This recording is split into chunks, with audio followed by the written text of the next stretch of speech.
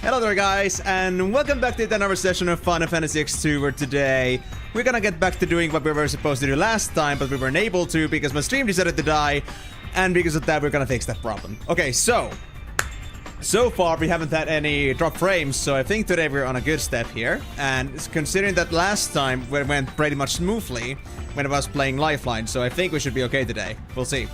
But anyway, today, as in case you guys may not remember about it, today our goal here is to get to Via Infinito. We're supposed to go there and beat Trema, and that's because I found out on the last stream that I was doing that apparently my team is able to actually beat Trema now, and that was something that I wasn't able to do on the stream before, and I just thought that since my fiends are likely gonna need some extra levels anyway, and since we could use the guaranteed Iron Duke from there, because currently I only have 4 Iron Dukes and 2 keys to success, I thought that we might as well get one of the guaranteed Iron Dukes from there to save us on some grinding, and also to get that out of the way, because we had to do it anyway.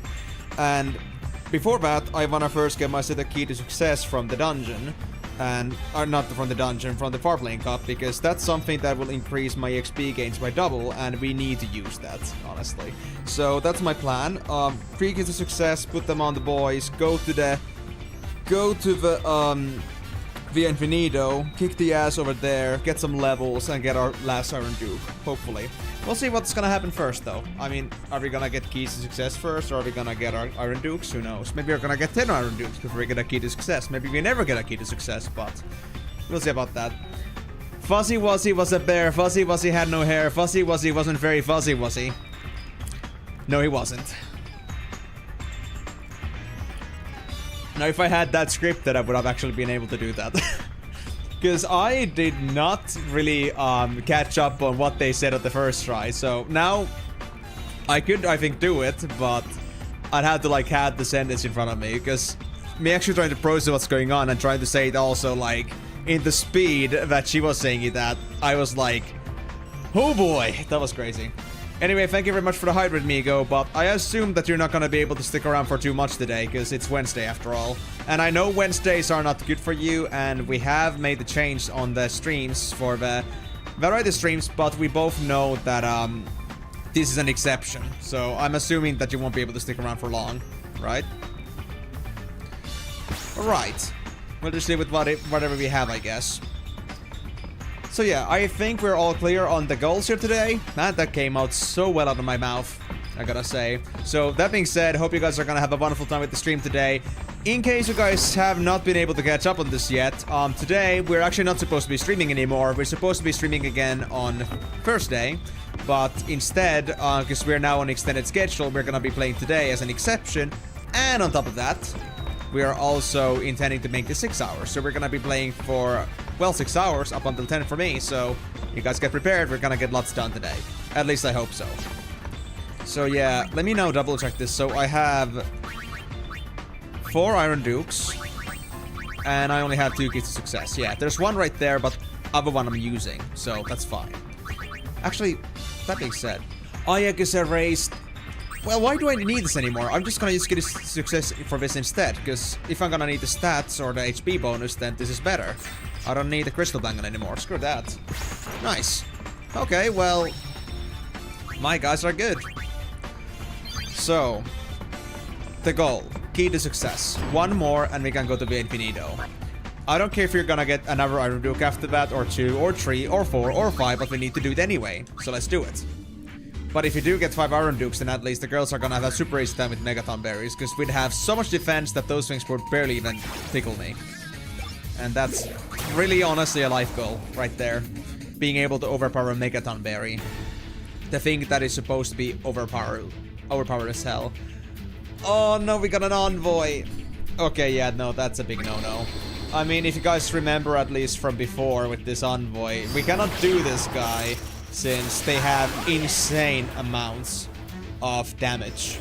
And we don't have the HP to handle that right now. So we're gonna have to just, you know, do this part and just, I guess, get that cup. I guess we have no other choice. I wish we did, but that's just how nasty that thing is. Unblock damage. No, Didus! He got yeeted. Oh, thank you for the Hydrate Ninja. Let me just get that in just a bit. Hold on. I wanna make sure that we don't get orange. There we go. Okay. Thank you. Hope you're gonna have a great time on the stream as well, Ninja. I know that you likely won't have much time because of work, but hey. However much you can stick around, thank you so much for joining in. And I hope that the Wednesday isn't like a sudden surprise to you for watching this.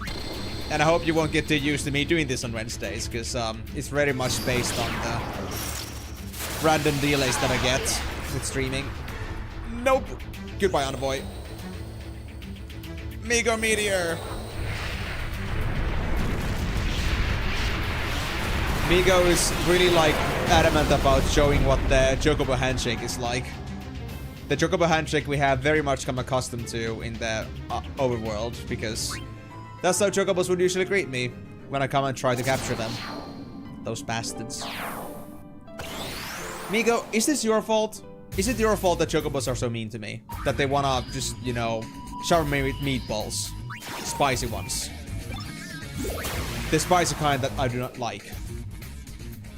That make me just want to stay at the hospital bed for the next few days. Oh, just tremor. Cool. Chickens are always mean. I mean...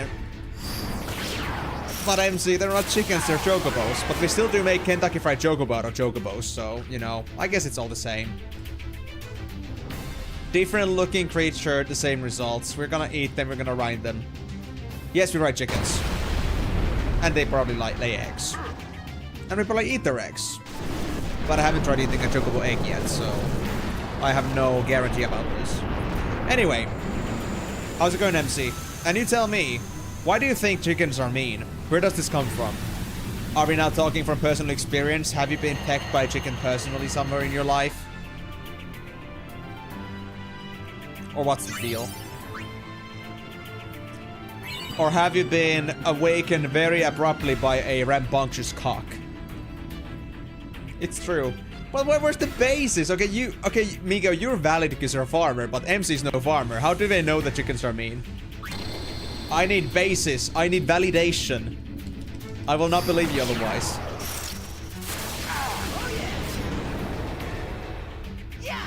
Wait, really? There is? Okay, that's actually pretty funny for me to say that since I'm like the Brooklyn anime expert, but if it's something new, I would not have come across it. Because I haven't watched like new anime for the past year or so. Eeny, meeny, miny. Like, I'm still watching Dragon Ball, guys, seriously. I haven't watched anything else ever since. Aside from watching stuff with my friends, but those are usually like reruns for me. Like, I'm watching Steins Gate with somebody, with one of my real-life friends, and then I'm watching, I guess soon, OPM with another friend group. So, I don't really watch any other new stuff myself, and usually I don't end up watching new stuff with my friends, so it's usually the stuff that I know. So that being said, we are in this scenario where I'm very much behind on the times. Like Chainsaw Man, that's the newest actual anime by name that I actually remember. And I'm pretty sure that Chainsaw Man is already like half years old at least, so. Lots of time and it's hilarious. So this chicken anime is based on true story. Is this what the deal is? Do we have proof that this is in fact reflected in real life? I guess we should have Migo watch the anime and give us an accurate representation. And we need to make a video. A chicken farmer evaluates the realism of chickens in anime. Or chickens in this anime here. But well, at least, you know, those jokes aside and the complete coincidence, you're not wrong about that. Chocobos can be a little mean. They are nice too, but they are very... They have personality, you know? I mean, they literally have personality. I mean, literally, when you have the Chocobo Ranch in this game, they literally have 3 different personality traits. And depending on that, they have preferences on what zones they want to be at. So yeah, maybe not, you know, in the same way. Maybe not the same way, like, you know, kind of personality, but still, personality regardless. Your pet parrot is mean. You have a pet parrot? Why is this the first time I'm hearing about this? Or did I really forget? No, dude, there's no way. There's no way I would forget that you have a pet parrot if you had told me. That's just hilarious. Smokey! Is it great too? Dude.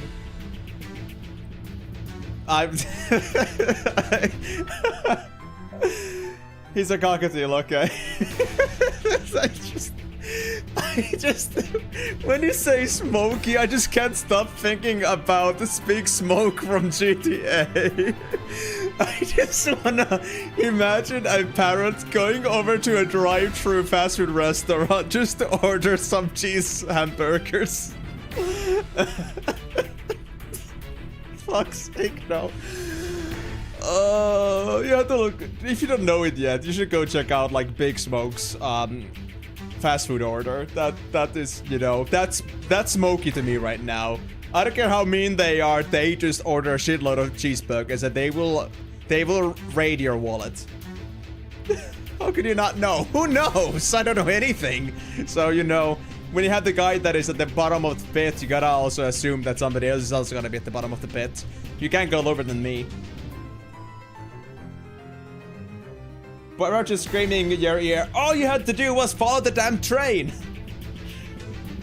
Was it actually from GTA as well? Because honestly, I never played the game yet. I mean, I've been meaning to at some point. I used to see my friends play it a lot in the past. And, you know, it was something that I was always interested in, like, playing. I played 4 to some extent. I played 5 completely. I just want to see the older games too, but I never had the opportunity for that myself. So it would be nice to like see that, but I like know some of the memes. For example, the fact that there was like a, I don't know which GTA it was it Vice City or what, but there was like literally just a fast food restaurant cashier just casually having a shotgun somewhere in the behind the counter. Like, yeah, fucking America. Like, this is a very normal occurrence in the United States of America. But yeah, I love the name though. I mean, I get it, like it's just, you know, it's gray so it's smoky, but dude, smoky just, you know, there's something so funny about like anything being named Smoke something, because they always have some pretty funny allegories in stories or games. It's crazy. Or like, even if it's not allegories, they're just usually very hilarious characters involved in smoke. Big Smoke. I can't. Well, thanks for visiting knowledge, MC. I needed to know this much earlier than this, so I'm very disappointed by the fact that you didn't tell this to me earlier. But anyway, so you're saying that the reason you believe that chickens are mean is because of the, or chocobos are mean because of the chickens in the anime, as well as the fact that you have a mean pet parrot. What did your pet parrot do to you, huh? How did they ruin your life? To be honest, MC, I'm really serious about the fact that if you had mentioned it ever, I think I would have remembered. I don't remember a parrot called Smokey. And I think having a parrot is so fucking hilarious by default, so I would not forget that easily. But anyway, thanks for the information. JoJo reference.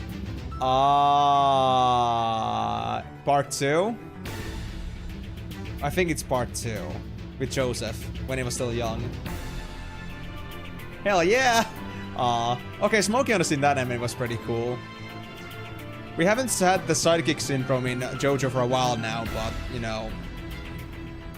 At least not up until 5. I'm not sure if 6 or 7 has it, but... Yeah. I kind of do miss that in some certain way, because, like, you know, Smokey was a complete big W when it came to a sidekick. But yeah, cool stuff. But yeah, what did Smokey do to you? Why do you think that they're mean? That's just a very strong claim to make. I mean, I've never had a bird myself, so I cannot say for myself. The only experience I have is chocobos when it comes to having a pet bird. And with my pet bird only being exclusively Miko, I would say that my opinions are very biased. Of course they're mean, but you know, I just wanted to hear more about this, because you guys have more experience than I do. He loves your sister and mom more than you, while they hate him. Maybe he just smells the animosity, senses the animosity from your mother and your sister. So he just decides that no, we're gonna build relationships right now. They're like playing Sims 3 or Sims 4. They just see like their friend gauge isn't as big as yours, and they're like, no, we need to be in friend status before I can just like leave this behind.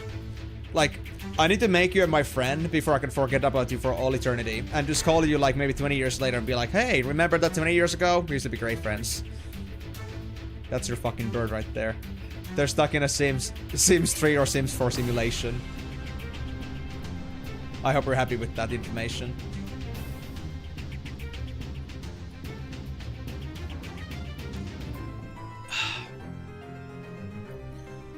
Oh. Anyway, sorry about that, guys. I might actually have to give myself a moment here to actually not exert my voice too much. I might get a bit burpy because I kind of just ate. I actually had a pretty damn productive morning today, honestly. Like, I woke up at 9, which itself isn't, like, particularly productive. But, I mean, better than 12 the night before. And, honestly, I got, like, a few job applications in. I was able to, like, well, I was able to do my game stuff as well pretty fast. And I was even able to cook. And I did that, like, in half hours. Absolute min-maxing right there. So, I'm just, like, I'm happy with today. But I also, like, you know, since I ate so recently, I gotta make sure that I don't just, like, completely just destroy my voice with that. So I'll be taking it easy with my drinks for now. But anyway, MC, what's the plan today? You gonna stick around or are you gonna be busy?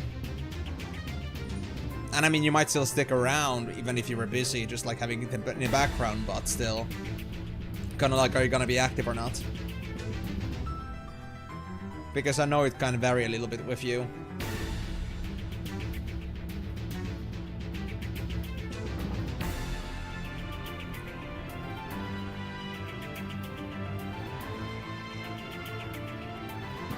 Okay, Drama should be down very soon, which means we're gonna get our first reward out of this. Yeah, don't lose Titus yet. Came to say hi mostly, was a bit down. Or not a bit, honestly. Really? I mean, it's okay if you have to go at some point because you're busy, but that's fine, but... What's up with you? What's been happening? Why are you so down? Did somebody eat your sweet roll?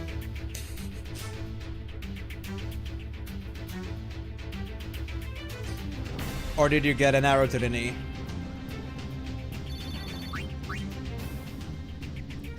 Oh, yeah. Well, MC, it's the same for me. Like I said just earlier, I got myself that I was doing job applications today, and you wouldn't do that if you were not, you know, unemployed. Or, well, you could, but only if you were very dissatisfied with your job. And at this point, I cannot really, like, choose that much.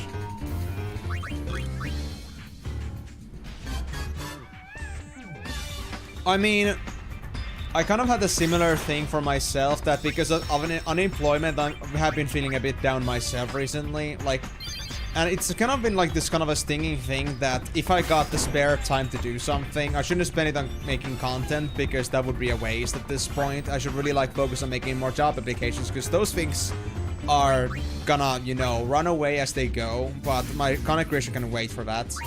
But then again, just like thinking about just writing some messages into nothingness for no results, just like is also like in its own way very deteriorating. Like I don't feel like doing it at all. But then again, I got no choice. I gotta do it because my literal studies are depending on it. If it was just about that I graduated and just want to get a job, I wouldn't care if I like had a moment where I wasn't employed at all, because I can live without it. But I really would like to get that out of the way and not be concerned about it. And I need to do it twice, basically. And I hope I won't have to go to overtime with studies because of that. Meeny, miny, mo! But that isn't still something that, you know, I want to like dictate what I do and like let it control me too much. Like, yeah, of course, it's very sad and it's, you know, very bothersome. But then again, my other side for me is that if I just keep moping about it and if I just keep just like wasting my time away, then it's not gonna get any better. So it's better for me to just keep going and just keep doing it until, you know, at least do some quota. Like, don't think too much about the results. Think more about what you can achieve by doing it. So I just keep doing those resumes. Send a few whenever I feel comfortable. Just spend an hour or two some days.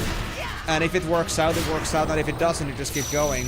Like, you just don't let that to be like the driving factor for you, or like the meaning of life. But it's still something that I wanna be in the mentality for. And I don't wanna, like, you know, get stuck too much thinking about the wrong things. And even though I love content creation, I still gotta admit that it's still a hobby to me. So I cannot trade it over job applications. Yeah. Are you talking external pressure, or is it just like your own pressure? Because I know your family can be strict about this kind of stuff sometimes.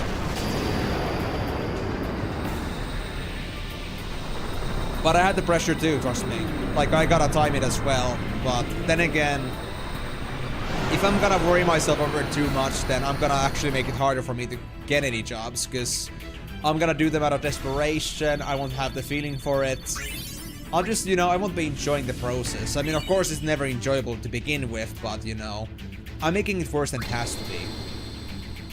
So I'm trying to just, like, not let that become a pressure point for me. It's kind of like, you can't avoid it from controlling you a little bit, but there is still an amount you can control how much it gets to you. Like, it's just like one of those things that when things are out of control, then there's really no point in trying to, like, worry about things that are not in your control, because that's gonna just waste your time. Just like reading news for things that you have never, like, had any opportunity to have an effect on to begin with.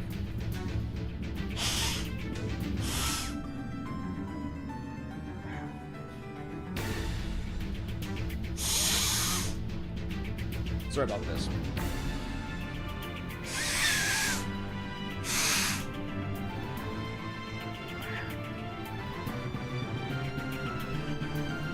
So, your mom began to suggest accepting any job opportunity, which made you really stressed because it felt like you were a lost cause to the point you should give up getting an IT job. No. Okay, I don't know your mom well enough for me to say that, but I mean, the way I can see that is as well that if the IT jobs are not doing it for you right now, for reasons untold, then it's a better choice for you to actually just consider just getting any job, because it could be a work experience that's getting to you right now. And if they mostly demand better work experience, then just getting any from somewhere would be better than nothing. And you can still look for jobs while you're in a job. So just get something and build up from there. So like lower the bar a bit so you can like have something to work on. Because that would at least like let you do something, get something done as you're doing it. And honestly, I'm gonna guess that having an actual current employment is gonna look much better to the much better to the employer. So they're like actually like somebody that's capable and actually are active with work. They have proven that they work, so that's fine.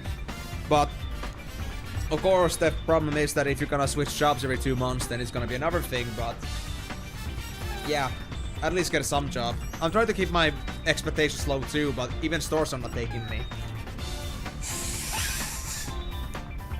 Like, I can't get to a grocery store, for fuck's sake. And I'm a logistics engineer, basically. I understand logistics. I'm not just the guy that doesn't know anything and just has to like put things on a shelf, but still nobody wants me. Am I overqualified or what's the problem? I never know, man. But I need a job, so I'm doing anything I can. But again, MC, I would say on this case that it kind of depends on how you take it, I guess. Yeah.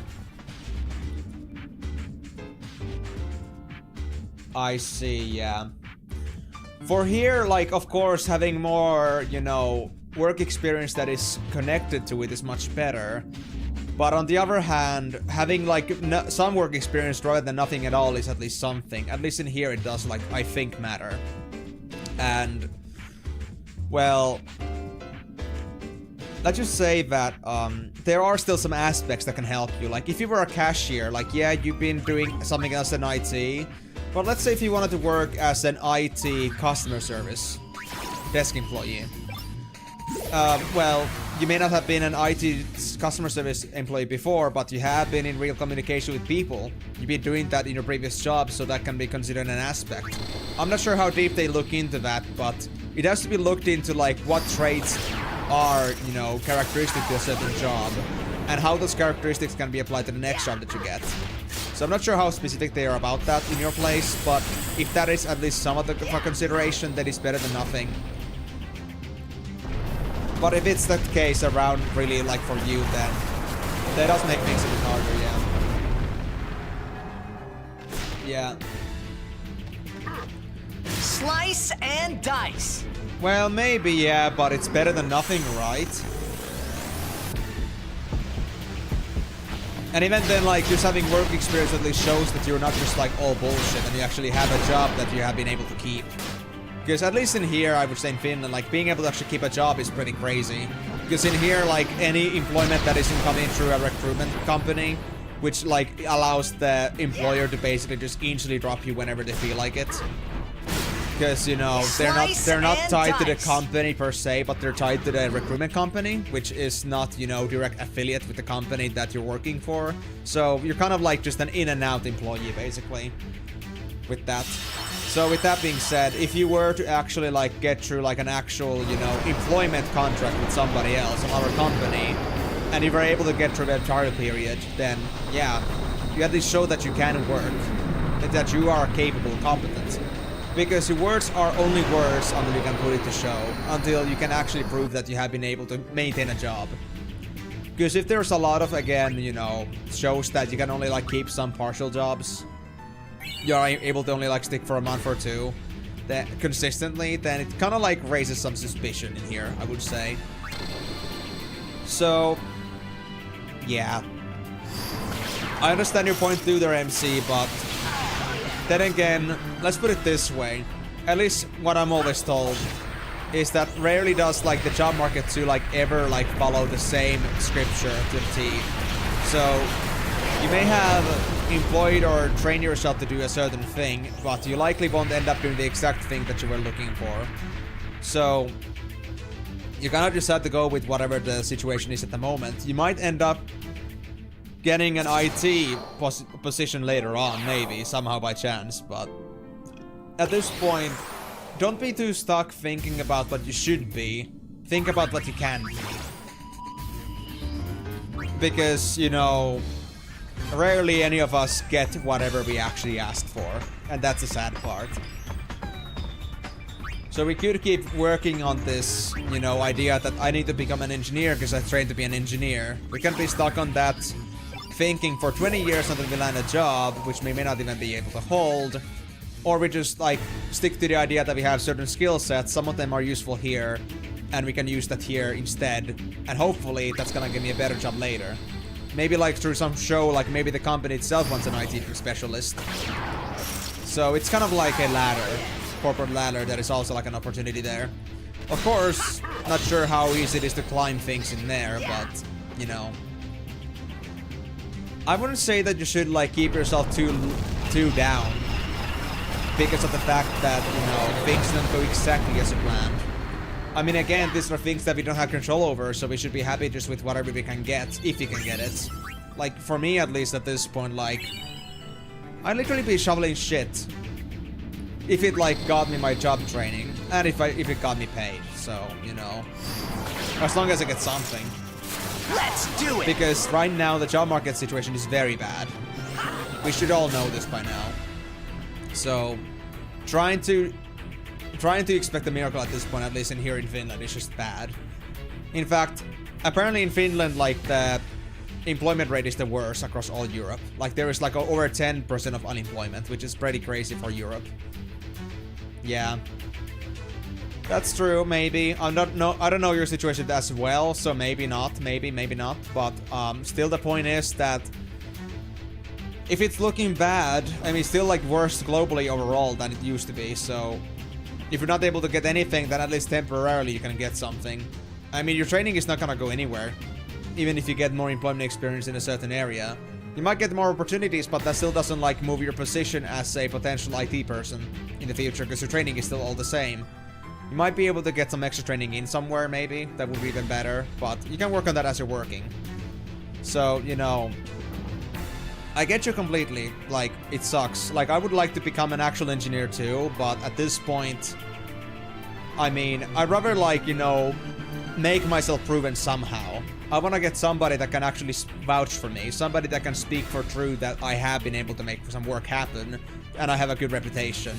And because this stuff, at least in here, does travel. Like, if you have been a bad employee, like, all the other employers are likely gonna hear about it. If you've been a good employee, it goes the same way. So, if you can at least put your foot between the door somehow, somewhere, then it's better than getting nothing done. And I mean, as much as I do appreciate that studying is important too, the other thing is that the employers are not gonna see that. You can claim a lot of things, but they're just worse to them in the end, so...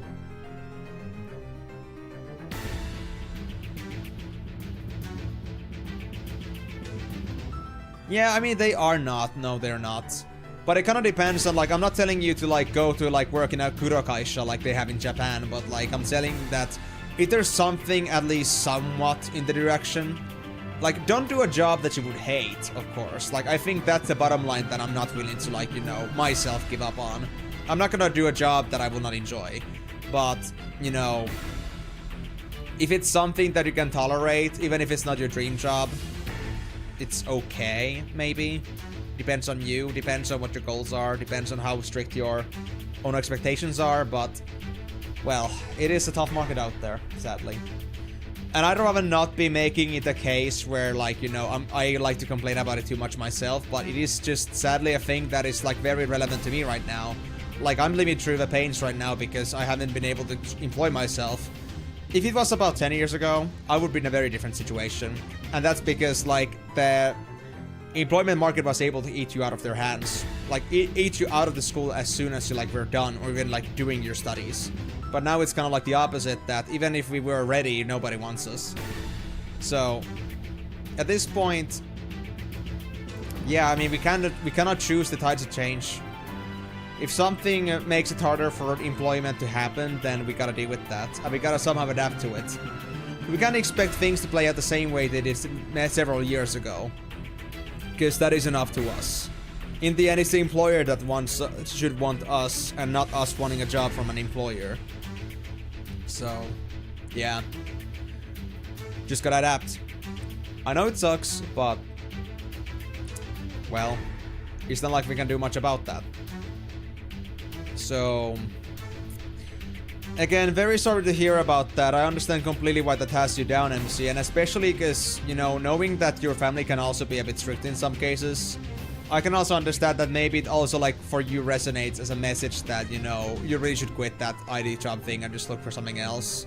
And while I see the truth to that in some extent, I wanna hope that they really didn't mean it that way specifically. I really just genuinely hope that they really meant that, you know, you should, like, keep some other doors open too for your own sake. Because, you know, if you're not gonna be stuck unemployed for 5 years, for example, at some point, let's say, then it's gonna make chances even worse. You won't be a fresh student anymore. You will have no work experience. You're getting older. They're not expecting anything from older unemployed people anymore. It's kind of like you gotta, like, get yourself out there while you're still ripe. Before, you know, the employment just, like, kind of closes you out. Oh yeah, I think I remember some talk about it. But doesn't that just mean, like, more... doesn't that basically just mean, you know, more studies for you? And given the hell that you just went through with studies, are you sure you want to go through that again? Because you said it yourself that studying by your own is way better than actually working, like, studying in a curriculum.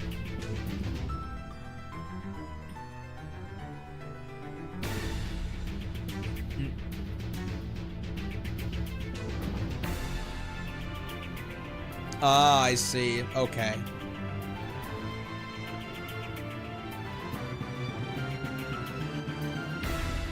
I mean, to be fair, I guess... yeah, well, you know your mother better, so I'm not gonna, like, go against that. But, I mean, still... I at least wanna also hope that they really mean that you can just, like, try to broaden your horizons. Not completely close it out, but also not think of it to be the exclusive option you have. Because, you know... we can't really be choosers when we have no work experience. Oh, so you're already studying it? And what does a certain certificate mean here? Does it actually guarantee you a job? Because a certificate is still, you know, a certificate. So unless it actually, like, gives you, like, a redeem this for a free job kind of deal, then it's kind of, like, not maybe even then gonna give you anything. And who is to say that if it doesn't give you, like, direct results here, then who is to say that the employers actually care about the government acts here? Where do you get that idea from? On what basis?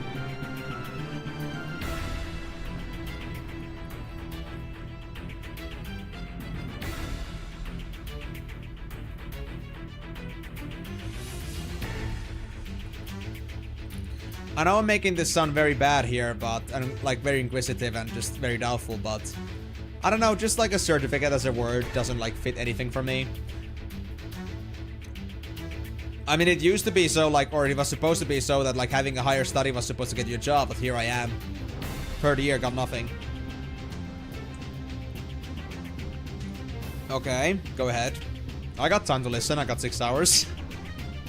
Oh well, more like 5, but still.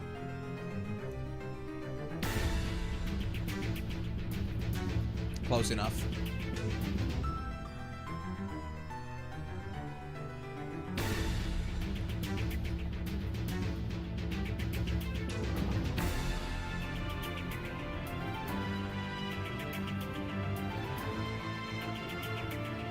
Okay.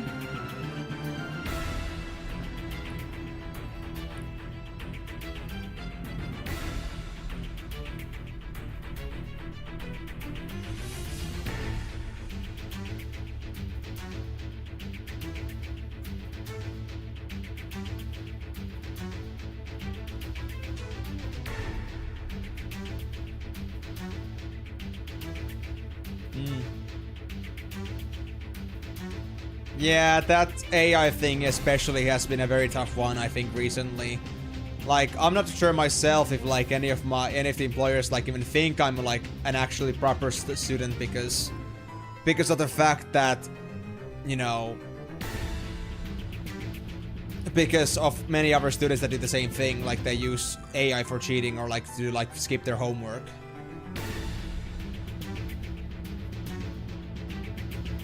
Alright, I'm hearing.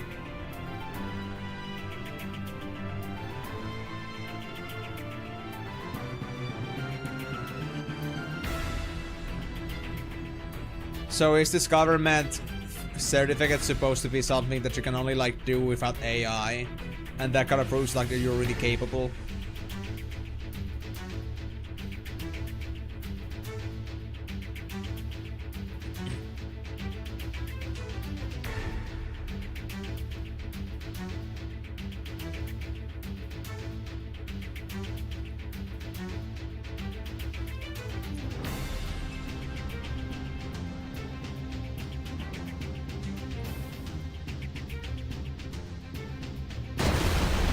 There we go, trim it down. Yeah. Let's see what we got. Wait, what's the second round? Oh yeah, the second round. Slimy. Oh no, Master Spear. Easy. Okay.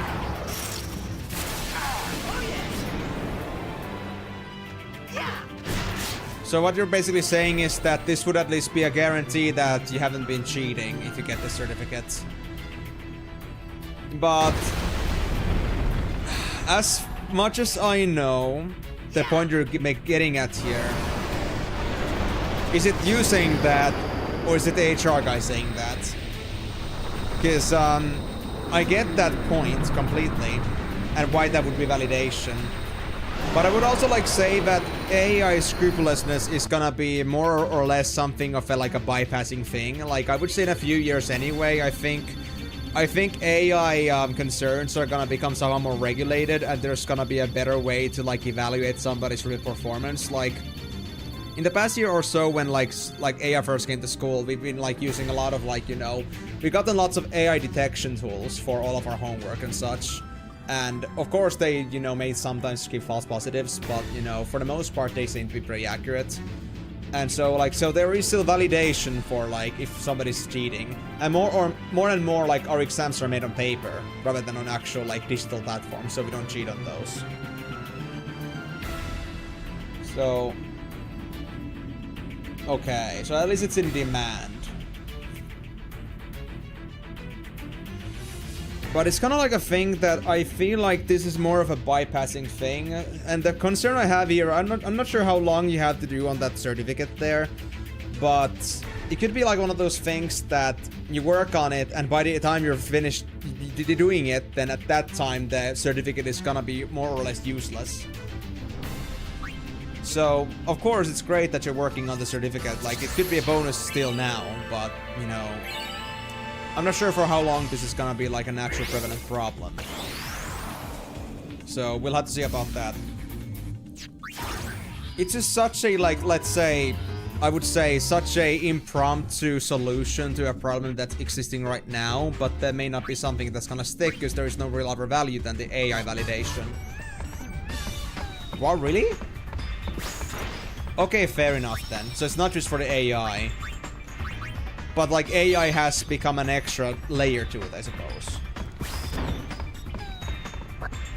Because I mean, people haven't really been able to use AI tools properly for like doing homework and stuff for like that many years yet. If it's for other reasons too, then fair enough. But you know, if it's just for AI, then that's honestly... Do I want to work like, okay, let's say 2 years, maybe max, on a certificate that proves I'm not an AI-only user. But then at the time, like, in those 2 years, AI started gonna, like, fall from like, fame, and we already have, like, pre-established tools, and that certificate becomes useless.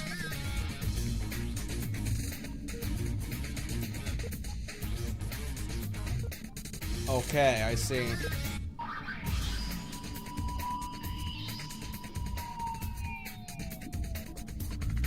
Well... in that case, I would say that it's a good idea. I think it could really give you a boost then. So, are you gonna just try to be patient and get through that first? And I mean, of course, if you think like it's very tough to get, and if you don't like fully commit to the studies, then it's fair enough. Then maybe you should like just focus on the studies and then go looking for a job. But if you're really looking for a job in between while you're studying, then you might as well just honestly just get something.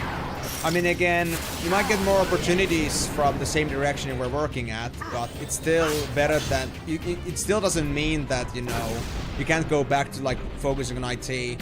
Because all this stuff, like, about your employments, previous employments and stuff, it can also be just hidden for the meantime. You can just decide to not mention something if it's, like, irrelevant to them.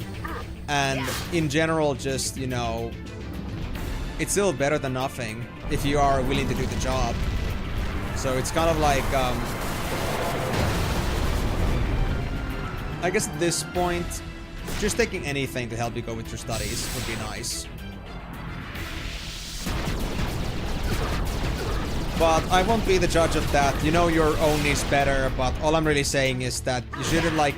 I agree that maybe you shouldn't be too stuck thinking about the IE department either, but not because I'm telling you that like going for IT is useless, but more the fact that, you know... It can be a problem if you like get yourself stuck on a one spot too much. I mean, personally, I'm like testing just about anything that has to do with like loosely with what I'm doing. Like I was even looking up to like, you know, employ as some sort of like a ticket guy at some place. And that's because like it has some extended as customer service, and it also has like I have to like do the accounting myself. So it would be kind of like still on the direction. It wouldn't be engineering stuff, but it would be at least accountant / economic stuff. And I can still enjoy that. So it's really about, you know, journeying where the bottom line for you is. And not just thinking that if you're not like 100% fit on the puzzle box, that it's gonna be a no-no. Something that if you're at least somewhat of the shape, then it'll go. So it really depends on how much you're like being rigid about it right now. If you're already like considering lots of options and deviations, then that's fine. I think you can just keep going as is.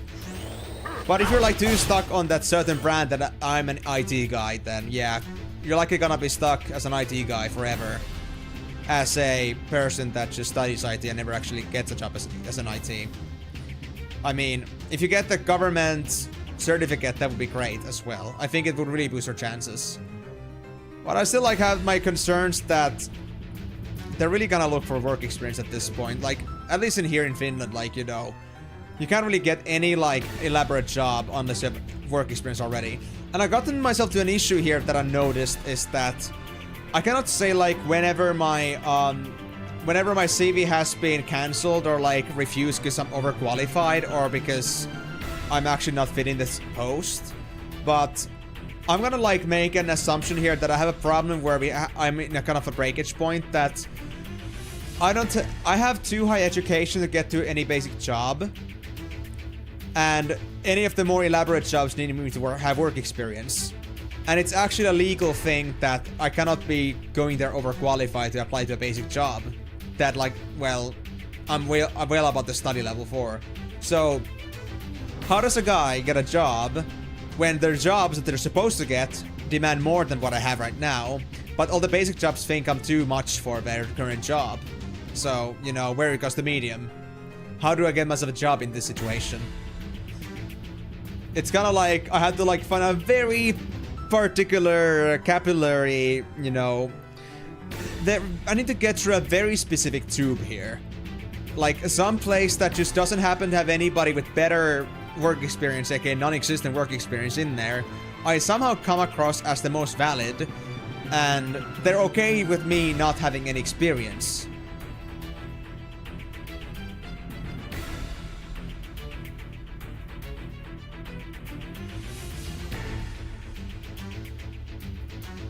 Uh-huh.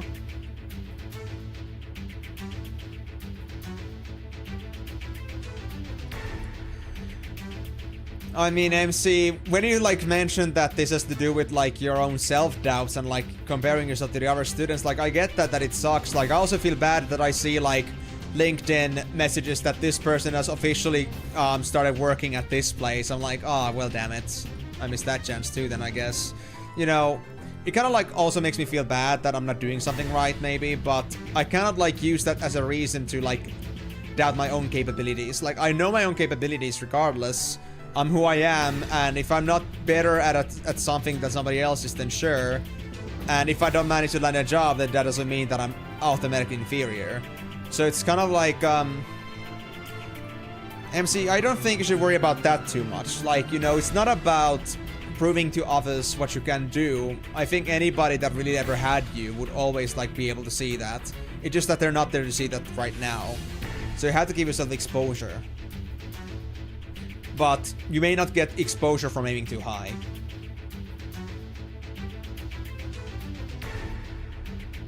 Well, but you comparing yourself stems from the fact that you're looking to others. You like you retrospect yourself and think about where you are in your position compared to them. It's all the same. Whether the reason is you or them, it's still because of them. So it's still not, you know, it's still not, you know, the same really here. Like, it's not changing the situation much here, does it? So, yeah. It's just kind of like giving you an excuse to like say that, okay, I'm not comparing myself to myself, or I'm comparing myself to others. I'm comparing myself to others and I'm comparing it to myself again, and then I'm saying that it's my fault. It's complicated, I know, MC. And, you know, it would be easy for me to be like doubtful of my own abilities, but I know that it's only because the people don't know my abilities. Like, it's only the people on the other side that don't know me as a person yet, and that's not like they don't know my whole bio. Like, they cannot say for sure like that I've been stuck with this person for 5 years and I can say that this guy sucks all the way through. It's because they never spent 5 minutes looking into my resume, and they never bothered at least giving me a call. So all I can really say at this point is that if somebody is happy to just like look at a paper for 10 seconds and be like, yeah, that guy isn't what we're looking for, then that's their problem, not yours. The only thing you can really do is hope that somehow you like hit the certain right neurons in that certain employer because they're looking for a specific thing. Like, the thing is here that every employer is different. That's our problem too. Like, there are some automated processes too, but then there are also, of course, the employers that really like care about their employees that they're getting, and they might have some certain things that they're looking for. They might either be looking for certain keywords that, you know, they're really caring about, and that's it. Some may be actually looking for deeper analysis as to what they've been able to achieve. Some may be actually bothering to read you carefully and to like really like, you know, explore you. But that really depends on each employer. So at this point, don't say that it's your fault, man. And of course, you know, maybe in some way somebody else is gonna be better than you. There's always gonna be that case, but it doesn't also mean that you're bad at everything or like worse at everything. It's just kind of like, you know, one of those things of a negative loop. I mean, yeah. I would say that I could say for myself that, well, I know those people are working already, so they're better than me in that sense. But I can also say that I wouldn't lack the energy or like the commitment to working, and I know that I have my own special qualities that they've never shown. Like the fact that they can take initiative. Like that's another thing that, you know, or like a positive attitude. Like it's a lot of things that, you know, a lot of things that people don't talk about can still have a lot of value, but it can still be something that you need validation to like see that value. Oh, no worries, no worries. But yeah, I guess that's that until MC is gonna come back. So where are we at right now? Oh yeah, that's this. I think that's the second meteor from Trema. To be honest, I do prefer that I started actually like fighting against Trema now. Like I do feel the way myself that Trema does take a while to kill, but honestly, Trema appears in almost every single tournament, or well, they do appear in every single one. But actually having them knocked out of the tournament is another thing that doesn't happen too easily, so there's no better way for me to secure a key to success than this. I think just trying to swim around him is gonna be just like much more time wasted. So let's try to at least get consistent wins every 15 minutes or so and see if we can actually get ourselves some results here and get the items we needed. We already got a Force of Nature and Ragnarok, by the way, so we're still missing the items we needed, but it is what it is. Live with that. But hopefully it's gonna turn for the better very soon.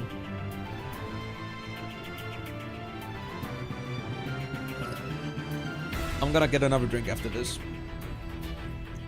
I just don't want to go yet. I could pause the game in the meantime, but... Or I could just let these guys just do Trema in the meantime, but... I cannot say that I'm feeling all too confident about leaving this to AFK in the meantime, because I had to sometimes get somebody revived here. Unless I left this at 3 stars, that would work too, but he's almost dead, so it's okay. Why do you use those characters? Are they the best? Well, I wouldn't say the Crowbot that they are necessarily the best, but they're the best ones I have right now. So, Tidus has a unique ability that's called Blitz Ace. They're using it right now. It's an ability that allows them to do lots of series of attacks on a single target. It's very good for going beyond the damage limit without even, like, breaking the damage limit. And it's also very decent cast speed. Garrick Ronso has MP Blowout, which completely evaporates somebody's MP pool, which is very good against certain enemies, but I would say it's more situational. But still a pretty good ability. And for Migo, he has insanely high agility by default, and like Migo's a Chocobo. So that's why I have these guys in particular here. But there are still some other considerations like Trema, which I can get from Bienvenido today, if I actually manage to beat them. And I had to go there today. And then also, if I manage to beat Almighty Shinra at some point, which is like one of the hardest super bosses that I can do in the Almighty Cup. But I don't have the capabilities to do that yet. I want to first level these guys up and get the stuff that I need, and that's why I'm farming Iron Dukes and Key to Successes. So there are a couple of prospects that we could get, but they're pretty like behind some pretty harsh walls that we cannot cross yet, so that's why I'm sticking with these guys. But I think they're the best I've had so far. Iron Duke! Oh my god, that's my 5th one. Cool. So does that answer your question, Tikro, or do you have any other concerns about this? Anything else you want to know about this? Organized team. Who should I give it to? I think Tidus would benefit more from it. Yeah, I think Tidus benefits more. Iron Duke. Oof. Yes. Great evasion, more agility, maximum defense, magic defense, blah blah blah. We lose some luck, but it's okay. We don't need that much. Alright.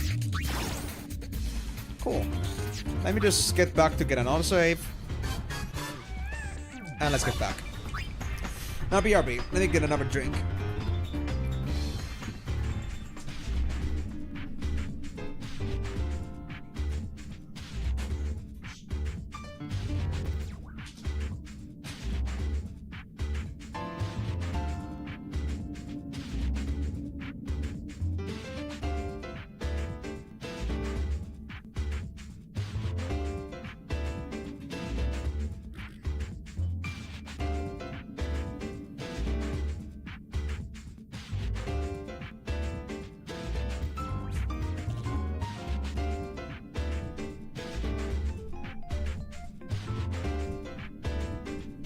Yeah.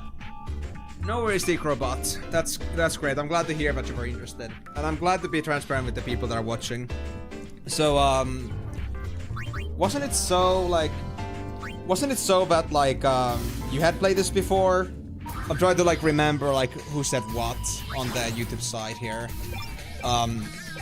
You had played the game before, or was it the other way around that you don't know much about the game?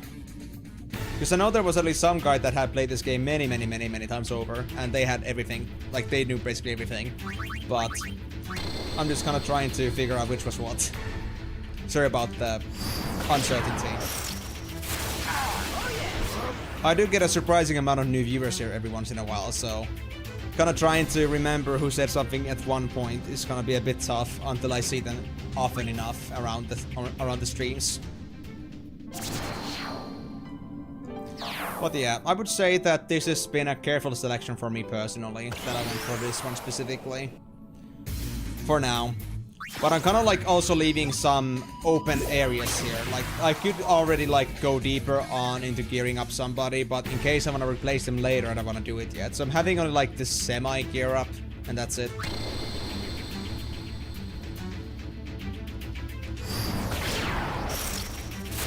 Oh, yeah, that was your case. Yeah, you got hard luck on Youth League. Okay, yeah. So you were that guy. Thanks for letting me know. So, yeah, these are the best for now, and these were only possible because, or well, Chocobo is easy.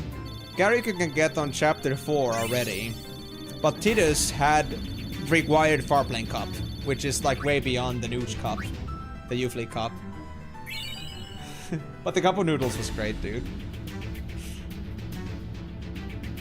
Autoplay now we're still coming in. You know what? I'm just gonna pass. I'm not gonna play through that.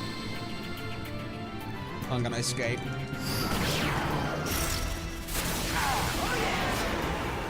Actually, you know what? Let's win this real quick. I can do this.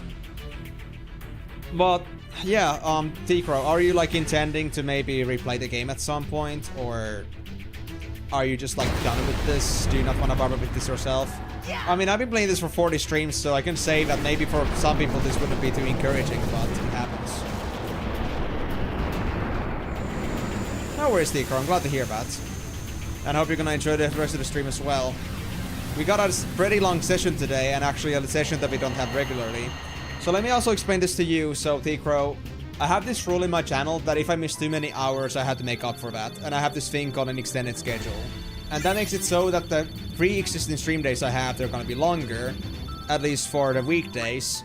And then, additionally now, there's gonna be an alternate Wednesday when I also stream. So I can like catch up a bit. And this actually is something that has been applied for a while now, but I haven't had an extended schedule for a couple months now at least. Like, I think the last time was when I was catching up from my New Year's vacation, and that's pretty much it. So I haven't had this in a while, but I had some stream hiccups here on Saturday and Monday, so that made me lose some hours, and I got caught up with that now. Or I'm catching up with that this week. So, that being said, I won't be streaming every single Wednesday, and this might be my last Wednesday for a while, because I already got my issues fixed, and we don't have enough hours left anymore spared that, you know, we would have to do another week of extended schedule, but if you are okay with the other days too, then, you know, that's okay. But just know that this Wednesday is a bit more occasional. And I'm not sure if you noticed, T-Crow, but last week we had the other game that I'm playing. We had that on Wednesday, but now it's on Tuesday. This was something we changed recently in Discord, because we had a poll in our community asking about that, like what people would prefer. And people were putting mostly that they would rather have that game on Tuesdays. And it's also something that doesn't, like, you know, overlap with the old system that I had for extended schedule, because I previously had also extended schedule happen on Wednesdays, like the extra stream day. And with that, if it had been the same way it had been before, then I would have had to change the extended schedule day. But now that I moved the removed the variety stream days on Tuesday, then I can still keep this day for the extended schedule. So that's the way I can still keep this going, just the way it was. But yeah, it's still very occasional, so keep that in mind. I hope you're not too dependent on the Wednesdays. Oh, Garrick is down. Oh, no. Oh, we just got the rampy down. Good. I just don't want to risk triggering Big Bang.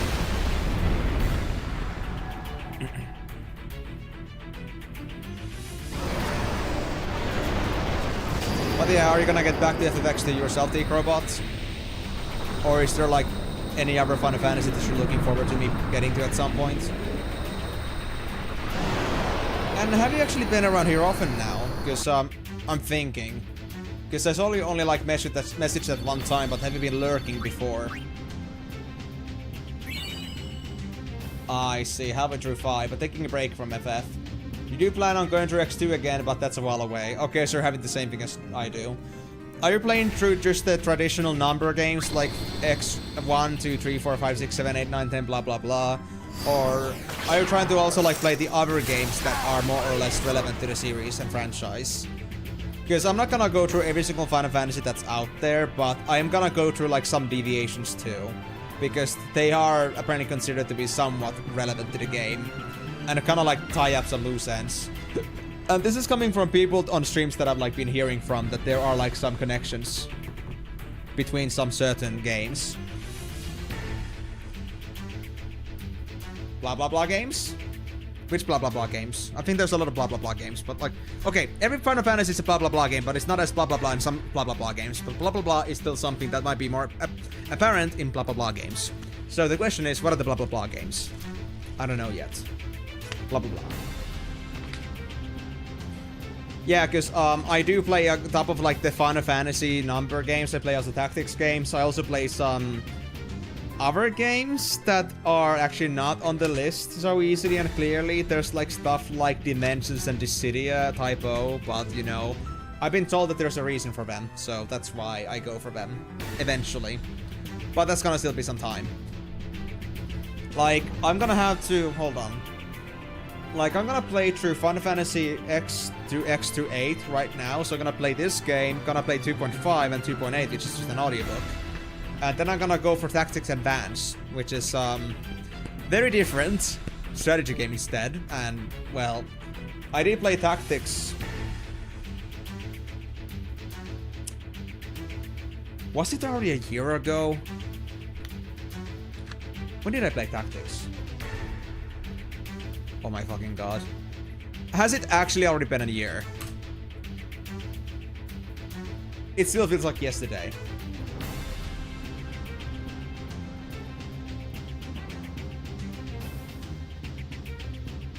Hold on. Live. I'm gonna check my live real quick.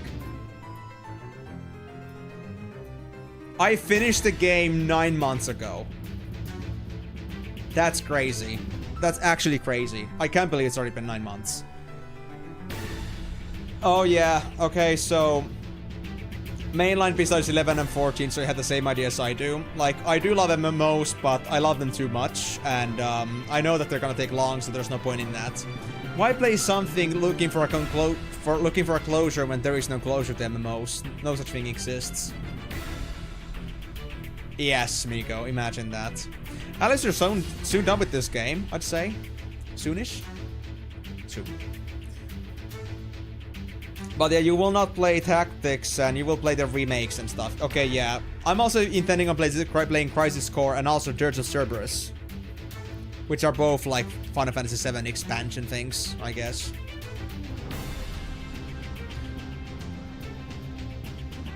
Oh, wait, so you don't have the 13 trilogy? Damn. Well, I'm not playing on PS5 myself, so that gives me more options here.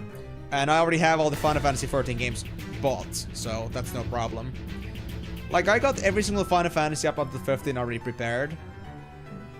But aside from like the side games, because those were not the ones I prepared for too much, but I'm gonna get to those as the time comes. But yeah, I'm fairly well prepared for it already. 16, I'm just gonna buy it once it like gets a better discount. I'm gonna give it some time because I think I'm still gonna take like a couple of years for this before I get that far. So we might as well just wait for the game to get even cheaper. You know, that's the benefit of like marketing for you, or like, you know, knowing markets.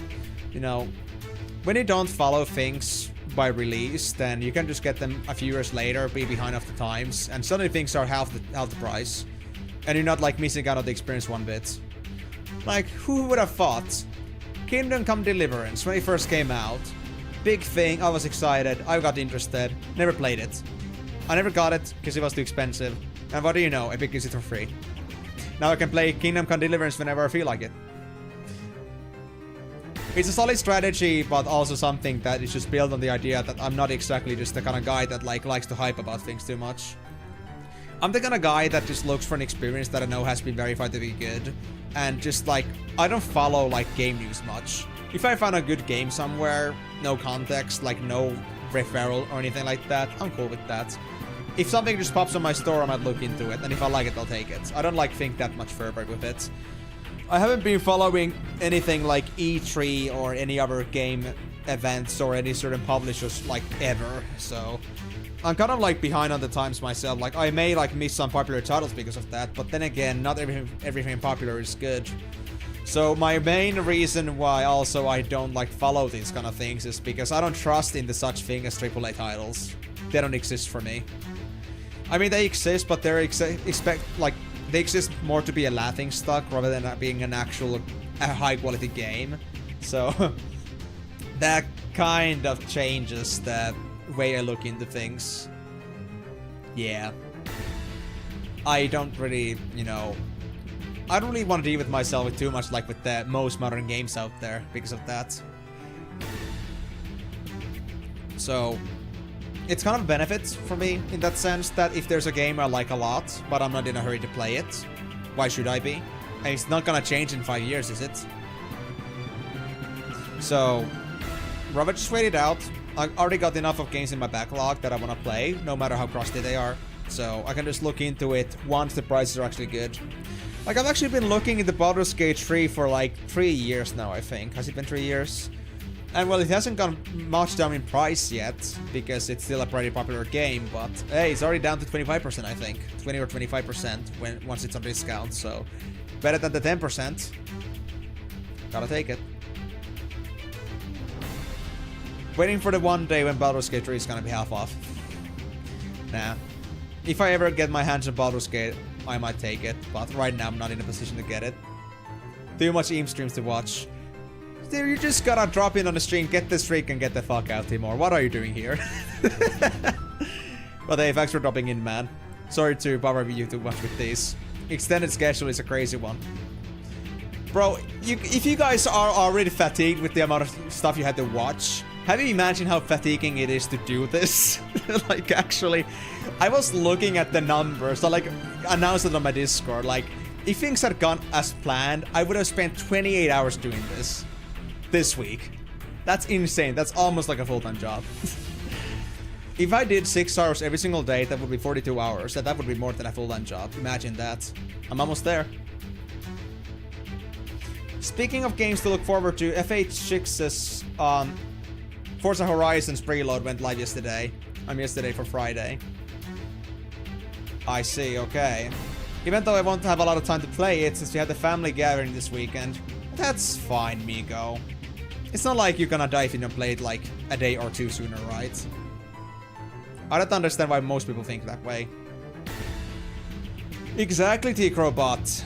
That's the reason I do it, because honestly, if we were doing Trema like without this, we'd be dead. Mentally. And also, we might actually like deteriorate by the time this is finished. Like, we might actually turn into a corpse, a husk, by the time this is over. And there's like not much of a better way for me to do this. This is as fast as I can get. But better than like having X4, even better is the fact that I actually have the stats for this. That I can just like actually like X4 this. Because you couldn't do this if you weren't strong enough for this at all. But now I can just like casually AFK meteors as long as we have good enough HP, so I'm just here to monitor that my HP doesn't get like below a certain point before meteors have been cast. And after the meteors are gone, we can just like literally just like sleep this. So I don't mind too much. Anya came back home just now, Timor, I see. Okay. You weren't at an appointment, so where the hell were you? Who gave you permission to leave the stream?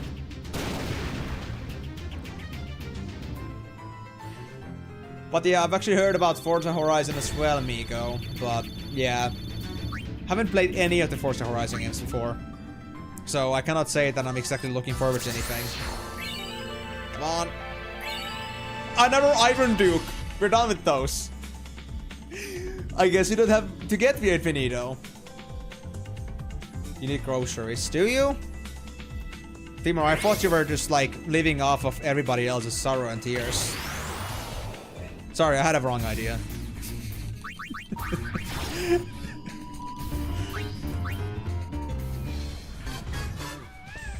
Or is it like only like part sustenance, a part-time job? Okay, guys, so we got 6 Iron Dukes. Boo-hoo. Maximum stats except for agility and luck and evasion. I think we could take on Shinra now.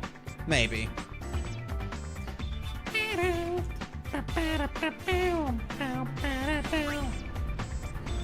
The question is, can we actually like almost AFK this? Or do we actually have to pay attention to this? I don't know. And can we actually make it? I think we should be able to now. I mean, we have innate spell spring, which is 0 MP cost. We have maximum defense stats. We got 8k HP. Tomorrow is a holiday and you won't go grocery shopping at the weekend. Ah. Fair enough. Is it because of all the people in there?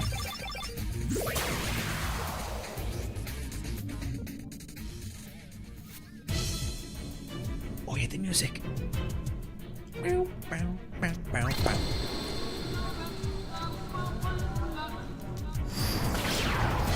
Man, this music always gives the goosebumps.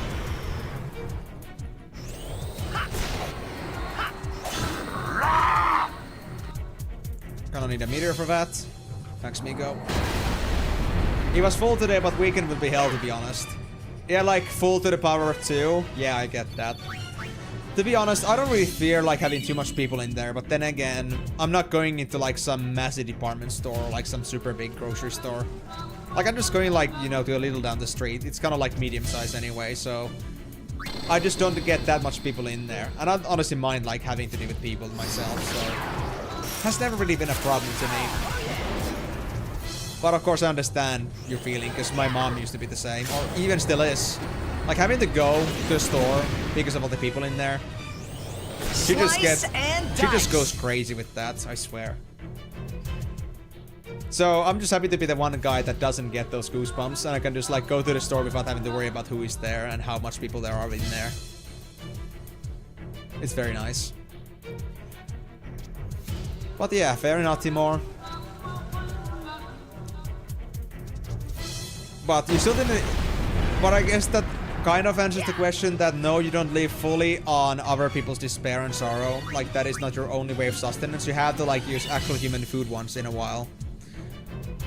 I would have honestly bet without any context that you would have been a vampire, but... Well... Good to know. This is one way to tell me that you're not.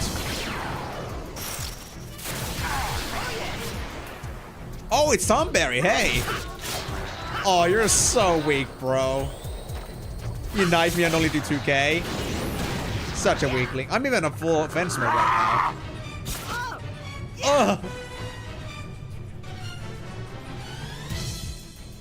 Oh crap, he's going again. He's looking at me so... Yep. Oh, thank you, Migo. He was looking at me like so, you know, he was staring daggers at me. Slice and dice. Alright, come on, Megaton Barry. Get down, buddy. I believe you can die.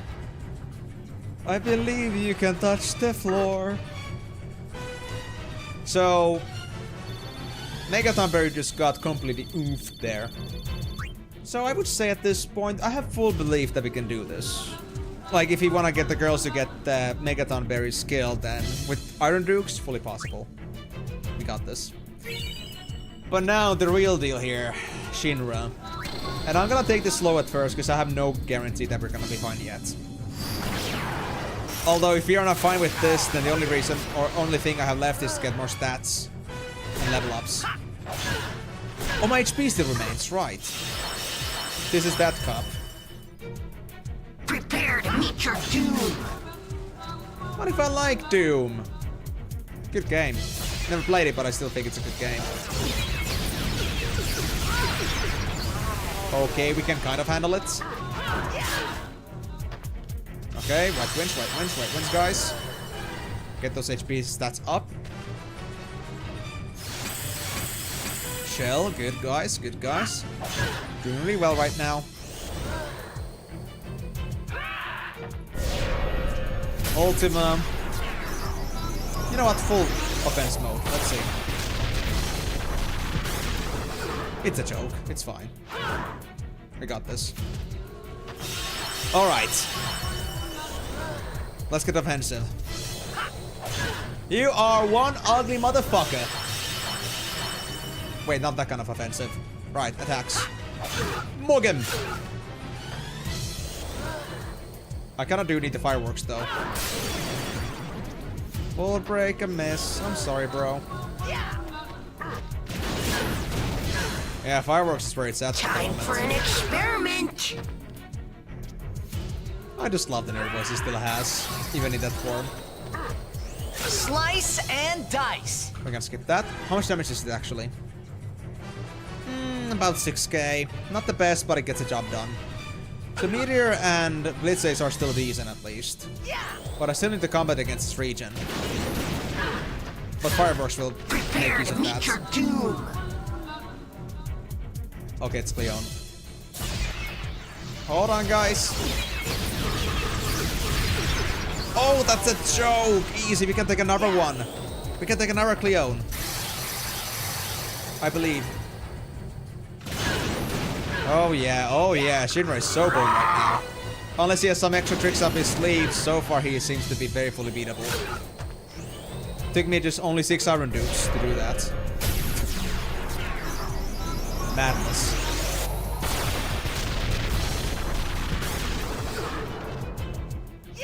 Eeny, meeny, miny, mo. Blitz Ace, we can skip that. Give me that 6k damage, thank you. Firework, no. Meteor. Slice and...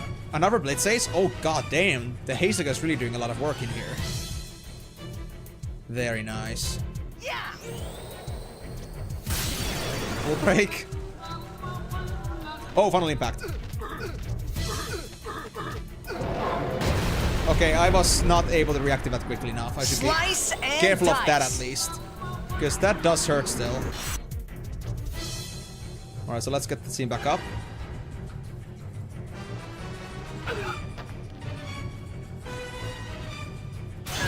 Come on, somebody life here. Meteor! I better not get Leona now. Come on, guys, full defensive. Oh, thank god. Okay. Migo bought us some time. I think we shouldn't get fight by Leon at the moment, so we're okay. I've just been toying with you up to now. Yes, me too. I gave you a good oopsie. Totally intentionally.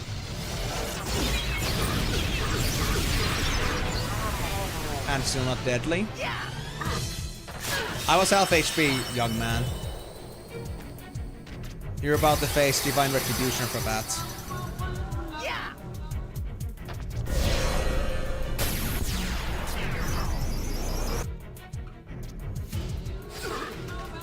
There we go. So I think there's a cooldown between Final Impact. So once I see a Final Impact, I can easily go for like a minute without having to worry about taking too much damage here, but...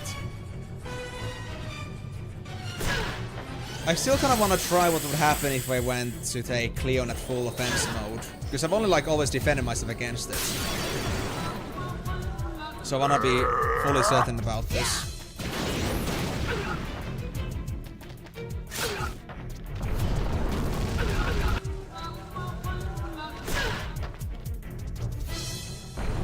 Oh!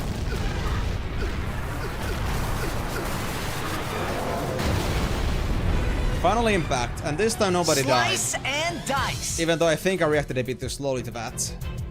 So, pretty decent, I'd say. Now, defensive. We need HP right now. Good thing we don't need MP anymore, otherwise we'd be boned. Spell Spring for the win. Prepare to meet your doom. Just so you know, by the way, as well, T-Crow, what I have right now is that there were these accessories called Ragnaroks, and they're like an item that gives you 0 MP cost if you wear them. But the funny thing is that if you consume them on a creature, they're gonna have 0 MP cost by default. They're gonna like actually absorb the Spell Spring ability. Slice and dice. We're using that right now to overcome this problem that Final Impact has. Because otherwise we would like lose by attrition to this guy, he's too strong. Yeah. But so far we have been able to tackle all of his problems that he has given me, which is nice.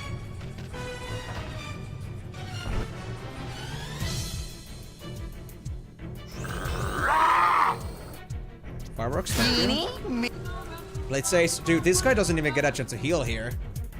I don't know how much HP Shinra has, but I'm gonna assume that it's gonna be close to halfway by now. Yeah. And if not, we can handle him a lot longer. We have no stoppers on this one.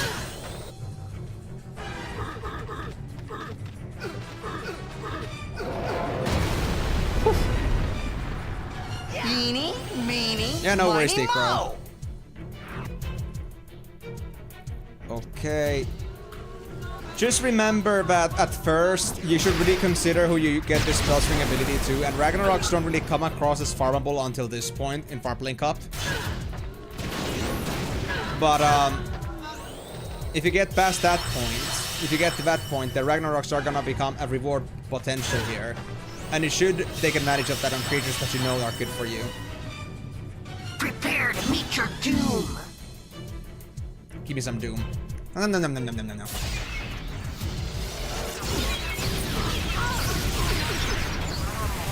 Nom nom nom. Yeah. Allow me some doom. Now, how about some doom back? Yeah. You big old bastard.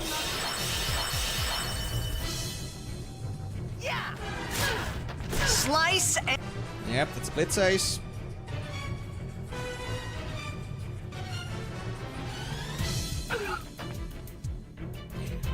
yeah. Does actually anybody want to tell me how much HP this thing has? Just so I know, like, the scope of how long I'll have to fight this thing. Yeah. You don't have to tell me if it has any new abilities, though, so don't worry about that part. Slice and dice. I just want to know if I'm gonna sit here for 10 minutes or 10 hours doing this. I wouldn't want to have a copy of what happened with Nemesis back in FFX. More than 10 HP. Thank you, Timur. I already noticed that. Ooh, fireworks. Glad I dodged it. Thanks to my high agility, I guess.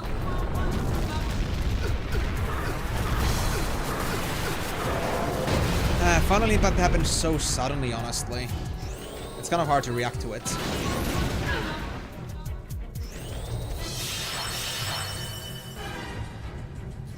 $275k. That's actually not too bad. Prepare to meet your doom. No worries, Timur. You've had a hard day at work with groceries, so you deserve your break. Have fun with your leveling stuff. And if you're gonna stick around or not, it's up to you. Thanks for dropping in, though. Better kick some ass. I'm expecting you to be in the top leaderboards this time. You better be in the winning guilds.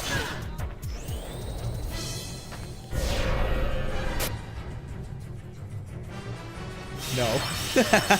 Of course. You're not one of those guys that spends tens of thousands, right? Right?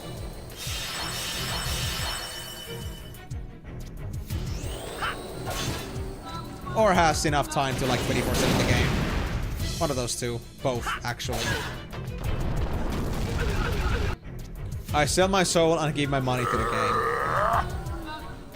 That is the way to victory.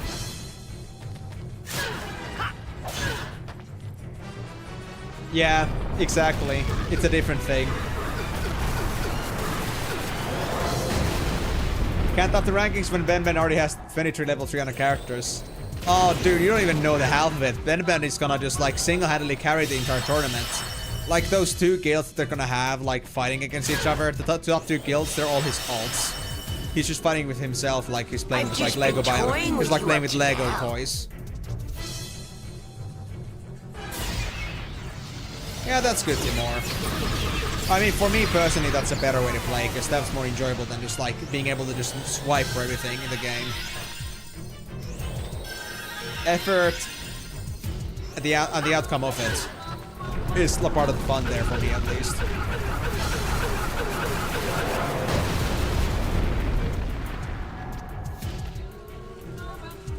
Oh.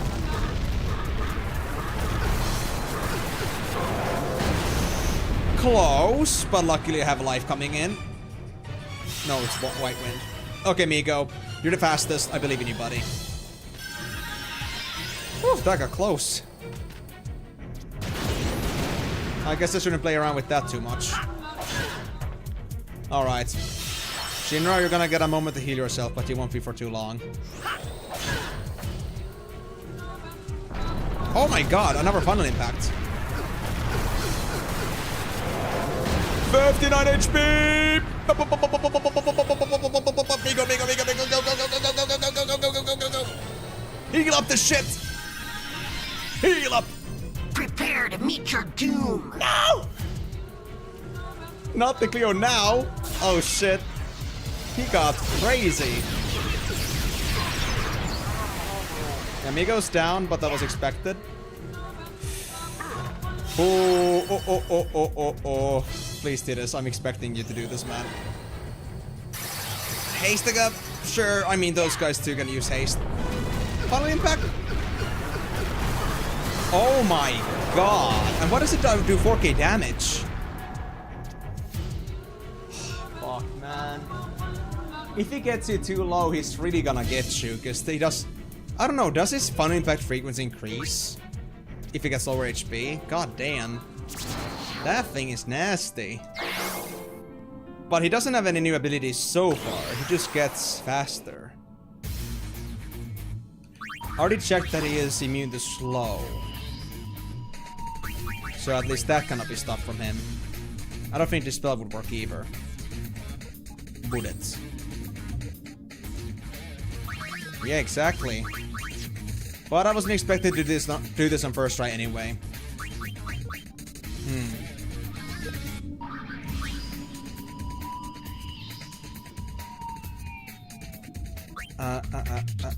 What should I drop? For the sake of trying to dispel. Because also like remove their haste could also work really well. Or was it so that... Wasn't dispel also something that you can be immune to? Hold on, let me check something.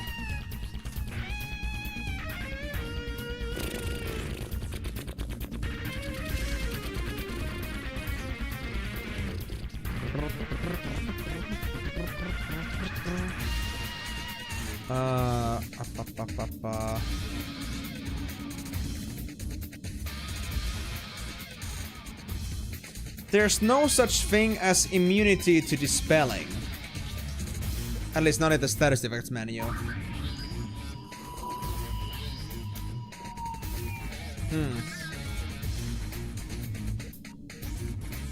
I have a way to get another meteor, right?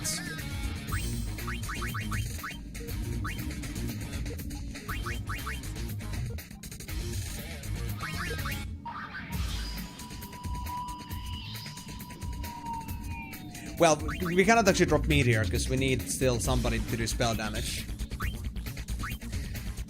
I wonder if I can get Blitz Ace back. Okay, to be fair. I know now. We're gonna drop Shell, because we now know that Shell doesn't really matter, does it?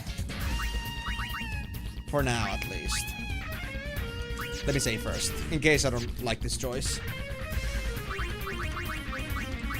Because we know Cleone is physical damage. And physical damage is like, you know... Yeah. It's not all that, you know... I don't have Protect on me. Shell doesn't work against physical damage. And that's like the hardest attack aside from Final Impact. So... I don't think we need Shell that much. So let's unlearn that. And items... Where is it? Dispel. I saw it. Somewhere here. There it is. Dispel Tonic. Anything else fun? Yeah, there's Meteor right there. It would only be one Dark Matter, so we could easily get it again. But we need at least one Meteor against those anti-melee creatures. Or spastids. There's also Ultima. To be fair... Miko, do you want to have Ultima? Or do you just like really like your Meteor for now? Nah, maybe I shouldn't ask that. Maybe it's only appropriate for a Chocobo to have Chocomedio. It's only natural. Dispel. Man, I don't know. Tidus was supposed to become my big DPS, but now he's just like playing as the role of... Yeah, he's just full in support at this point. He does DPS too, but... Well, he has the most slots available left. Ugh. Was it so that everybody now had Life and White Wind?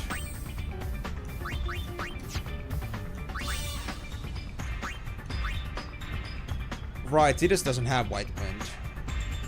But we need Hashtag as well. Should I risk dropping MP Blowout and hope we can get it back? Hold on, let me check. Is there information about this? There actually aren't that many items that put it up. There is a certain Tomal lore, I believe, gave you some agility, but there is exactly like... Iron Duke is one of the only ones that actually give you agility bonuses as default. But you can also get agility from it if you use it as an item on the creature. Like if you dismantle it on the creature, but it's only like 5 points, I think. So you need a lot of Iron Dukes for that. So... At your own risk, if you have way too many Iron Dukes to spare, and you know it's on the right character. So hold on, Garrick Ronso. Garrick.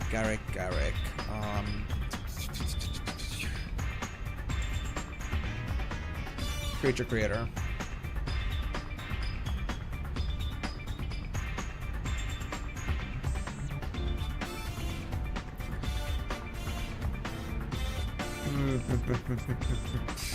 There's no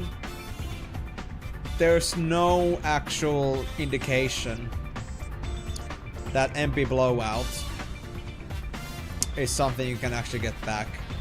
I believe it is because it is Garrick's skill, but it's always that yikes if it doesn't actually do that. So I'm a little bit concerned about this. Okay. I'll save again. And in case this doesn't turn out to be well, let me do a test run real quick, actually. Let me just make Garrick... Wait.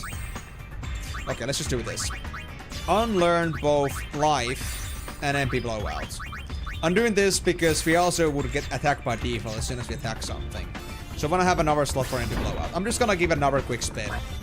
We're just gonna go for 4-plane cup. And we're just gonna close the game as soon as I get MP Blowout. I just want to test this. Is this okay?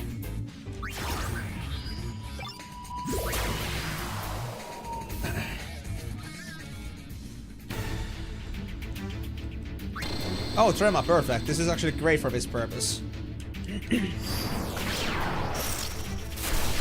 So we need to get hit or attack something for us to get things.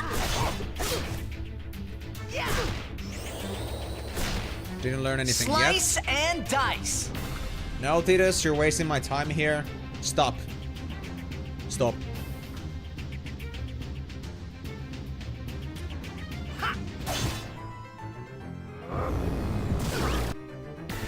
I'm gonna give this on double. I can still see things properly with double, so...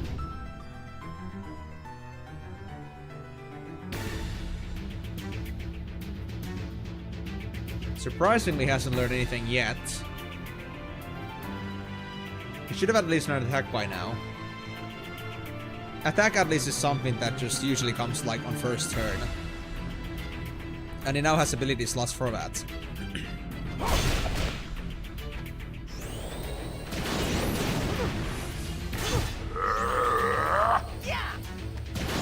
Garrick, please.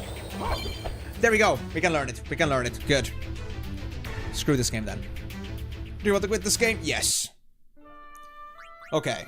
So we can just drop off MP blowout for now, because we don't need MP blowout on this guy. Like, clearly he can still use ultimate even if we have his MP gone, so we can just temporarily drop it so we can learn it later.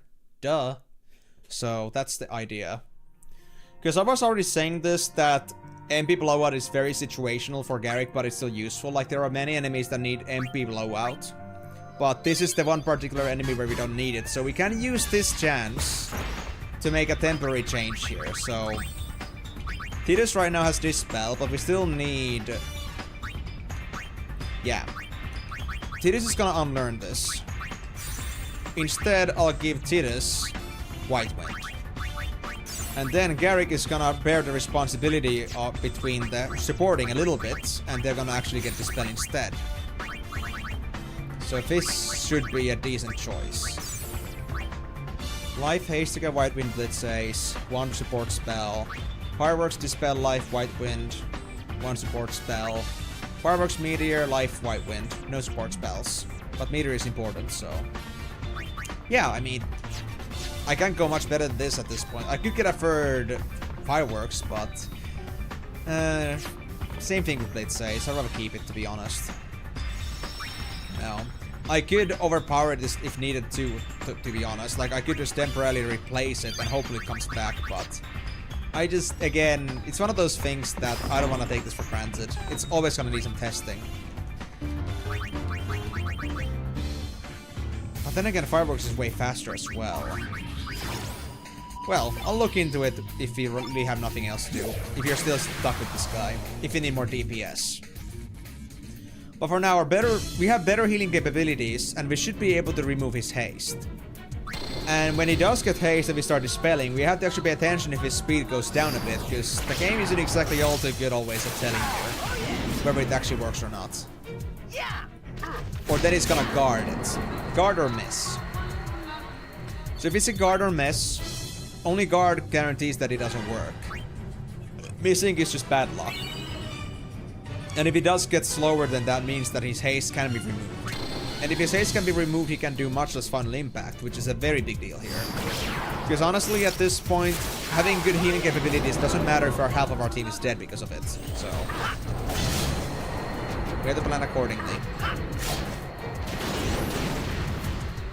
Nice Fireworks, Miko. I appreciate it. Now, do remember, we don't need a fanfare before we actually have one, so... Keep those fireworks in your pants for a bit, okay?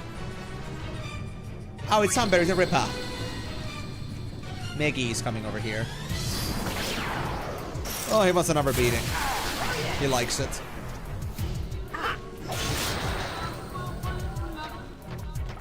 He coming. But I got you, bro.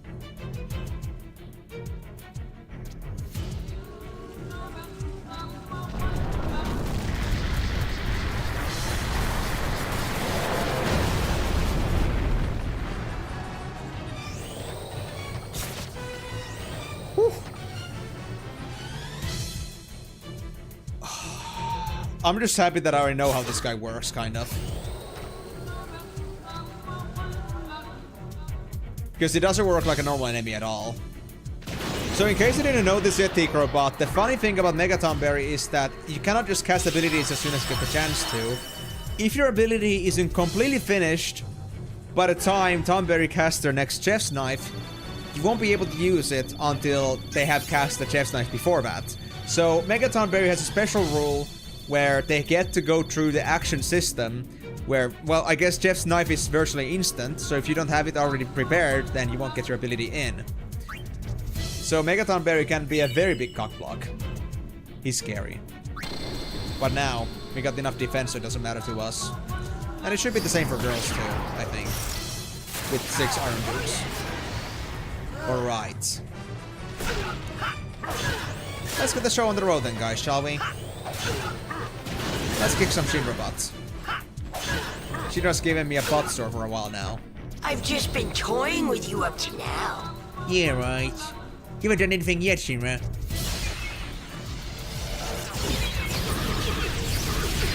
Show me some gumption.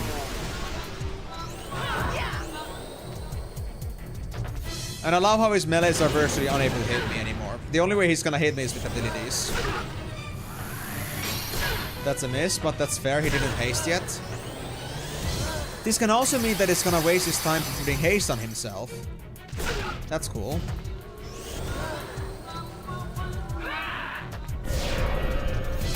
Shinra looks like a Digimon knockoff. Really? I mean, I think you got a point there, but to be fair, I don't know much about Digimon. But it does look like one of those creatures, honestly. Not Pokemon, but Digimon. Digimon has a certain style.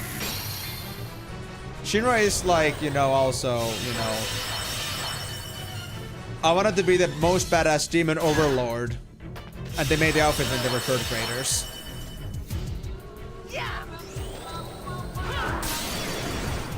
Wait, Digimons have belts even? Spikes I can understand, but belts? Really? And also, are you telling me that Lulu is a Digimon? The desired result. Lulu doesn't have anything like Spike resembling unless you talk about ice spikes, but you know. They do have belts. Lulu is a Digimon? Maybe?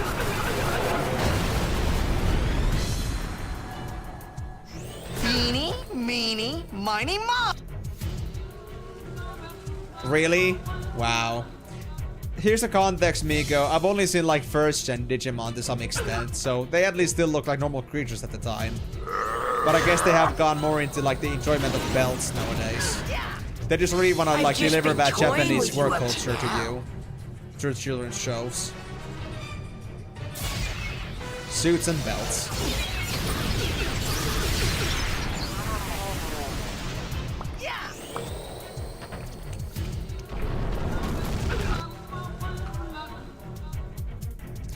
Eeny, meeny, miny, mo.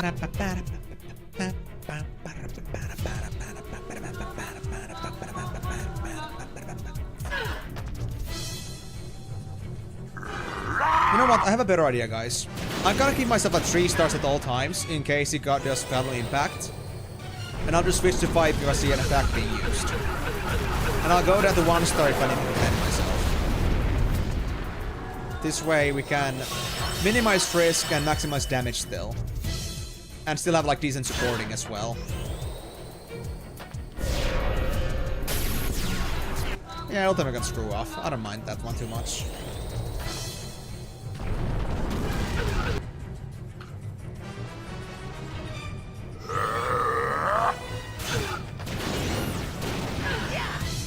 Okay, Shinra. Not looking too hot, are you? I still haven't seen Garrick use their Dispel though, so I haven't been able to test if this actually works or not.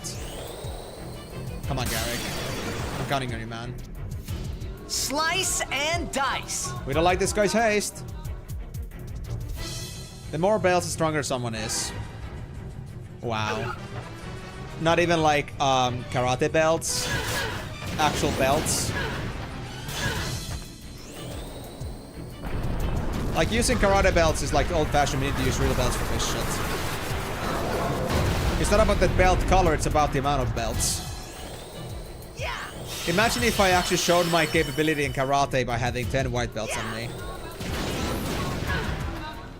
Eeny, meeny, miny, mo.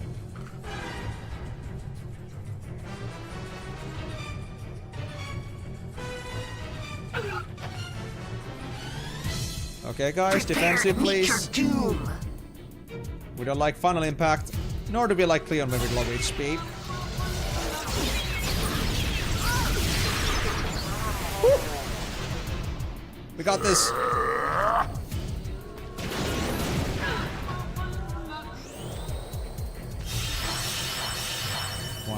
White win. Give me another one, please. Thank you. Good job, guys. We can go back to pseudo offensive.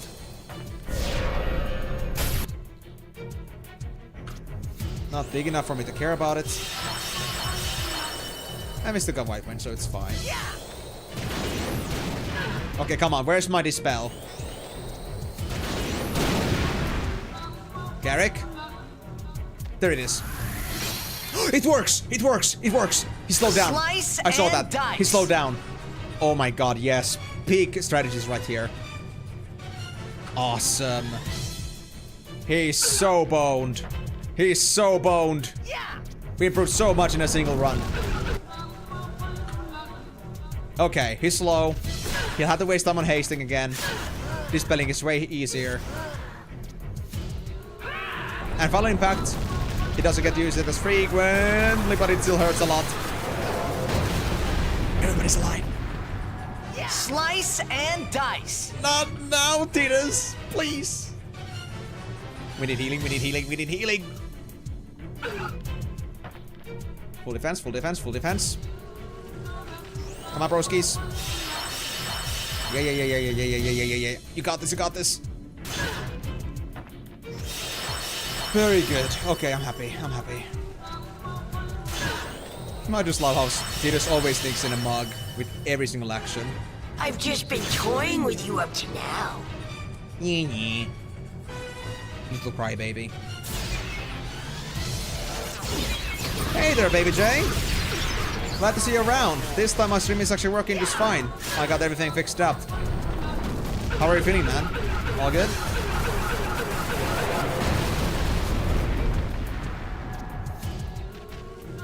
Okay, that's enough. We got our healing secured. Eeny, meeny, miny. And as you can see, we're having our big fight right now. We're getting through Almighty Shinra. Second attempt, for real. And we've already improved it quite a bit. We have Dispel now. And we have a way to go around Final Impact. I'm glad to hear that. Well, I hope you're gonna enjoy today's stream. And thankfully this time properly, because I'm not gonna be leaving in just a few minutes because of some sudden connection disruptions.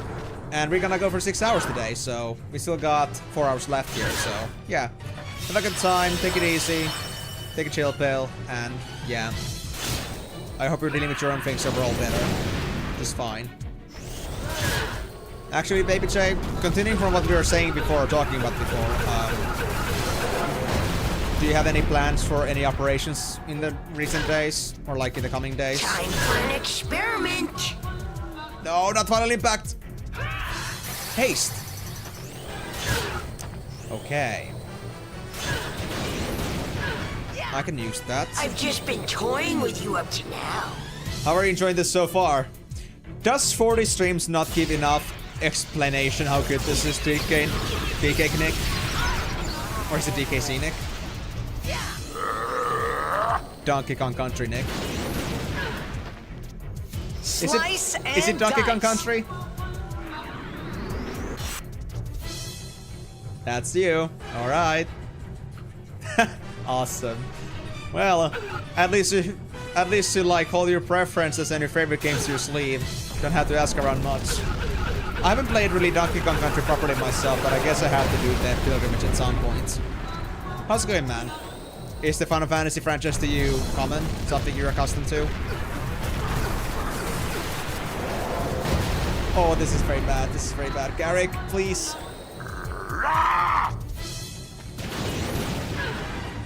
Aww, that's cute. You actually upload every single time somebody asks you something? That's great. At least you're like uploading on demand, you know somebody's gonna need it. Come on guys, get this back up. We're good enough for, I think we're good enough now for the Final Impact. Back to square one. Great, man. I have played halfway through X many times throughout my life. I'm going to get around to it very soon. So you never like actually finished X, much less actually ever played X2? Because I gotta say, I played X many years ago for my first time. I loved it, and that's the reason why I got into this marathon. And boy, now that I played this again with the like help of others like telling me about like all the stuff that I missed, my god, it was a different experience. No! No! Screw this impact, man! It's so rigorous. Oh. Damn it. Do I need more levels then? I think I might need more HP at this point. That's so nasty. Never finished X and never started X2. Okay, fair, yeah. So, all I'm gonna say at this point to you, by the way, Nick, and thank you very much for the follow, all I'm gonna say to you at this point is that if you ever come across the game yourself, if you're willing to put the time into it, please, please, please, please, don't just play the game. Actually explore the game. There's so much more to the game if you actually put your mind into it. Like, I could easily like beat the game in 10 streams, but I ended up spending like 30 in it because I did like all the other bonus content. And this is the kind of the same thing here. Like, I could have beaten X2 long ago, but I just wanted to perfect everything, and that just, you know, been a habit, been just a big deal here. Yeah, they do. Although Trema is easy. I can like sleep Trema at this point, but the problem is that this guy's too strong. So I think I might need my level ups here. Okay. In that case, let me just remove this spell for now. Let's go to Via Infinito then. You plan on being pretty thorough with it. You're playing with one of your backlogs of games currently, and you're trying to enjoy everything as much as possible. That's a good way to see it. Because honestly, I give it the way with this that I just want to like speedrun this stuff because there's so many games to go through. But then again, what's the point? I would never get the satisfaction that I've like seen everything in the game. I wouldn't say that I fully played the game if I did that. And I mean, I'm not about like haste on this one. I've been doing this for almost 2 years now. Yeah, so yeah, we've been going at it, having a lot of fun with it. And for some reason, some people here have been stuck the entire time. And I'm asking myself, what the fuck are you guys doing with your lives? Seriously. But okay. Just because, Nick, you don't know anything about this game, I'm gonna put you up to speed here. At least with some of the important things right now. So, in this edition of the game, namely the HD Remaster, there is this certain extra content piece called Creature Creator. And Creature Creator is this thing where you basically fight in an arena to get into cups, and you know, you progress through them. There's a different story to them entirely, like you go through all of these. You know, there's extra content to it. There's like stuff that wasn't in the original one in the first place. But the other thing here is that this game also has this certain like Pokemon gotta catch 'em all kind of deal going on, aka we're supposed to collect an entire bestiary of creatures here if you want a 100% Creature Creator catalog. And we got lots of them, okay? 21 pages. Not every one of them is full, but yeah, about 180 of them. So that's a problem. There's some creatures that you can only get at certain conditions. There's creatures you can only get after a certain chapter. Blah, blah, blah, blah, blah. And because I want 100% it, I gotta be very meticulous about it. And because there are some exclusive super bosses, the one of them which you just saw, that I was fighting against in the Creature Creator, that's also the reason why I'm doing this. Like, I would say, like, this part here with the percentage, that's, like, less important. But, like, the actual bosses was the one I was really looking forward to. And I actually took a pretty big hit here. At some point, I rolled back by 40 hours of gameplay hours. Just so I can get to fixing things, because I messed up a lot of things. Just because I didn't know. This game has so much to it. But at the same time, nobody cares about it because everybody hates this game. I'm serious, by the way. You will never see anybody in the X2 community that's gonna say, I love this game to bits. Okay, maybe like some very rare people are gonna say that, but not the general populace. Everybody's gonna say that this game is a fucking drag. And you will just live with that reputation for the rest of your life. So, the basic idea now is that I'm trying to go to the last chapter, chapter 5 right now. And we have to get all the content here done that, you know, is relevant to this chapter. And that has to be done with every single chapter if you want 100% this game. And 100% in this game is important because that's gonna get you the perfect ending. And the perfect ending has some extra cutscenes and stuff. That is something that you might want to see depending on how much you care about the story. So I'm not gonna go any further than that because I don't want to spoil too much. But, you know. That's pretty much the gist of it. So what we're doing right now is that we are doing that part where we had to 100% this. As you can see right now, we are at 90%. I know I can get to 99%, but I can fix it to 100% by going to the next New Game Plus, where I had to go anyway to collect some remaining creatures that I haven't captured yet. I'm doing the majority of the creature capturing on the New Game Plus, but I'm doing all the things I had to do necessarily in this chapter, like, or before New Game Plus, because there are some unlocks that I cannot do in New Game Plus anymore. So that's why I'm doing this thing where I'm gonna 100% this game, I'm gonna beat the super bosses, beat the cops, and get all the very specific creatures before New Game Plus, and then I'm gonna sweep off the rest of the creatures, 100% that, and then I'm done with the game, basically. But right now, our problem is that we don't have max level characters right now, and I think that's the reason why Shinra is a piece of shit. So we want to, you know, we want to get this to Sovereign 90 plus at least. 99 would be great, but I think that's a bit too much stretching at that point. We'll see though. We still don't have the key to success. Right. I forgot.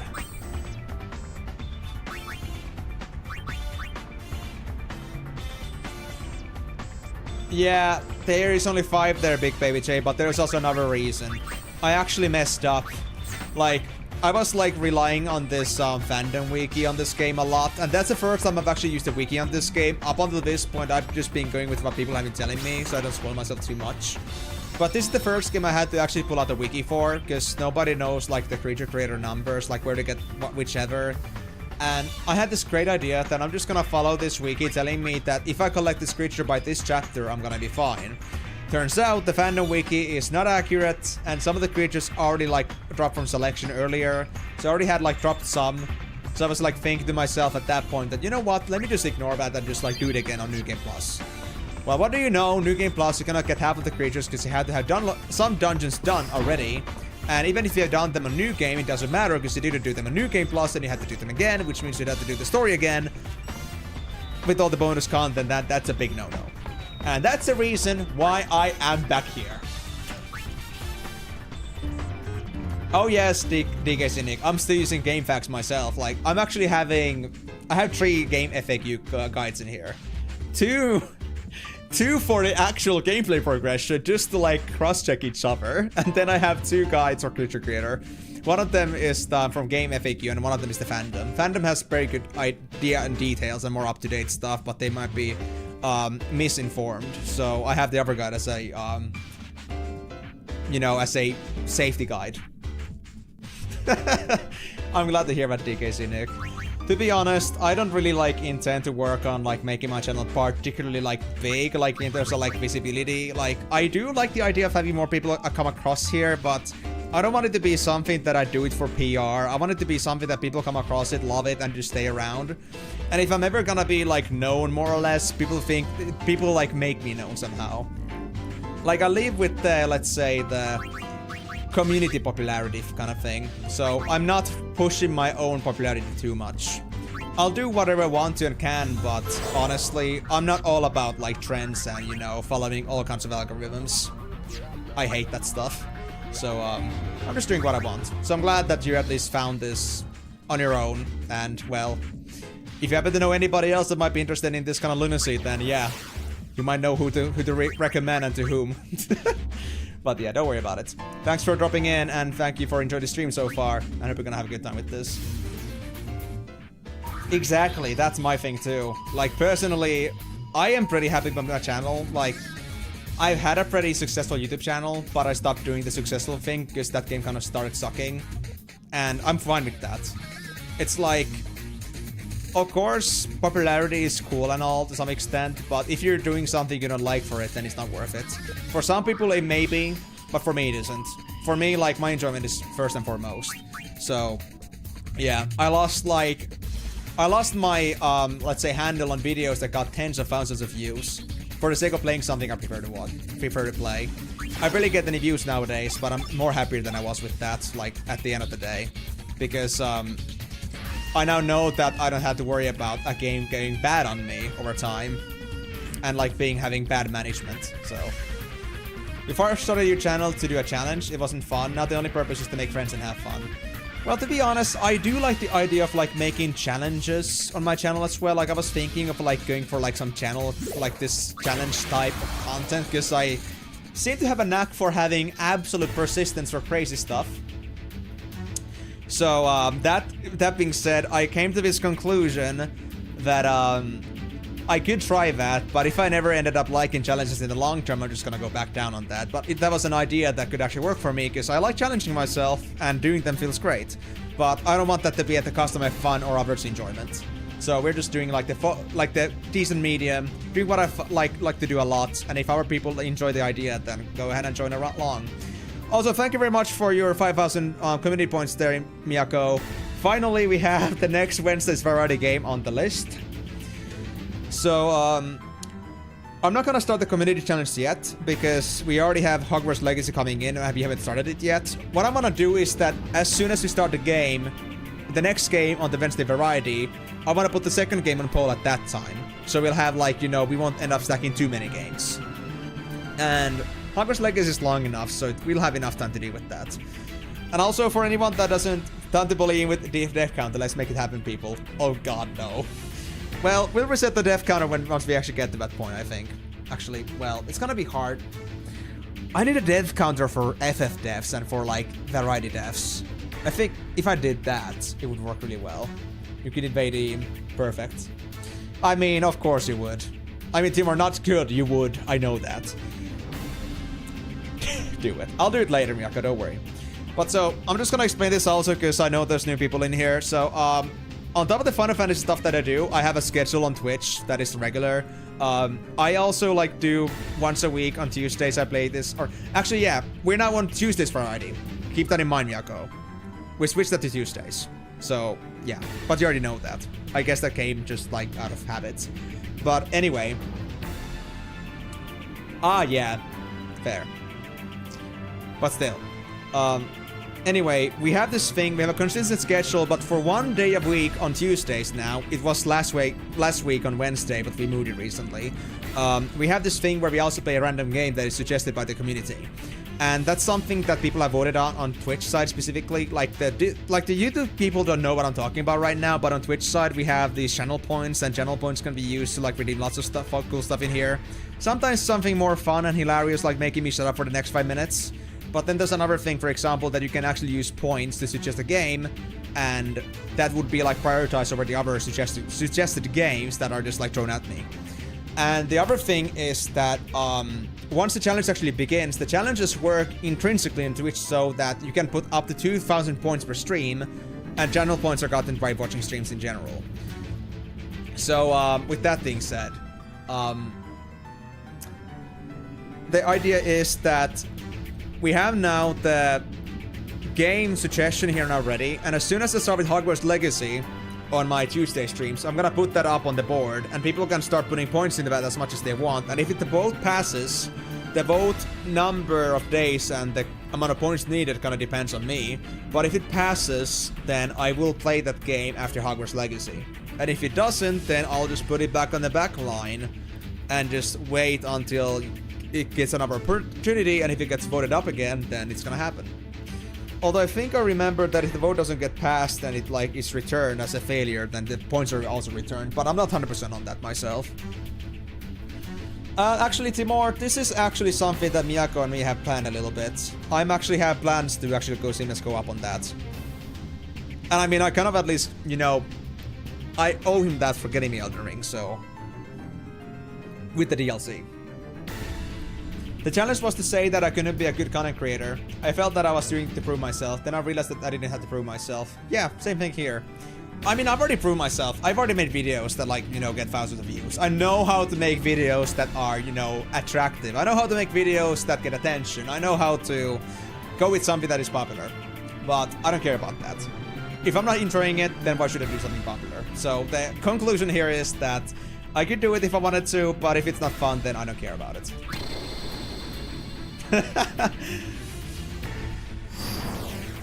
Elden Ring is a perfect place to start. Makes the transition smoother at DS when it's hella clunky.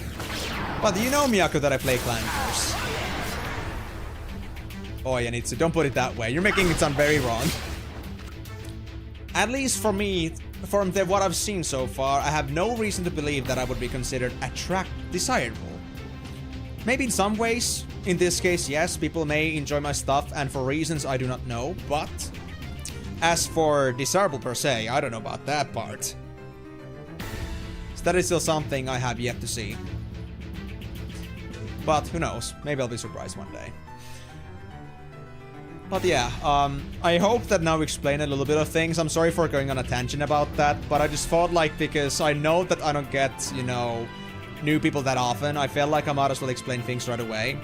And of course, like, if any questions arise from anything, do feel free to ask. I'm more than happy to explain those in the meantime.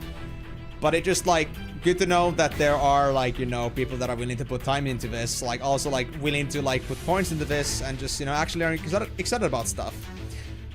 And I'm just happy to know that the systems that I have in place here are just, you know, something that people enjoy. Because, honestly, I've been spending, like, so many years trying to think about what I want to do with my channel points, and I finally feel like I got the idea, roughly.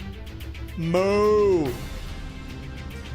Yeah, that's also what Migo said earlier to me. So I totally validate that point, but then again, I've seen Dark Souls 1 and Dark Souls 2 and Dark Souls 3 I played. I know what I'm dealing with roughly. And I'm okay to deal with the rough edges with that. I mean, look, I play old gen games. Some old gen games are clunky too. Maybe it's not the as clunky, like in comparison to like DS1, but I can live with that. I can live with its charms. Oh, so you're now telling me to speak a British accent?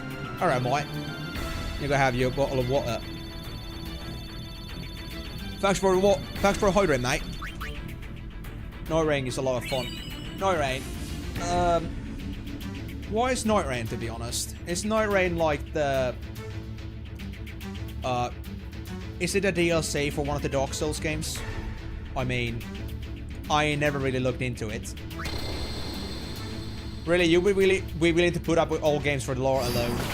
Exactly, that's the same reason for me. Like, for me, when it comes to older games, it's like partially nostalgia, but also there is also some cases where I might be interested in an old game for the fact that it works like an old game, and there's a certain thing about it that most old games have these certain charms that most other modern games do not have. So in some cases I might even prefer old games for what they are. It might be for lore, it might be for gameplay, it might be for the, well, a lot of things. But lore is one thing, for sure. And I'm willing to put up with older games on a game franchise for me to see the whole franchise. I mean, that was the case with Final Fantasy 2. I didn't play the original clunky SNES games, but that wasn't because I didn't want to. It's because I didn't know that there was a difference. So that's why I didn't actually play the SNES or PSP versions of the game, but I was willing to, if I had known better. I just thought that all the versions of the game would be all or less the same. I don't even understand why Final Fantasy has to have like different editions of the same game. Like, okay, sure, they may have come with an afterthought. Sure, that's okay, but I mean, why do you want to remove content if you already have it in there? What's the point? Night Rain is basically a faster-paced Elden Ring. Oh, so it's a DLC for that game. To be honest, I'm not sure what the DLC for Elden Ring was called again. It might have been Night Rain, but I know I got the DLC for it as well. I just saw it that there was a DLC in it, and I saw that I got the game, so I was like, okay, well, that's enough for me. I don't need to know the name yet until I actually get to the game. It doesn't matter to me. Wait, really? Is even the remaster of DS1 just bad? And I mean, I'm not sure how DS1 like works with online. Like, is it like compulsory online, or if there's like some way for you to like disable that? Like, if it's just about the hackers, then I think it should be fine. Maybe. I don't know though. It's been killing me in Dirt of Night lately. Oh, okay. Well, I cannot really respond to that because personally I never played Elden Ring yet. I intend to once I get to that point, but I haven't touched the game yet. I have way too many games in my backlog. But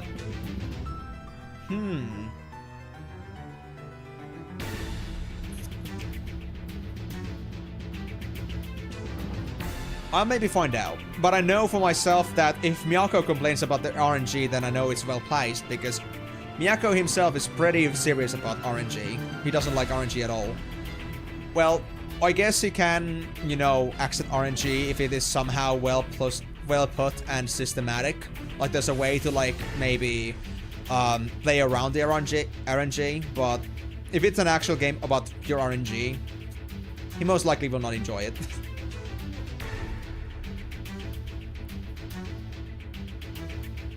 Well, that it does explain why you do not like RNG games. But also because, like, having to, like, leave your progression to the fate of luck is kind of, I don't know. One of the reasons to not like gacha games. I mean, I personally don't, so. I mean, I used to like gacha games a lot, but nowadays, I just cannot deal with, like, the daily assignments that games have. I got no time for that. And also the RNG aspect of it, having to, like, win some 50-50s on some rolls. And if you play F2P, you're gonna have to, like, wait forever for a chance at it. It's kind of, you know, it's kind of a very slow burn for me, at least. I don't get anything out of the character rolls myself.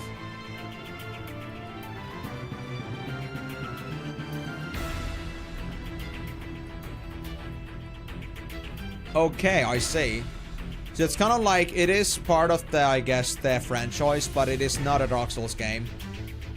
It is called Night Rain with an Elden Ring in it, so it would be like selling a bit more. Damn, that sucks. Is the game like generally like poorly rated, or is it just like, you know, a certain community that really wants the Dark Souls game specifically that are complaining about it? Yeah, Miyako, but that's only until you find out that if you need to upgrade something, like from +1 to +10, and the first +5s are like, okay, 20% max, that's nice. But then +10 is like 0.5%. Maybe less. You just want to cry your eyeballs out. It's great. Yeah, I'd rather not deal with that. Percentages, I like the transparency, but even then, like, let's say 90 pulls for a guaranteed SSR, or, you know, 180 for a guaranteed SSR of your choice. Like the 50-50 first, like for like something you don't care about versus the one you care about. It's kind of, yeah. There's quite a lot of rolls usually in a gacha game as a free-to-play. It may be more or less, but also like the pacing is also like reflected on that. You have 180, you get 5 rolls a day, maybe. Okay, not even 5 rolls a day, that would be too much. But 180, 5 rolls, or 100, you get 3 rolls. Just about the same length, so. Oh, I see. Okay. Don't remind me of Alchemy Miracles Dragon Quest 9. Wasn't... Oh, wait. Oh, yeah, you talked to me about that. Oh, shit, yeah. I remember. You were saying that you were playing this, Dragon Quest MMOs game. You were playing that solo. Like, at some point. I think you even showed me the videos about... Like, you showed me you playing that for a bit. And I think it talked me about Alchemy Miracles. That was fucking bullshit, man.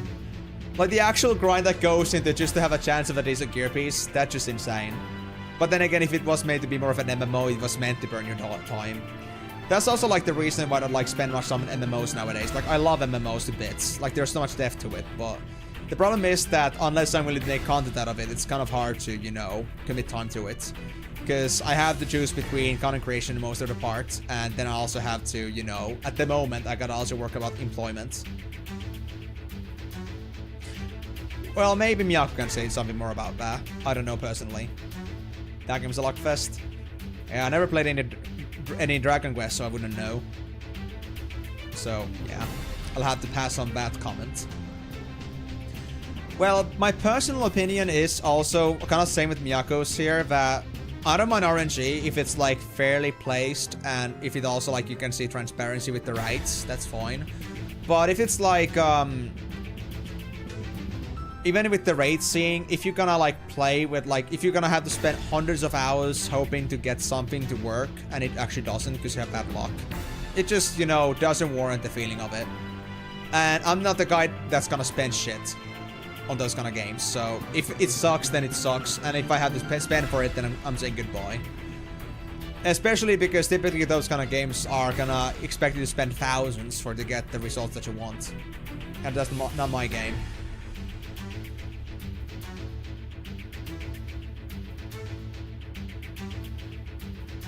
Oh shit, do you not have any separate save files?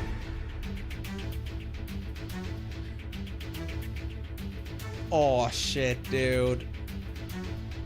You know,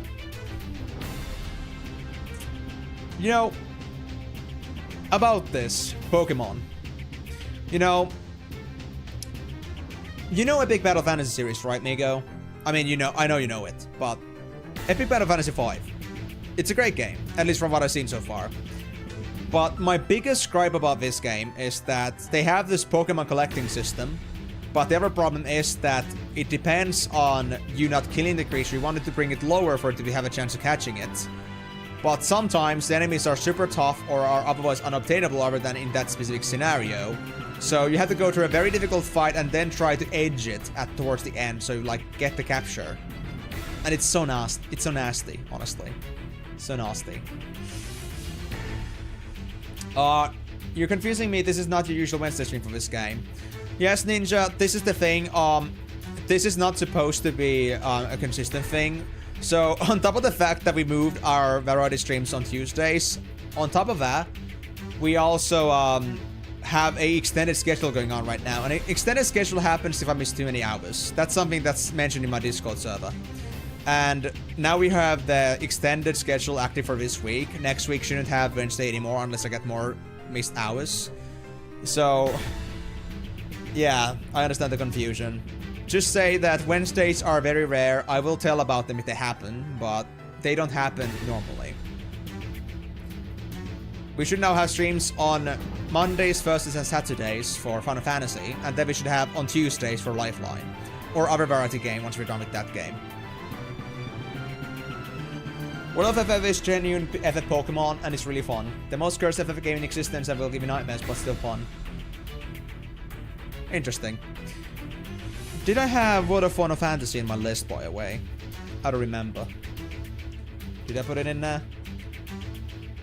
Oh, I did. It's at the Dimensions too. Great, I'm gonna play FF Pokemon in a bit.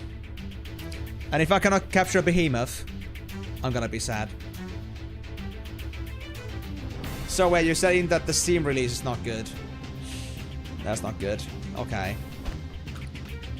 Now that I'm done with that fun, I'm gonna stop using my British accent. Thank you very much for this point redemption, Tonini. Just be sure to leave your points for potential variety sims in the future. Again, we're gonna put Elder Ring on the board after we're done with the current game. Seven Fire and Duke. What is going on? Where's my key of the success? Am I suffering from success right now? Look, all the Arndukes I could have ever wanted are appearing right now. Could I catch Shiny Agneer? Hey Miyako, you're the one that has the sparkly emote. You just gotta catch me posing in a summer dress without anything else on me, on a chiseled man. And you gotta use the shiny emote on me. That's it. That's how you get a Shiny Agneer. But if you really want to push on the envelope, then I think we might need a premium subscription for that shit. Shiny Agneer, we're gonna have to get a good reason to develop that shit. We need extra funding. No pecs? Well, I can't... If I was a different dress, or like different outfit, then sure. I could do my swimsuit, but... Well, I don't know if that would be, you know, too stimulating to you. But yeah, did I not make myself clear on this one, Ninja? So that Wednesdays are on extended schedule only if I miss a lot of stream hours. And I'll inform about them everywhere beforehand. So don't expect Wednesdays to happen too often, alright? Tuesdays are gonna be the variety consistency now. Yeah, Miyako, I'm sad to tell you, but they didn't integrate shiny system in Final Fantasy XIV. Otherwise, I would love to, though. When the X-Pack got released, it was console exclusive for a long time, but when they eventually updated the Steam version, they sort of forgot to add an executable and haven't touched the game again in years, as far as I know. Oh, wow. That's crazy. But it still is functionable with the mods, at least, so it's doable. The question is, should I actually bother buying the actual game from Steam or elsewhere? If it's even viable from elsewhere for PC.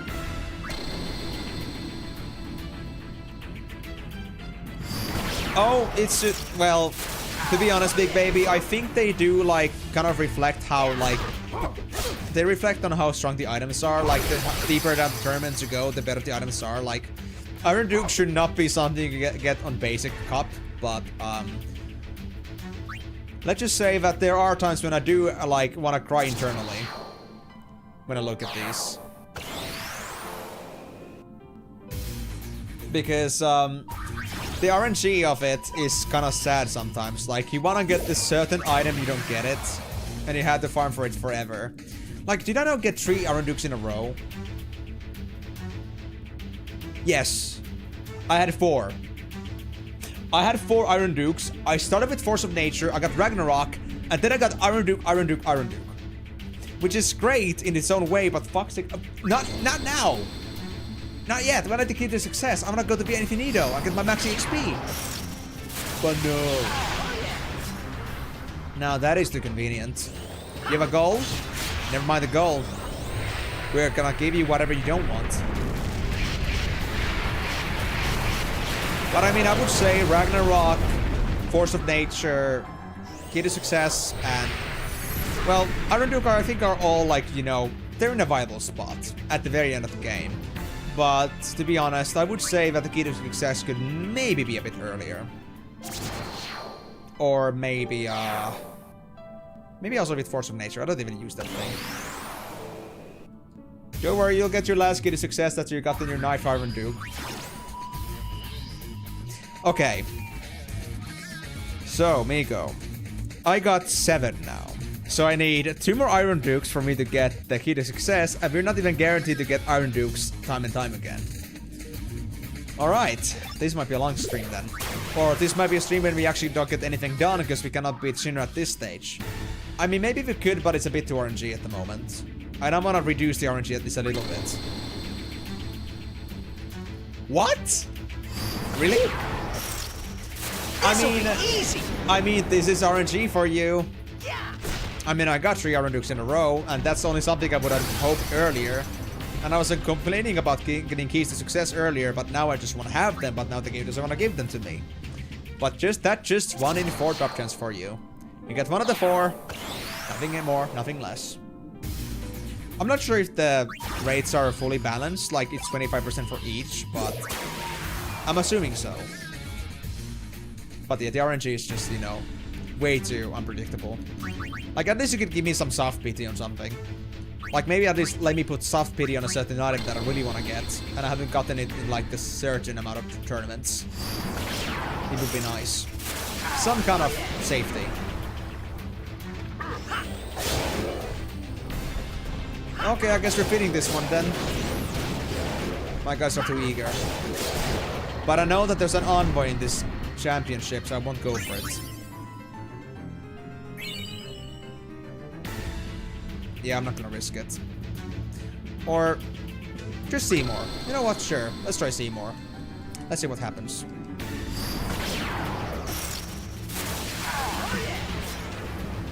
I mean, Seymour's easy enough, so I don't care. It's quick. If you think a 1 in 4 chance to get at the item you want is bad, try playing a Yu-Gi-Oh game. I'm not saying it's bad. I mean, I have dealt with percentages before, and some percentiles too, but, you know... This is just, you know, you cannot just grind this in 2 minutes and do it again. This is in its own an RNG thing, and it takes like 20 minutes. Yeah. It's a bit... I don't know. Well, Jade, that is RNG for you. You know, I understand that feeling completely, but I've also come to the conclusion that if it's not 100%, it is not 100%. And I come to accept that I can take averages like, okay, 25%, so I'm gonna get this every 4 tournaments. Yeah, no. I never believe that shit. I've seen too much stuff with RNG. I've seen things. I've experienced it. I simply refuse to accept that RNG is just that simple. Like, I can say that with a guarantee that yes, it's an average in the longer term, but if one actually gets stuck on the thought that I will get this in 4 rounds, then that's a bit too far. Like, you have to have a, like, enough of an arm's length relationship with RNG for you to accept it as it is. I can live with this, it's fine. It's still well within expectations. Unlikely, but it's still possible. I mean, 1 in 25 in 20, I mean, 1 in 4 in 4 in 4, that would be like, 25%, 6.25%, and that would be about 1.56%? 1.5625%. Getting 3 Iron Dukes in a row. Yeah. Just a 1.5% chance. Nice. Yep. As long as it isn't 100%, it isn't 100%. And you know what game teaches you that, guys? XCOM. I care forever for my privates. Oh. No envoy. Easy. Can we skip Trema, please? I wanna make this a quick one.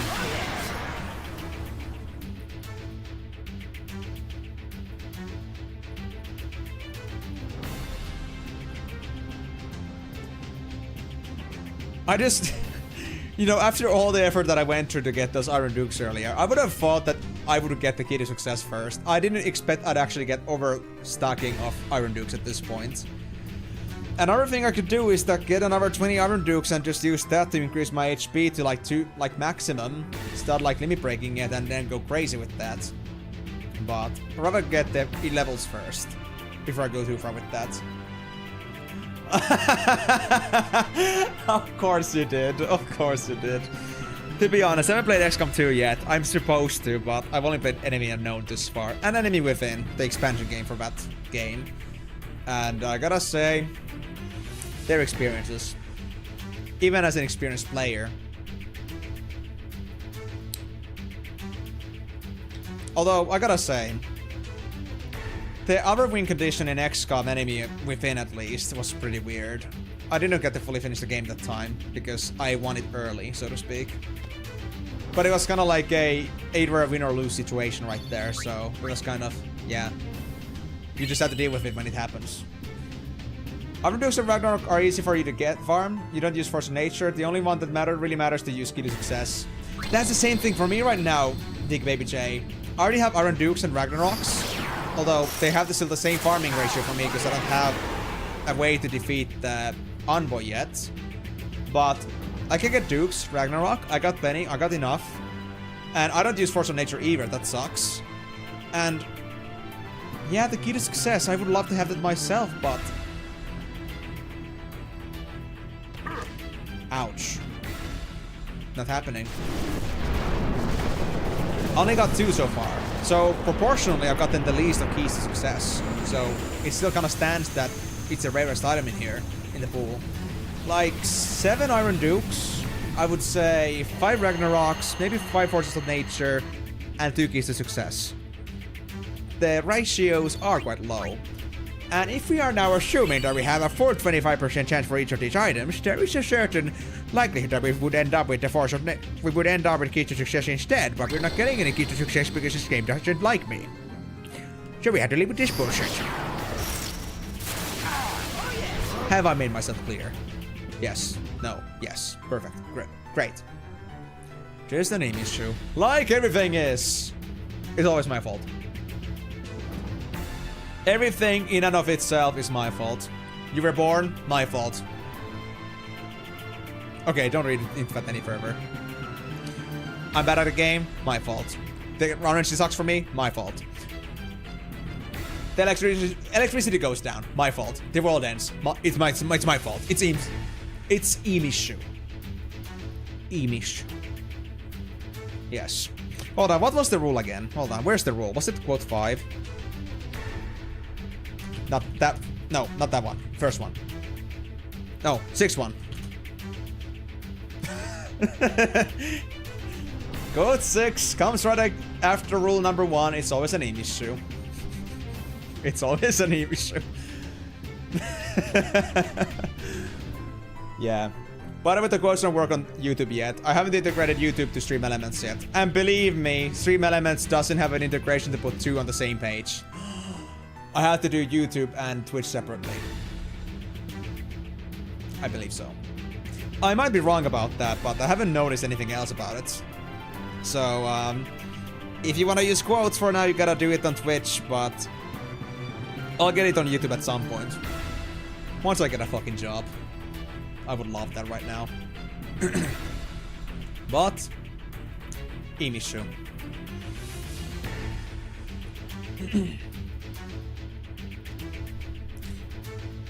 I should, like, every single time I get one of those emails coming from corporates telling me that, sorry, unfortunately the selection didn't come across to you this time. I think I should every single time just respond to the automated email. I should always tell them, Emishu. And they will have no freaking context whatsoever. But I'll just say Emishu. And if they actually... We had to turn this into the kind of a national gem this term. Like, we should make it so that nobody knows where it comes from. Nobody knows what it means, but everybody uses, or, okay, everybody thinks they know what it means. They use it in that context, but then they don't actually know what it means, where it comes from, and they just go with that. It just becomes a nationwide treasure, a gem, a meme. It's an Emishu. That's it. That's all we get. So I just want it to be a point where somebody just says Emishu, and suddenly like they find out all these search queries about Emishu. And then now, oh, now I get it. You have 2 creature teams that you use plus YRP. That made you have 7 keys to success for... Wait. Why would you need keys to success for every single one of them? Did you not bother like switching the accessories? Cause god damn, I would rather not spend more time farming than necessary if I could just switch the gear pieces. That's something. And why 3 extra? For another team? Or did you just like wanna turn them into fodder, maybe? For the creatures? That's just something. I'm gonna be fully satisfied with 3. I won't need any more than that. I can deal with switches. If I had to choose between switching a couple times for a minute or grinding for another 5 hours to give myself 3 keys to success, I'd rather take the switches, please. I know I won't need them in too many situations, personally. I can live with that. Although, guys, there is some room for irony here. What if what happens here is that by the time we get the 3rd key to success, our guys are already 90 plus. Just from all the grinding. That's fair, Big Baby J. I mean, I do like my grinding too, but to be honest, I have to also like consider that even though I said I'm not in a hurry with this, I also do want to consider time as an actual resource here. So if there's something I can do faster without having to worry too much about, you know, doing things for like for the sake of it, then I do rather avoid it. So do everything, but don't dally on it too much. That's like my jam here at the moment. Because, I mean, I still only get like 14 hours a week on this game, normally. Now it's like 24 hours or 18 hours now because, you know, scheduling issues and stream issues. But, yeah, 14 to 22 hours. I said 22 now because I just remembered that I made Mondays to end a bit earlier due to meeting up with a friend every Monday. So, yeah. I would otherwise love to do that. I would otherwise love to do all these pointless menial grinds for the sake of it, but let's just say that if it doesn't bring value to the viewers in any way, or for me, then I'm just like, I'll do it on my own time, I guess, if I bother to do that. For example, farming all the rages in Final Fantasy VI.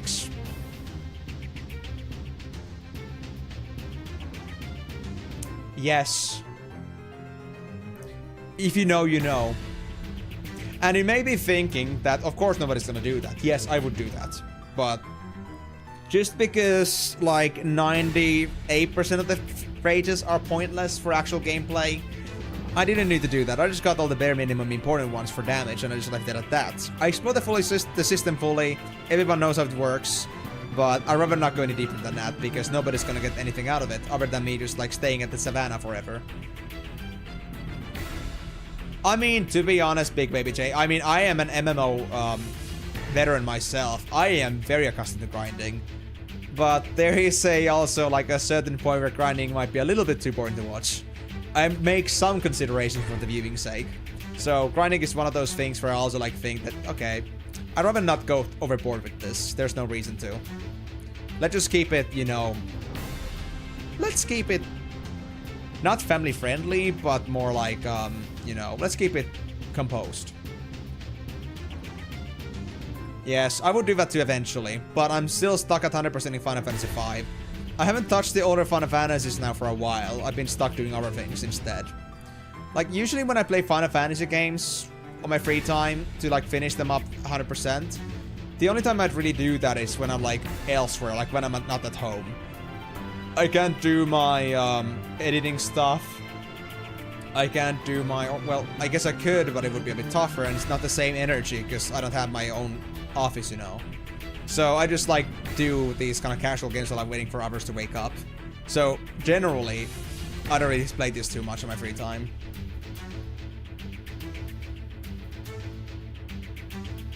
Wow, yeah. I mean, to be honest, Migo, I see that as a recurring effect on people that actually have very little games to choose from. For example, one of my friends that I know in real life, they actually had the same thing that... when I got them Rogue Legacy, I think one Christmas, they literally played the game like 30 plus new game pluses, at least 20, I don't remember exactly. They did every achievement, and I was like, how the fuck, dude? How do you have the patience for this? Like, I liked the game, but I didn't like it so much that I would bother like 100%ing it. And they just keep telling me that, well, when you don't have many games to play, then I guess you just like kind of get stuck on things. And that's like fair. Totally fair. I can understand that. It's kind of like they also never had many games to choose from. Like, they have an absolute obsession with Minecraft. Or at least had. Now they just have a complete obsession with Valheim. So, another building game. You see the connection here. So, yeah. They are very dedicated to the few games that they get, because they don't end up getting them too often. But man, the dedication is insane. But to be honest, in their case, I can understand that. Where they put their time into individual games that they finish and finish further, finish plus, then I spend all those hours on MMOs. Because I used to always play those like free-to-play MMOs, and I would just like spend untold amounts of hours in them. Like, I may not have 100% in many games, but I guess I shouldn't say with pride that I have a few MMOs where I have thousands of hours in, most likely. Most of them don't have playtime counts, but yeah, I can say that with certainty. Played them since childhood. FF12 is your favorite FF game. You have over 2,000 hours of gameplay. God damn! 2,000 hours in FF12. Wow. Okay, I know that FF12 is gonna be long, but I'm not sure it's gonna be that long for me. Oh my god, yes, those. We talked about that. Another Iron Duke! Are you kidding me?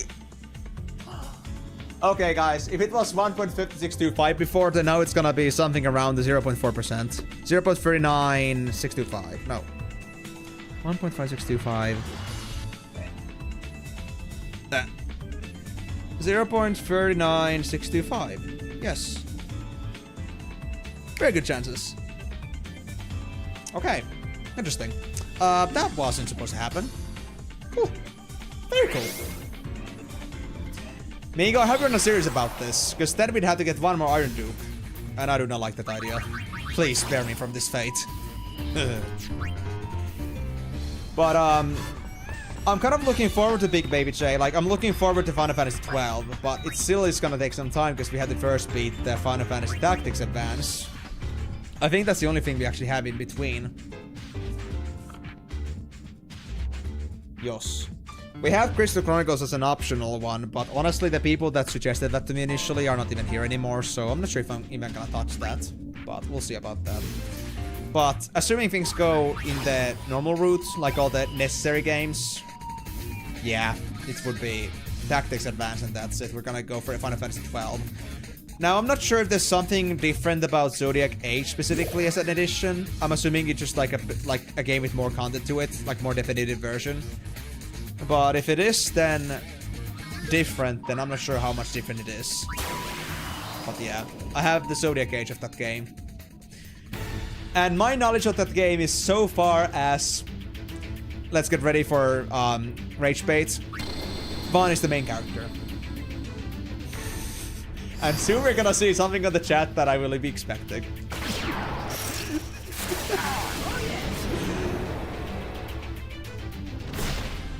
When I say that, people go bonkers. But yeah, like the thing here is that Vaughn is like some character from that game that I remember playing as when I was like 10 years old. Maybe even a bit younger. But roughly about 10 years old. So very little experience with that game. So that being said, I kind of ended up just kind of preferring kind of like never got a full understanding how the game works, who's the actual character, what the story is. I just know the game somewhat. Like, I think I'm gonna see the game very differently compared to what I saw it as a kid, because I have nothing to really go on, other than Vaughn, who is most definitely, most totally the main character of the story. The world just spins all around him.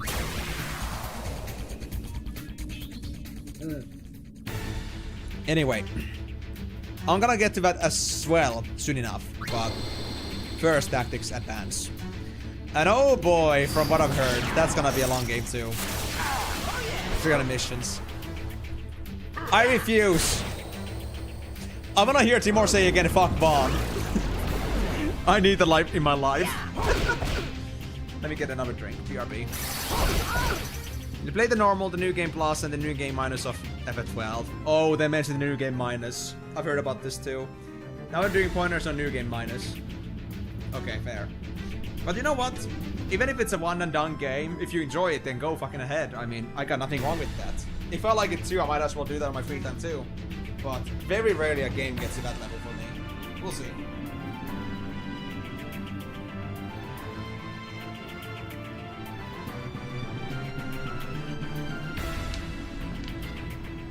Now I'm feeling sodium.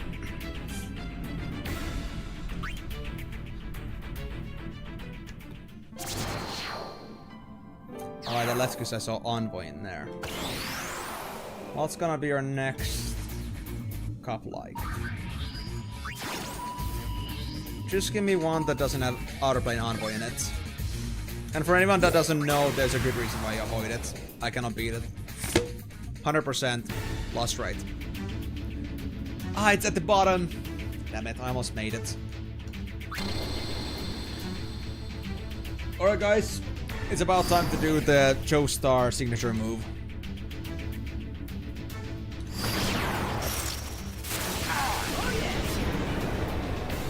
Nigga runda jobb!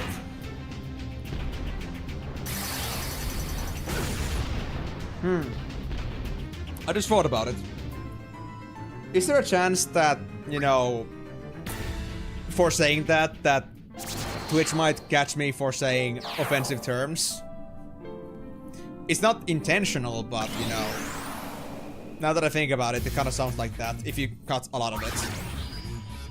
FF12, like, this game gets a lot of hate, but I enjoy them. Really? Is FF12 hated too? I mean, I know that FF13 is called Hallway Simulator, but I haven't heard anything about 12 yet. But then again, I haven't heard much about it on the positive light either, so I guess it's just like one of the more average experiences for most people. But then again, Big Baby J, I would say in my case too that I'm such a different person myself, maybe because I'm like way too neurodivergent or something, I don't know. But I know myself that I don't really usually agree with like majority opinions, so I'm willing to test that theory.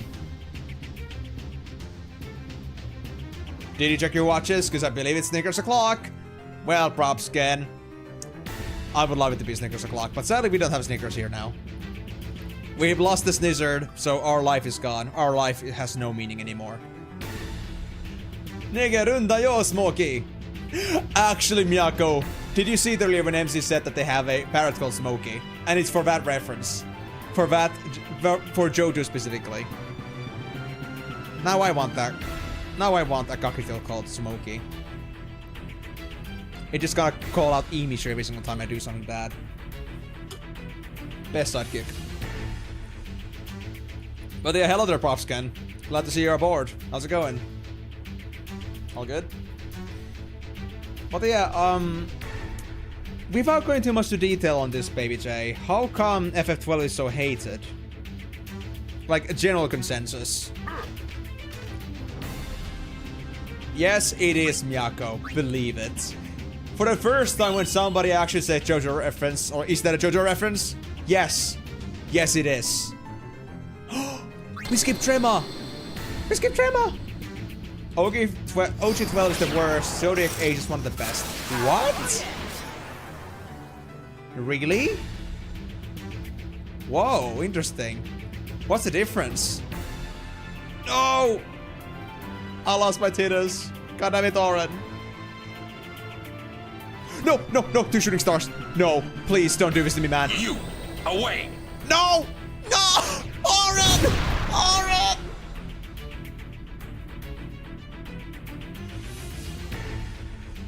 My perfect run without tremor. No, you piece of shit, dude.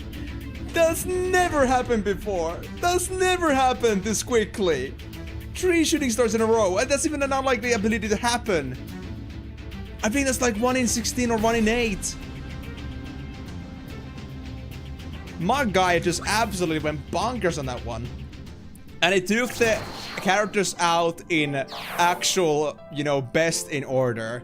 Like, actually, Tidus was the best one to, like, pick out first. Maybe, or actually, Migo was the first one, I think. But Migo and Tidus were, like, the much more worse for, like, for Oren. And they actually left Garrick last. That was insane. If they had done that in any other order, maybe it would have been fine, but damn. I just lost a free run. Damn. Okay.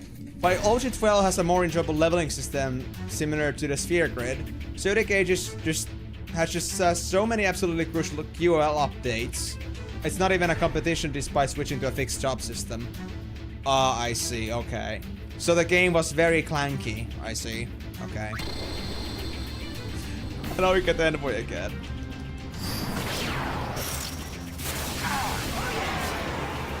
My life is sadness. Have I really spent 3 hours in this cup just to get a single key to success? Okay, I spent half hours on Shinra, but still. This actually hurts.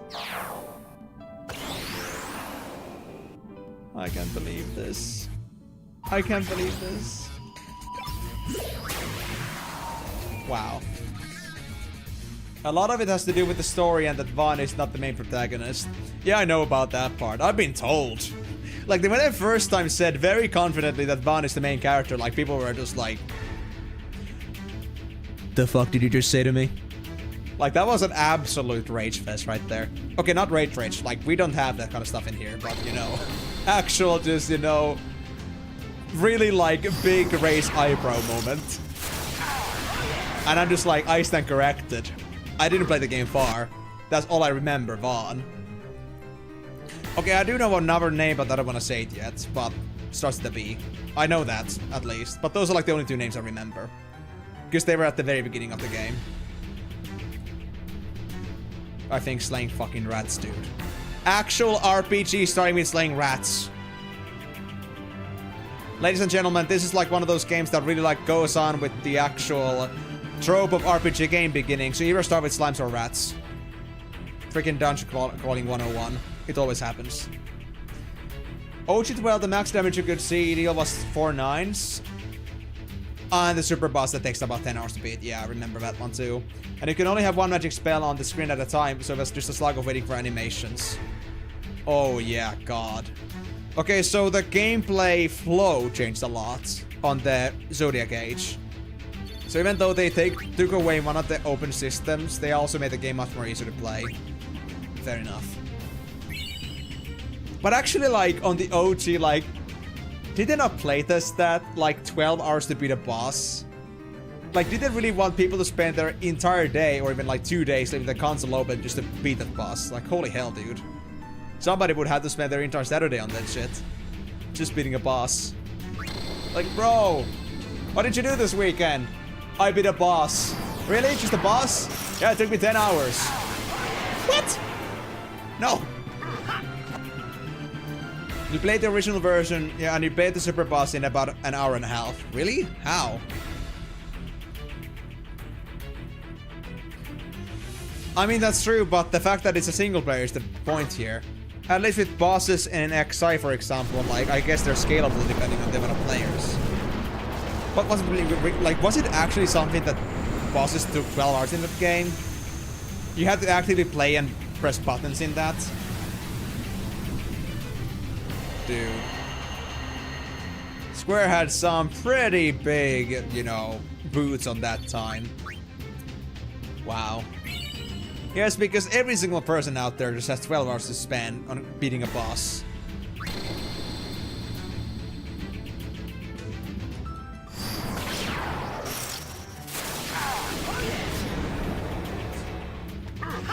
Propskin, I don't even know if I want to say that because I feel like that's just like straight up rage bait in there. Firstly, for the fact that you said it's on the wrong game. I don't know if I want to say that. If anybody's gonna read that, they can read that. But Slice goddamn. and dice. I don't even want to go in trying that. We're gonna get Timur just like coming out of his shell, just saying, "The hell did you just say, Im? Don't do that." While it's in the middle of his grinding, running an amp. You go for every team slime. You blame Terraria's Calamity Slime lore for this. Guzma is my only god. Guzma actually sounds good. Why don't I remember a boss called Guzma? I guess because I only played it once. But to be honest, Calamity has a pretty cool thing about the slimes. I love it. There is this kind of rage bait. Okay, you know, sure. Actually, 12's main character, Vaughn, is a pseudonym. He goes around Rabban Nostre telling us the truth that he is the Bosch von Ronsenberg of Dalmasca. I don't know what the hell that means, but sure, I'll take it. Main character of 12, though. That already is like, you know... You're just living the dream I was living earlier.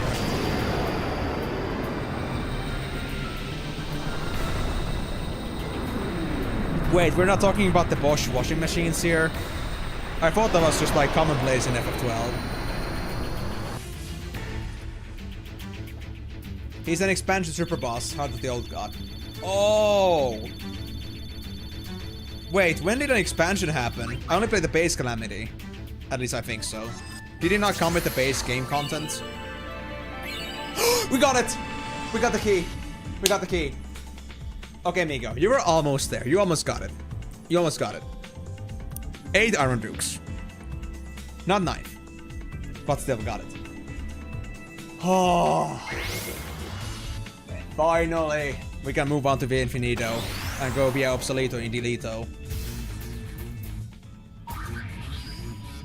God damn it, Migo. God damn it. Damn you. Damn you. Don't play with my soul like that. But actually, I think you said something about that I will get first 9 Iron Dukes total before I get the key to success. So that would be possible because I got the key to success before getting the 9th Iron Duke from the Via Infinito. Yeah. I've said my statement. I have spoken. Well, props. You know what? You have me fully convinced regardless. Because I don't know any of those names. I will maybe in a year. But not now. And I say year even though it's a couple of games away because I don't know how long this game is still gonna take me. And also because I don't trust Tactics and managed to be a quick game. Or 2.5 for that matter.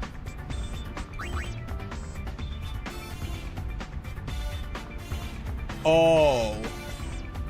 Fragment of Guzma. Why do I not remember that?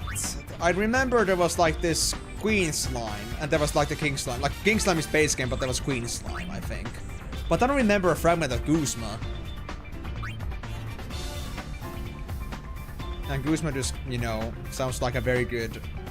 Guzma just sounds like a perfect god name for a Gooner. Just saying. Anyway, before I get to that part any further, let's put the keys to success. Double EXP for every single one of these boys, and let's get back to the Val, finally. My god. Did we already start learning MP blowouts? We're gonna need it later.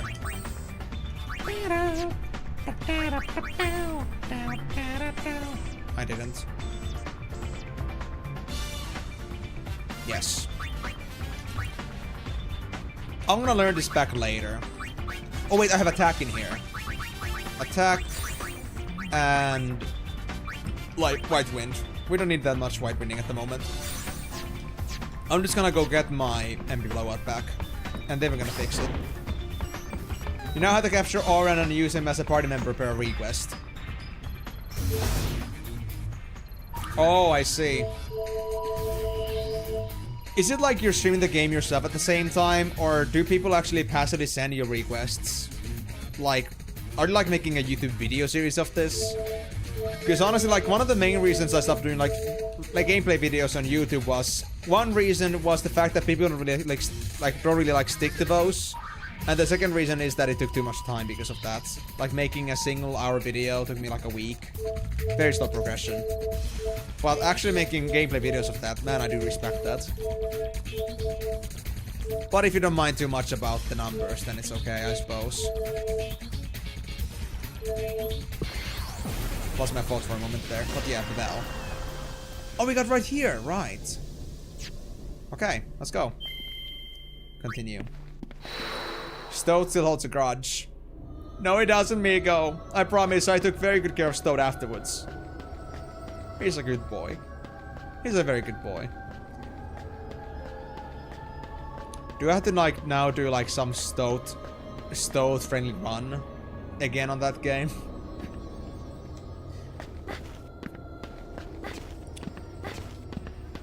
Inscription, but if Stoat dies, the whole game ends. Doesn't mere mortals pretending to be gods. The Calamity Slime God boss is composed of 3 parts: King Slime, Sized Ebon, and Crimson Slimes and smaller core. Yeah, I don't remember anything like that. But then again, I wasn't the one that was like preparing the bosses, so... I might just have like... I've seen so many bosses in Calamity that I'm not sure if I even like remember all of them. This'll be easy! Because... Yeah. I would say, honestly, like, if you don't solo this kind of stuff that has lots of lore in it, it's kind of harder to absorb the lore, because, like, you're so stuck with that, like, social aspect of the game.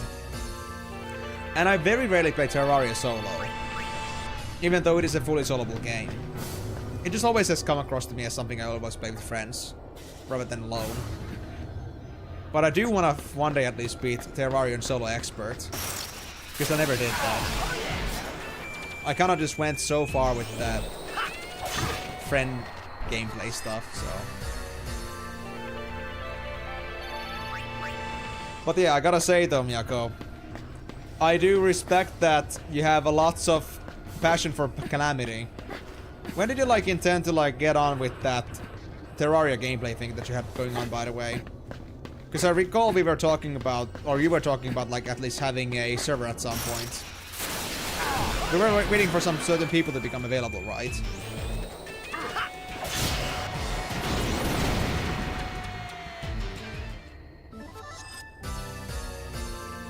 I understand that, Baby J. I don't blame you for that. So I guess what you're saying here is that other persons like telling you what to do at least gives you extra purpose. An extra nudge to a certain direction. You're not just like playing the game for the sake of playing the game, you have a certain goal in mind and you have to go with that. Because to be honest, for me it's kind of similar here, like, if I was playing this on my own, I don't think it would be the same result, honestly. I think I would never actually end up beating half of these Final Fantasies, because I couldn't bother going that far. But here that I'm on a stream, and there is a certain thing I want to achieve on the stream, like there's a clear goal set out for me, and there's certain fixed hours to it. It kind of like, I enjoy this still, like there's nothing wrong with it. It's just that, I guess I'm just easier to get distracted by other games when I haven't like locked into a certain one. So now that I have on these streams, it's easier for me to actually finish these. So, I guess you could say regularity and slowness brings stability in this case. So yeah, I am pretty happy with also doing the same thing, because for me, like going beyond just my own personal goals, just kind of also like adds more credibility to it.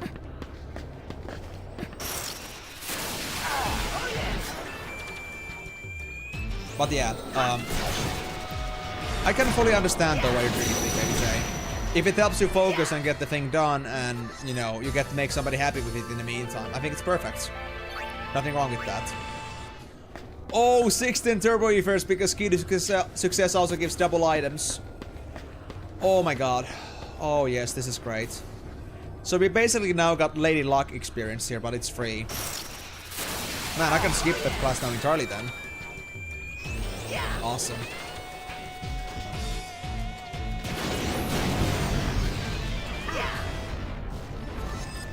I forgot about it. Well, did they fix the mods yet? Miyako. Eto ne. Eto. Actually, Eto ne, Eto ble. I love that. If that was like an intentional word twist, I love it. Well, I cannot say that I've been exactly like asking about it either. I guess you could say that I've been a little bit busy with my own things here. With other things in my mind. Mainly job application stuff, but also maybe the fact that I've just been busy doing other things in general, so... Maybe I do understand that maybe I haven't exactly been fostering the hype around it, but, well... I guess I'm still never, like, off the table with that. It's just that I can never promise, like, lots of hours, but we already discussed that. You said it yourself that, like, many of your friends had the same thing, that you got your own things going on. You, like, play at different hours mostly, so... You let people just, like, progress on their own pace. So that would at least work for me, kind of. I'm just not sure if I would ever really end up progressing properly. It does help to have at least some sort of consistency with it, like some sort of community behind it, some sort of like gather-ups, but it certainly doesn't help when, you know, it's hard for people to get together.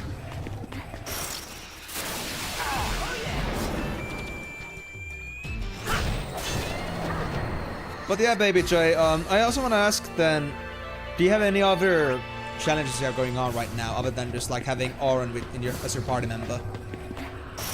Any other things you seek to achieve in your condition?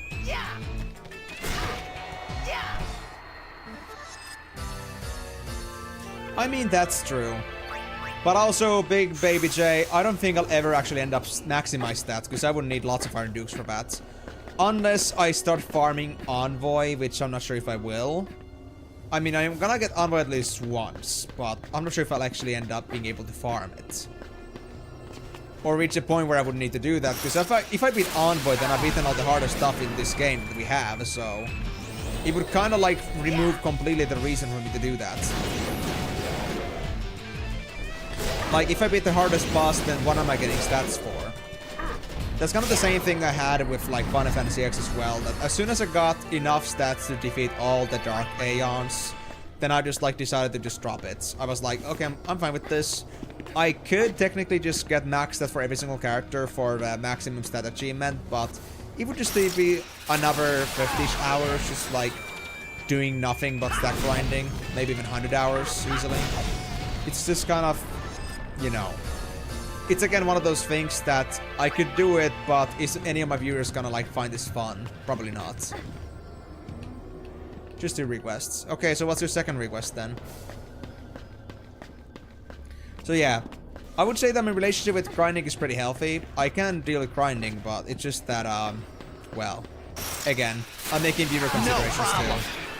If people really all wanted to see me grind something specific, I would go for it. But the other question here is that, well, I'm pretty sure that people just also want to see the other stories, other games as well. Not just that. So, yeah. So far, nobody has complained. And I think people are already telling me sometimes that I'm sometimes going a little overboard, even if jokingly. So, if that's too much, then you can only imagine that if I was to like max out everything, that would be a bit too much.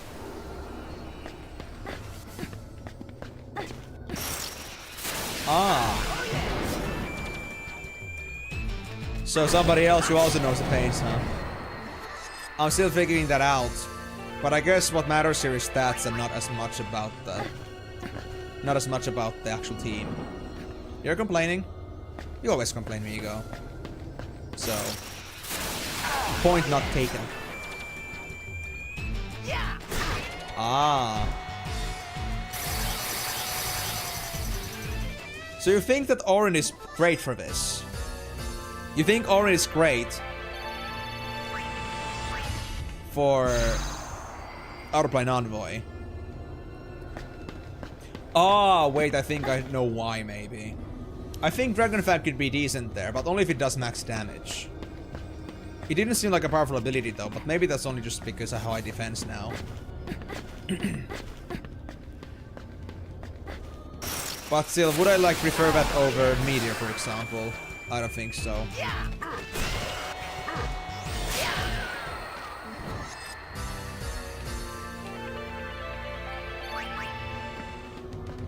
If it's some super niche mechanic that I wouldn't really know about unless I like face the boss long enough or many times enough, then maybe you don't have to tell me that, but I'm just surprised that Orange is actually like the best option here. Unless you're just doing that for just because. Slice and dice. Thank you, Titus. Appreciate it. At least this thing finally goes down smooth, because this thing used to be so much pain to kill.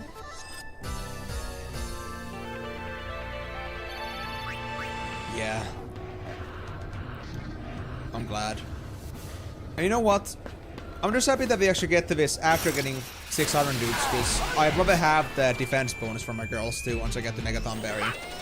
And yes, may not be forgotten that I'm still intending on getting all the blue mages, well, or blue bullets for the gun mages. So actually having the Iron Dukes for this is gonna be important, because otherwise Megaton Berry is gonna squash me. And we just know that Megaton Berry has the biggest fights in the whole game. You don't really use Oren. You're just using him for the request. Okay, so it's not that you want to use him, but part of the request was that you had to get Orange specifically. I just wasn't sure because I like said 2 requests. One of them was just being in the game with the best team for Autoplane Envoy, and then there was the other one that was the mention of the FF12. So I was like wondering that, wait, so are you like saying that the second request isn't related to Oren at all, but you're just saying that Oren should be in there for filling up the request? But I guess there's like a request that had a challenge at this point, so fair enough. Yeah, I wouldn't use Oren either. I mean, for me at least, I feel like it's the best team I can have pre-Shinra. And I'm not even sure if Shinra's even any good, honestly. And Migo is also like something that has a leverage all the way until stats get maxed out, hypothetically. But I'm not gonna do that. Too much effort.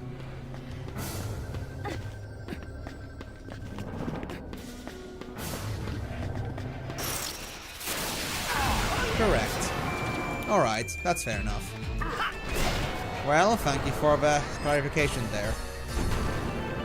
But yeah, for me, this is personally the best team I could think of. Maybe I missed some, but then again, I haven't seen half the creature catalog yet, so there could be some better creature out there, which I don't know of, but I'm willing to bet that the humanoids are the ones that have like the most unpredictable abilities. And I've pretty much gone through every single humanoid there is. And I didn't like any of the Crimson Boys. I didn't like Oren. I didn't like Seymour either. Titus was like the only one that really like felt like was worth it. Aside from Garrick, of course. And that wasn't even like the late game stuff. Like that was already like accessible as soon as I got to chapter 5. Or chapter 4 already, but who cares about doing creature clear on chapter 4? Nobody cares. Okay, I see. I need to see what Shinra can actually do, but if they actually had any of those abilities, like, whatever that melee ability was called again. The one with the white balls. If they actually have that as one of their abilities I can learn, I gotta say, Cleone. If they have that, it's great. Final Impact, even better. But that remains to be seen. I haven't seen it yet. I haven't seen the actual creature creator version of him. And maybe they could learn them later if they don't have it right away. And maybe Shinra's stats are good by default. We'll see. Cleone, yeah. A team of Machina. Interesting. I never got too into the Machinas yet, but I still got quite a few to collect, so maybe I'm gonna be surprised by that at some point. We'll see. We'll see. Man. This is so hilarious though. Like, I've been saying this earlier too. Like the difference between doing this before and now. Like with Trema. Same thing here. I remember being actually kind of like my goosebumps with all the thumbberries and such earlier with this game. And now I'm just like sleeping this through. That just, you know, Fiend Team plus stats for you. 6 Iron Dukes giving you a plus 200 boost to all the base stats is a big difference. Who needs elaborate teams when you have a mushroom? Oh, shut up. Talking about mushroom, I just killed one. But I do wonder, where do I find myself a mushroom with pernicious powder? That seemed like a fun skill. I mean, I work on most enemies because they seem to have, like, usually immunity to, like, strength downs and defense downs, but... Well, still as a thought level, it would be hilarious.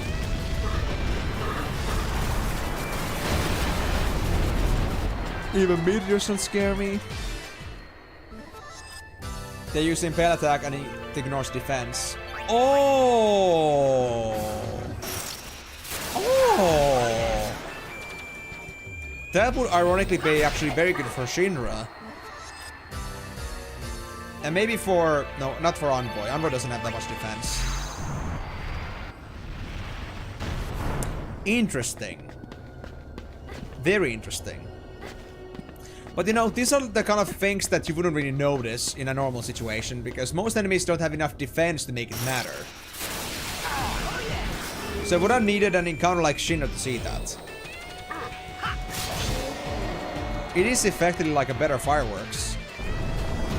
Because you don't have to cast it, it's just a basic attack. Meteor's meteor. Oh yeah, you know, just a casual, localized Armageddon. Yeah, everybody can do that. At least in my life. Every single character can just meteor whenever they want to. Like it's normal.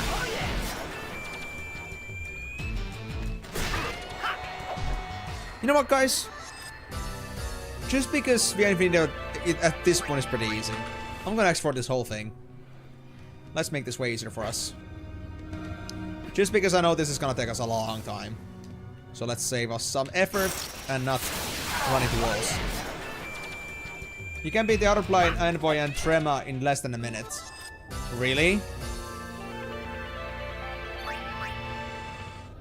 With Machina? Well, I guess I can understand Trema. But I don't have the capability to tank through outer plane Envoy yet. So I think I would need better stats for that first. But Trema I can see, like, if you could do guaranteed 400 damage each time, then yeah. Yeah, Trema would be easy. Especially if you got break damage limit and you somehow got your damage, like, way beyond that 10k mark. But I don't think that's gonna be too easy for, like... I don't think that's too easy for, like, the, 10k... for the small creatures, because they usually don't, like, get much farther than 10k in damage anyway. Okay. Well, I still need to find a way to farm Invincibles and Enterprises, I think they were. But for that, you guessed it, we're gonna need ourselves a way to defeat Outer Plane Envoy, because I think that's the place where you farm them. If I don't remember wrong. So, I'm kind of in a stalemate with that one. Moon Bracer, Shining Bracer, Speed Bracer, Recovery Bracer, Catnip. Hold on, how was the bracers again? I forgot. I don't need them, but I'm interested in seeing this again. Catnip I know is kind of main here. Dream Shock. Speed Bracer I know.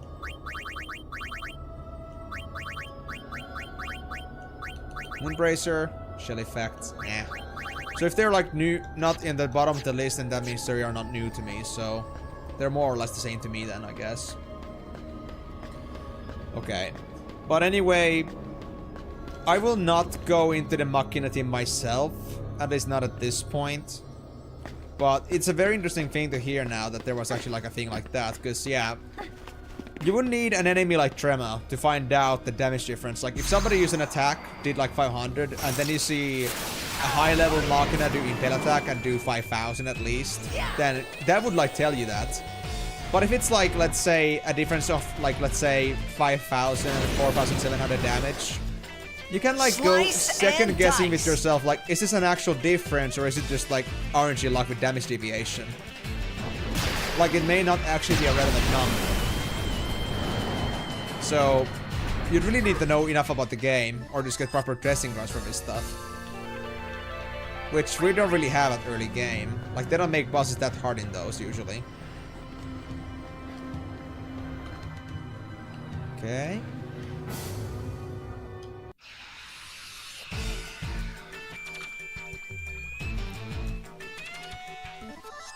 And also now, we're already at like Cloister 40 or so that's actually good. And just so everyone here knows, we had to get to Cloister 100, so we got a long way to go. And there's gonna be a boss at every 20 cloisters. Well, we can handle that. Hey, Drake. I don't need to do it with you, though.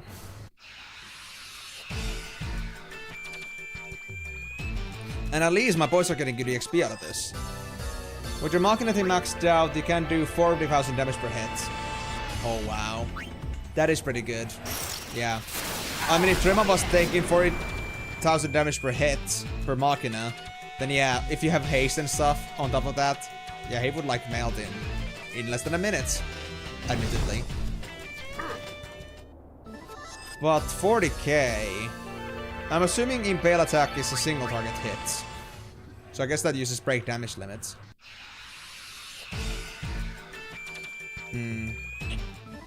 But I still need to go around actually unlocking Outer Plane Envoy as a boss. Like being able to beat it. So for that, I'm gonna need good stats. And boy, is that gonna need me some grinding. If I wanna have enough HP for that. I mean, first the levels, and then we'll think about the stat bonuses. To see if you need any more HP than that.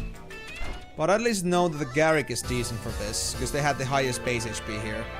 Across all the team. Another option I did consider is that maybe Outer Plane Envoy could be doable with a L-class creature. But I'm not sure what L-class would be good enough for that thing. And to be honest, it might be also that the fact that there's only one creature with the L creature, it might actually be worse. Because it gets to do so little actions while Outer Plane Envoy gets to do so many. So like, if with an S we usually have like 3 turns instead of 1. We're already struggling like getting turns for ourselves, so just with 1 turn, it's gonna be a painfully slow process. Oh yeah, Bingus. I miss Bingus. Bingus was the best cat, guys. Best green color we've ever had. They get blasted. I miss our Bingus. Miko, do you miss Bingus? I think it's only appropriate for us to have the same sentimental things as I do. Including Bingus. You just can't say no to Bingus.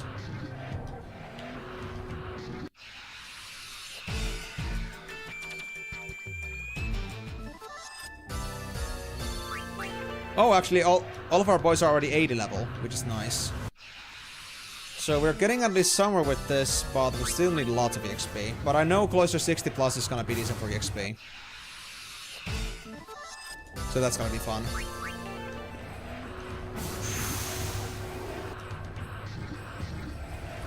Oh my god.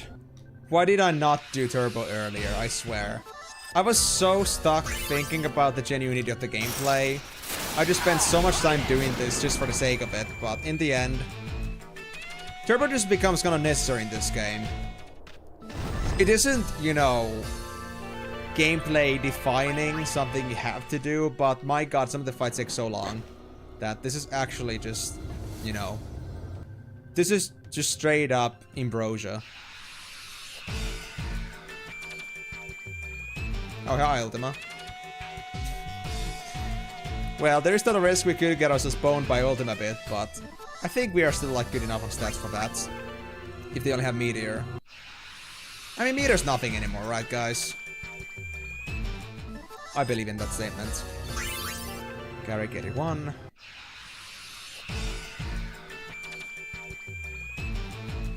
Yeah, my guy's got no chance here. No chance in hell. Well, before we continue, hold on.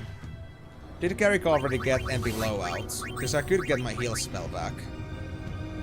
We still don't have MP Blowout. I'd rather get it back, Garrick. I'm kind of depending on that.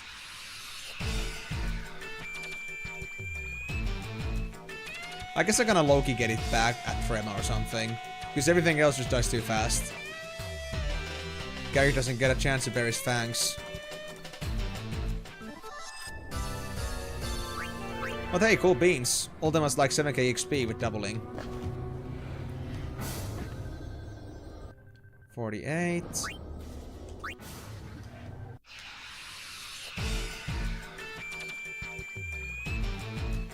And actually, one thing I also that I meant to mention here.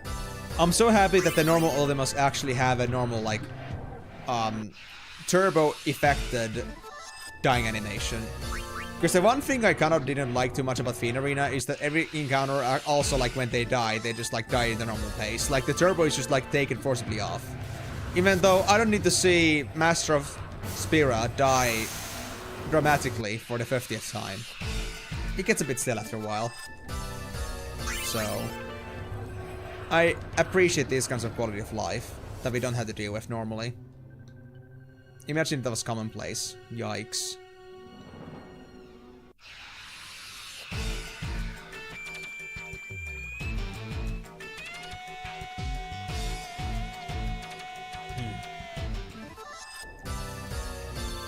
Oh, the grind is slow at first, but once you get the stats, then it's a cakewalk. Okay. So, I sorry didn't notice the message earlier, Big Baby J, but now I'm kind of thinking here. Am I right to assume that I need to get like 15k HP for every single character for me to get through Autoplane Envoy pretty consistently? And is there like really no better item for boosting your HP than Crystal Bangles and Iron Dukes? Because honestly, like, I can understand that, you know, we need HP, but getting just 200 per item, and these items have to be farmed, it's kind of, I don't know. It's very extreme. Whoa. Already 99? Wow. When did you start on that? And what level were you at when you first started today? Oh, it's Megaton Berry. We're at this room now, huh?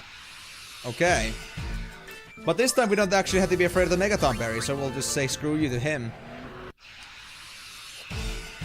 I just remembered that every single time I saw this room before I had to skip it, but now I don't care. We got this, boys. It's a Jumbo Cactuar!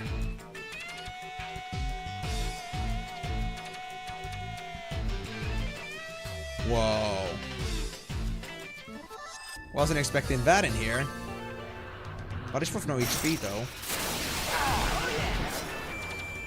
30,000 HP?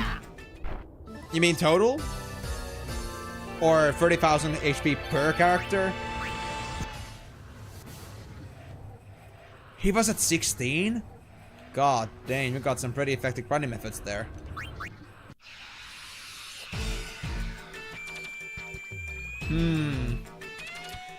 I mean, I said 15k, not 50k for each character, but 30k is a lot more than expected. But I mean, I guess that's fair because 15k is a bit bare bones. I would have said more like 20k just to like have the safety measure there, but... Actually 30k? But that still doesn't explain my question or like answer that, like how to actually get HP more effectively, because I don't think that normal methods is, you know, valid. At least just Iron Dukes doesn't seem all too good.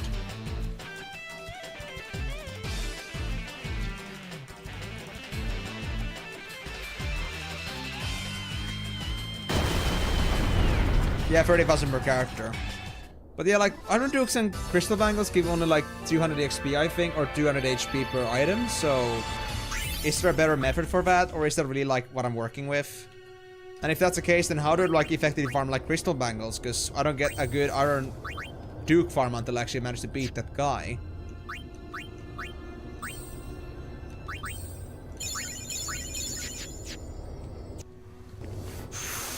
So it's kind of just, you know, redundant to tell me that I need to farm Outer Plane Envoy to farm Outer Plane Envoy.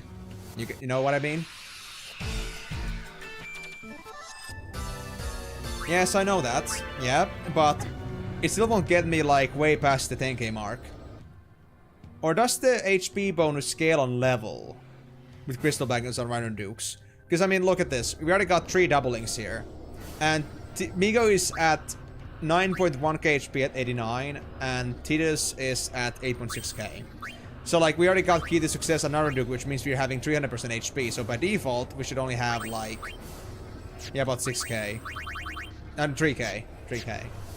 So like, the question is, what is it that we had to do in this case? Like, Migo's only gonna get 10 more levels. He's not even gonna get the 4 9s by the time he's max level.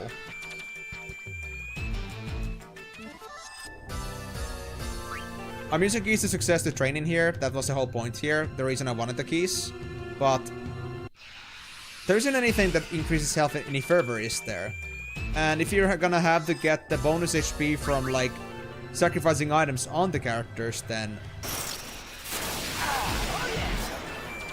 Oh, I can buy titanium bangles? Oh, okay, that is good. Okay, yeah, fair. Good point. Okay. I thought bangles were not buyable. Because I only remember like seeing all those like stat reduction ones everywhere. So I wasn't like feeling all too like comfortable with that. But at least now I know I have a reason for my money. Other than Calmlands minigames, which we're not gonna play. We've already seen them. I think I've already seen enough of it. And I don't think I need anything from the Calmlands. Those items from there honestly are a little bit... There are some sphere grid. There is a garment grid in there that I could get, but I'm not sure if I care about it too much. But yeah, that was a very good tip. Thank you very much for that.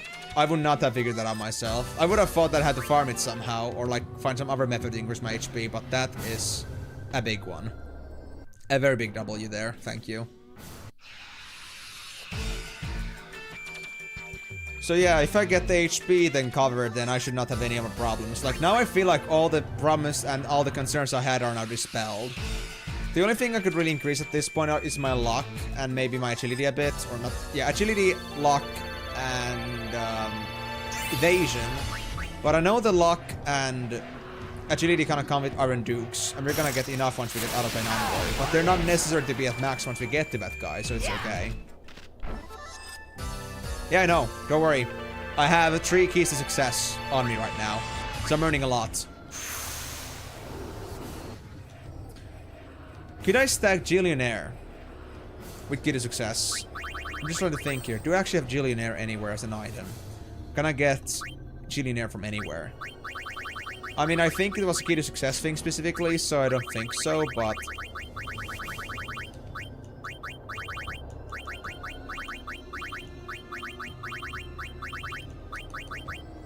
Yeah, invincible for break damage limit. Oh, we could get auto regen. Oh my freaking god. This actually helps a lot. Can I get auto haste? Just asking. Asking for a friend. Auto haste?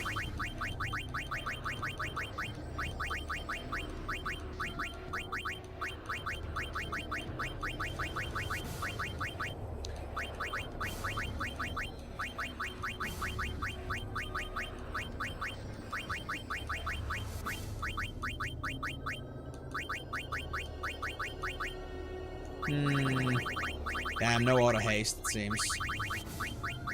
Auto haste would have been super nice, though. We do get auto protect, though, maybe, if we wanted to. That's nice as well.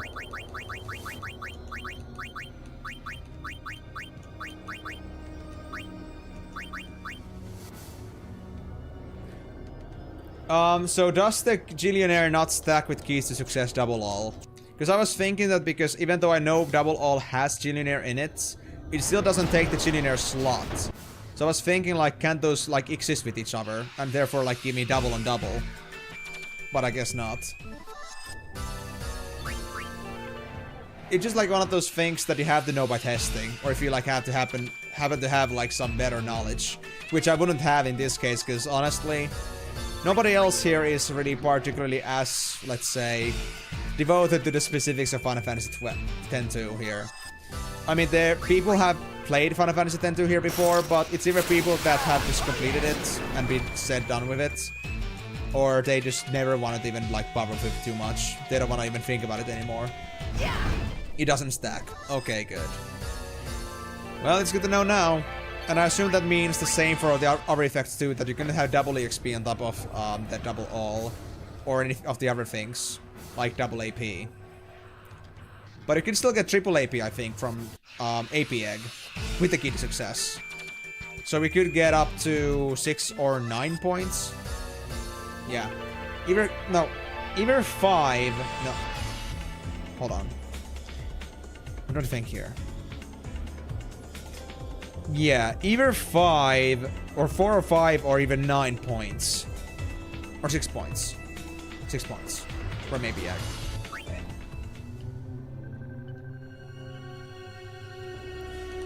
So, do I just not have any speed braces around? Wait, what? I'm pretty sure I do. What is this madness? Accessories. Speed bracers. Oh, it's not available to me for some reason. I guess it depends on an enemy or monster. No, all of them cannot do that. Why is that? I do see though that if you like very quickly roll through it, there's a very one frame where it says auto haste. I see that. But why does it not give me... I do have spell slots, not that. Oh, we need 3. We need 3 for a single auto haste. Oh my god. That explains. But 3 for that. How do you farm speed bracers? I think it was from one of the cups, but I'm not sure if it's worth that much. If I needed really like an icing on top, I could consider. Yeah, it's only because I had 2 prop scan. I didn't notice that. Like, I usually assume that for accessory stuff you only need 1 of them and that's it, but this is one of the rare cases where you need 3 of them to get something done. And that honestly is pretty potent. But then again, auto haste is a very powerful spell, so I can fully validate that. But still, speed bracers. Those are not exactly just scoring on trees, are they? I think they were from one of the cups that I had to go. If you get the Covenant of Grove Karma Grade, which I do have it, yeah, you can stack it with key to success. Yeah, but the thing about Covenant of Grove is that it requires extra actions, and that itself is also a waste. Unless you were like stuck in a perpetual loop, trying to avoid like doing any actual attacks, that's possible too. But I prefer not to do that. But I mean, I guess it's possible to have double all from key to success. Then we get the effect from the Covenant of Growth, and then we could have AP Egg. And depending on how the game reads it, I'm not sure if it like doubles the triple or triples the double, or if it just like, you know, goes in the base value as well. It could be a case where it's either, hold on. Give me the turbo E first, thank you. So it could be a case where, hold on, I just lost my train of thought there. Yes, it could be a thing where it's like, only like builds itself up from the base value and doesn't actually stack with each other, just like with the health bonuses from the items. Like, when you have 2 Iron Dukes, it doesn't quadruple your HP. It only, like, boosts your max HP twice, the base value, so it only goes to, like, 3x HP, not 4x. So, I'm assuming that the doubling effects also kind of, like, have the same issue here. That we could have double AP and triple AP, but it only, like, takes the double of the base value, and then it takes the triple of the base value. And the base value only happens once, so I guess it could be so that it's only 4 points in the end. Because they're the base value 1, you get an extra, then you get 2 extras from the triple.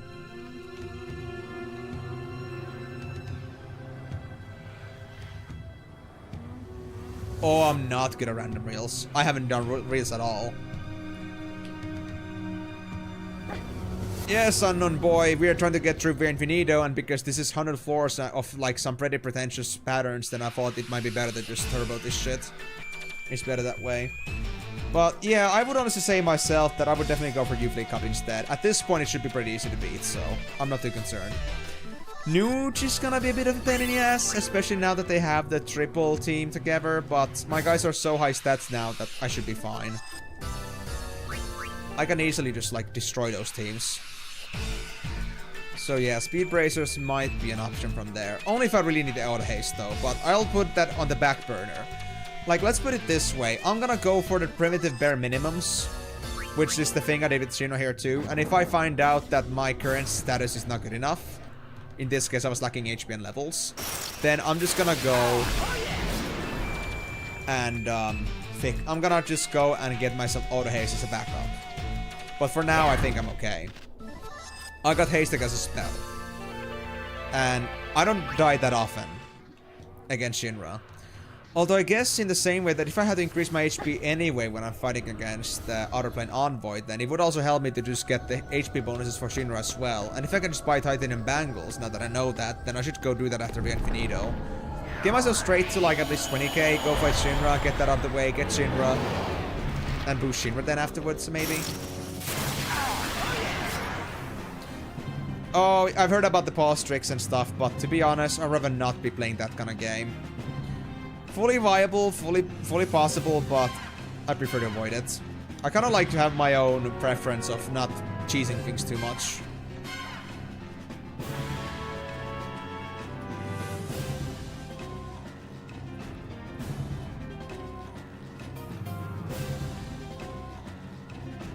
There we go.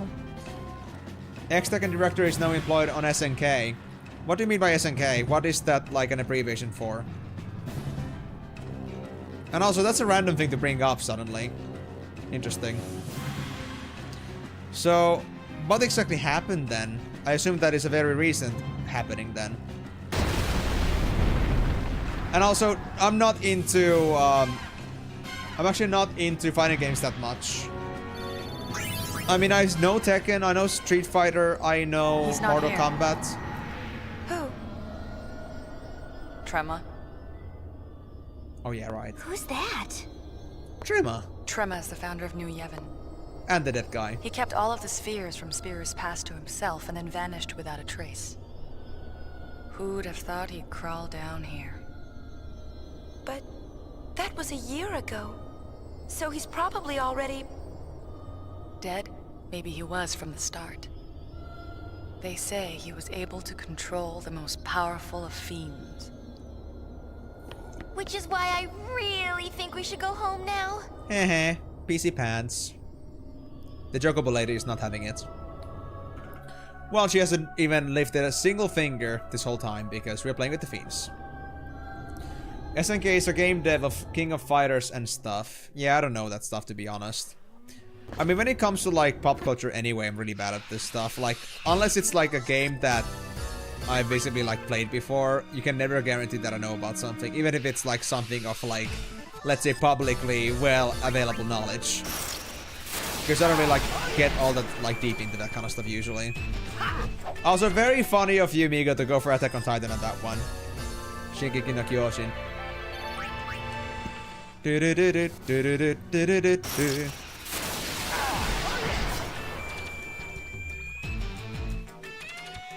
Oh god, I'm just hearing like the Mr. of anime lyrics of that one. Sex with beagles!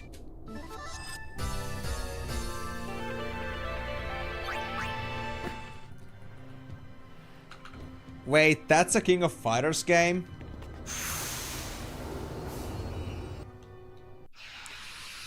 But yeah, good information though on that Unknown Boy regardless. Like, it may not be relevant for me, but maybe for someone else it is. Like, let's just say that I'm not much of a game sommelier nowadays to begin with, because I'm so focused on other things. But it is still interesting to hear that things have changed. So, did they ever disclose why the director like moved away from Tekken? Was it their own decision, or was it something that they got actually like fired basically? Removed from the team. Although as a director, I guess it would be less likely that they actually got removed themselves. I guess.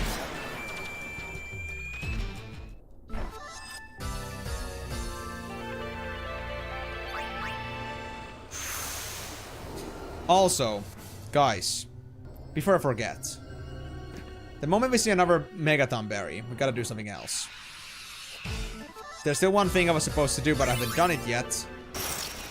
But I'll get to that soon. We're gonna see much more Megaton Berries very soon, I think.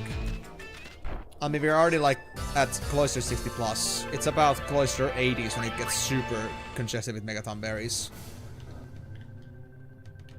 And I say that because, again, we still need the gun mage ability. So we need to get the girls ready for that. We need to gear them up with double Iron Dukes. And hope that they don't die to a Megaton berry. A horrible death. Just grasp this. Tekken director got removed from Namco, and he didn't also like where Tekken 8 was going, so he needed freedom, so he got one. Nice. Interesting. Well, to be honest, I fully understand the basic concept of like not liking where something is going. I really feel like a lot of, you know, games are nowadays going to a direction which I kind of prefer myself. Like, one of the main reasons why I feel so, I guess, sickened by most modern games is that modern games usually have this problem that they don't really try to be all that creative anymore. There's so much competition out there, and there's so much, like, marketing potential. So rather than trying to try something new that we don't know if it's gonna work, most companies just prefer to, like, go for something that is gonna work as a good money farm. So we see much less innovation nowadays, and the other problem is that usually when it comes to these, then usually they try to like look for a specific format with certain game genres. And when they notice which is like the most effective one, usually other games kind of follow the same thing. So I feel like with Tekken 2, like, or Tekken with specific as well, I'm gonna guess that they had the same problem here, that they had people just, you know, marketing decided that we should do it this way because it's gonna be better money. No worries, Big Baby J, you didn't. I just came across another Tom Berry and they decided it's time to go and face against them. To learn their ability. And we need Iron Dukes for that. So we have 8 right now, so we have 5. 3 at the moment. So let's get, let's say, 1 from Migo. It's fine. You can take this, Migo. I believe in you, buddy. There we go. So, girls. Who needs Rabbitous Foots when we have Iron Dukes upon Iron Dukes upon Iron Dukes upon Iron Dukes upon Iron Dukes? Yes, I love Iron Dukes. Did you guys not know that yet? They were a great accessory. I don't know what to tell you. So this is the reason why now it's very much more viable for me to do this, because now I got so much stats that I won't even feel a scratch from a Megaton Berry. And I love it. So White Magic, Uraga. There we go. I don't care about the MP anyway. Let's go. So Gun Mage. Tank it until we get it. Right? Right. Now, before we do this, was there any conditions behind this ability? Because I'm not really sure myself. Blue Bullet Page. I know he's coming for me, but that's fine. Grind the Knight. Note 7. Oversoul only. Shit, we need to oversoul it. Can you oversoul, please?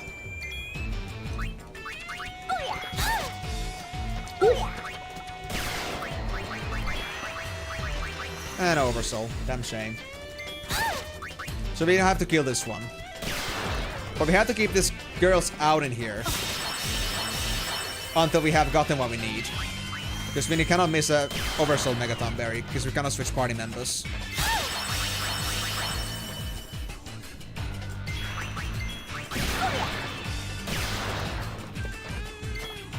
Yeah, exactly. And I'm even going at maximum speed, basically, because I'm using a booster that isn't supposed to be here by default. So, yeah. You can imagine how crazy this game used to be. And this is base content, by the way.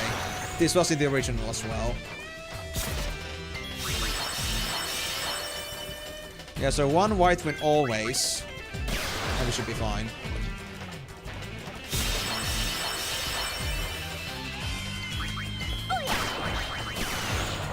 There he is. He's dead. First one. And if I'm running out of MP, I can just get Turbo E first. I got the max stack by now. Because I had, you know, keys to success multiplying them a few times. Okay. Then I guess I'm gonna stick with these girls for a while. Oh wait, I cannot auto with these. I'll just keep an eye open for Megaton Berries, I guess. You know, you can drop that off for now. Let's get party members back. Migo, Titus, and Garrick. His name is Gary. There we go. You have not checked your gameplay hours on this game. Let me check. I checked a while ago, and I know it's like over 300 at least. And that's because I had the other two gameplays before these streams, and you know, I've been playing both this and X2 on the same one. So, yeah. And me like going backtracking X2 was like another thing. Wait, did we get another Megaton Berry in here?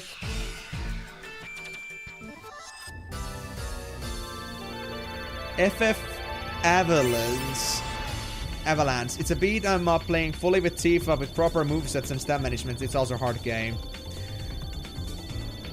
When I say proper movesets, are we also talking about the Chico physics? Because I'm pretty sure that's like 90% of the gameplay.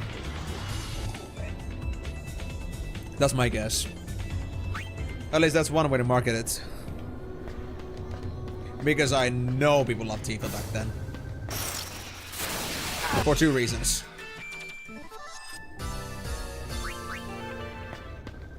And the two reasons are in the same place and the same word. Right, there's another Megaton Berry here, so let's use that opportunity here. Mego. Time to remove protection. Wow. And also, how would you come across that unknown boy? Like, you have... I don't know. I think you said something about having a very specific game before, too. So I'm, like, really wondering right now, how do you come across these games in general? That's, like, quite the collection you got there.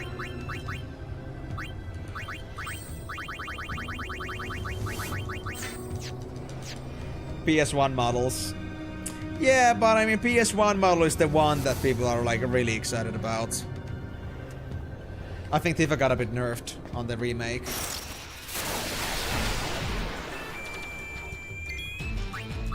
Okay, kill the Tomberry before it oversouls, because it might be a risk.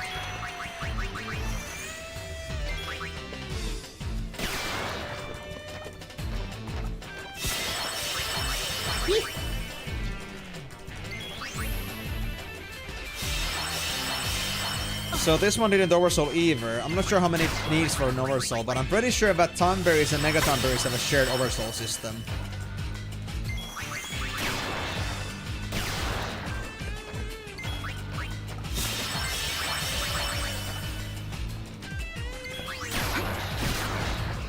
Come on, get down, boy.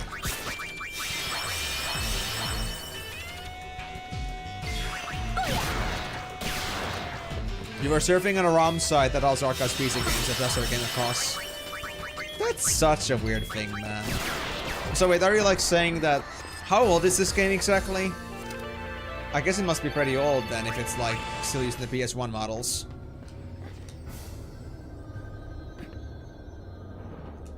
Okay, so far not so good.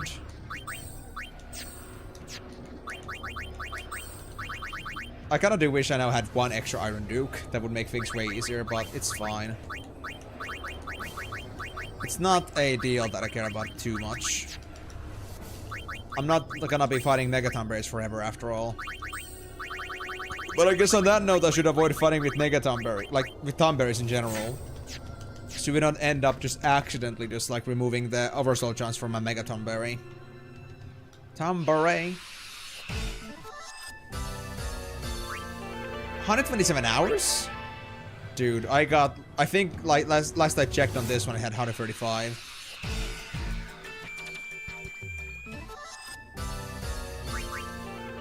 No worries, unknown boy. Take your time. I'm not that desperate to play the game. Not that I would really play it anyway, but, you know. I just need to know the juicy details.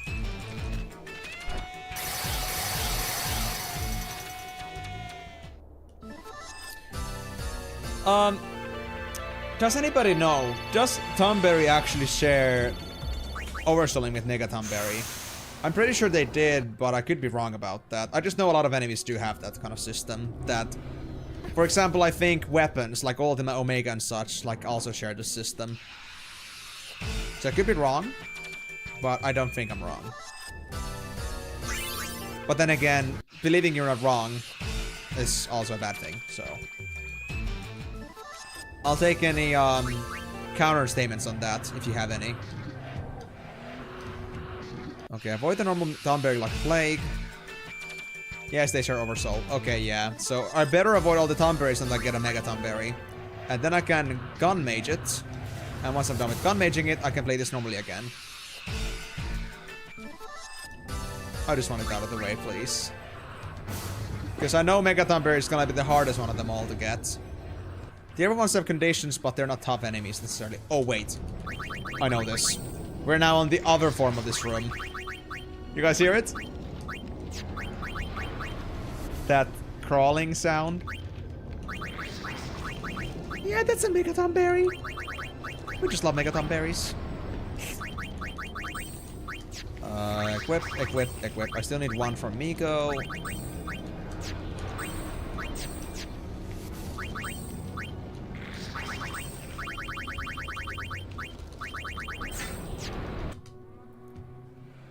Yeah, there was the... What? Really? Is it because the Thornberry takes priority when it comes to oversouling? Oh, frick, dude. That's nasty. Oh, gods. Oh, hey, my friend. Hello.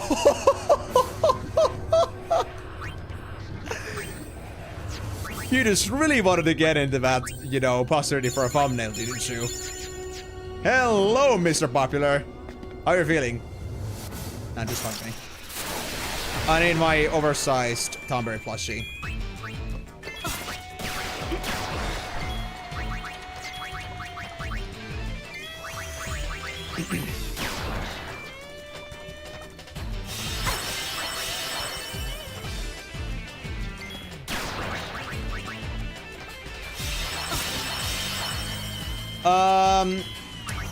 I didn't know about that, no. I haven't even been doing anything like that at all.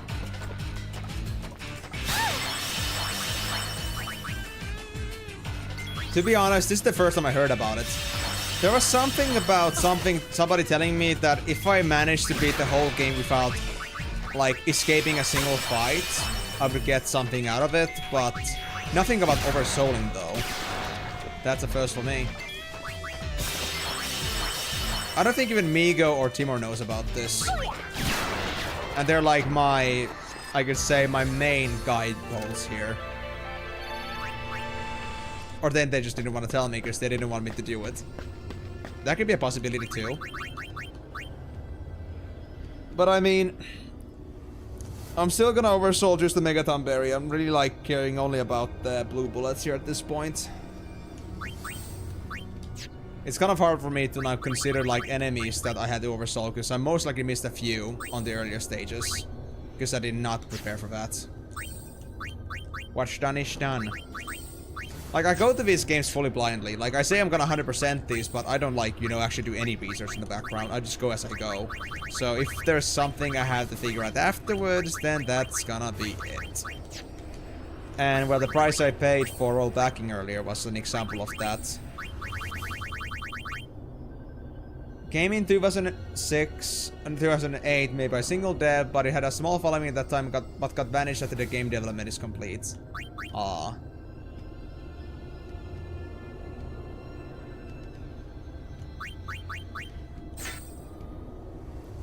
The reward is the end garment. It has the best garment grid only if you don't escape a battle. Ah. So there's both escape a battle reward as well as a reward for... Yeah, okay. Interesting.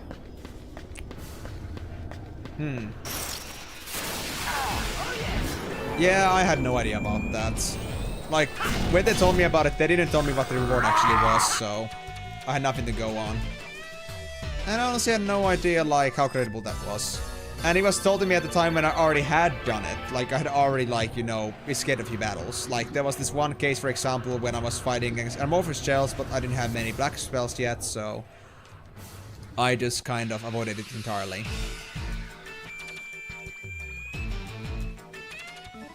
What? Well, that is something. But it's more of a bonus extra thing at this point, honestly. It's not necessary. It's nice, but it's not necessary. And at this point, it's like, I had to start over for that. And I'm not gonna, like, new game this again.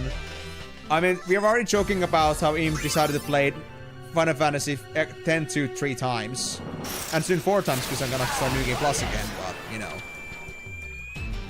Yeah, I'm not gonna dig another grave for that. That could be another thing if I really wanted to, like, go full deep dive into this game again in the future, but none of this playthrough. That's already out of the way. But this is, like, such information that you just wouldn't come across by just, like, you know, playing the game, so it was hard for me to expect. Okay. There's another Megaton Berry.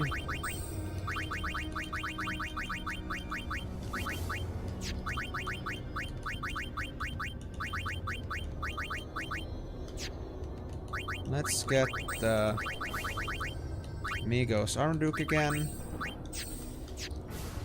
Give it to Yu.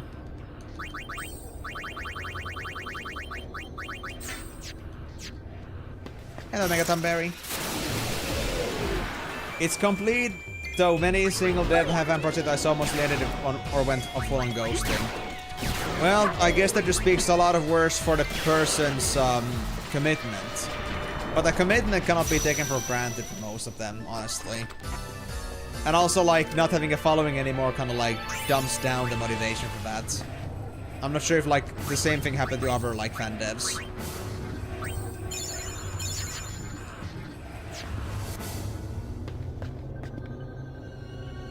I mean, it is fully possible for sure, but yeah, it's not necessary. And I'm not gonna go through the whole story again for New Game Plus thing. And I think, like, basically doing New Game Plus kind of requires for you to, like, go a bit beyond.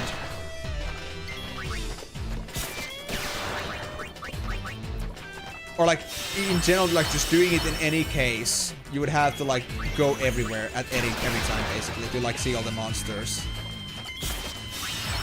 So, yeah, that's gonna be a problem for a future self, maybe. But it's not the kind of a thing that I would feel like it's gonna take away from my gameplay. It's kind of like a nice little hidden feature that takes a ludicrous amount of effort, but it's not something I'll live for. I can deal with that. Go. Still no Oversoul Megaton berries, so that's a rip. Let her rip. At least the girls are getting some EXP from this too. Not as much as the boys, but that's alright. If we were to use the keys to success, we would not be surviving right now because that thing hurts so much. Like, actually doing 2k damage normally, even though I have full defense stat, I think it speaks volumes. How strong that shit is. Oh, no worries, Unknown Boy. Thank you so much for dropping in. And hope to see you in the next stream then. Tomorrow. You better be here. Nah. That's really easy, buddy.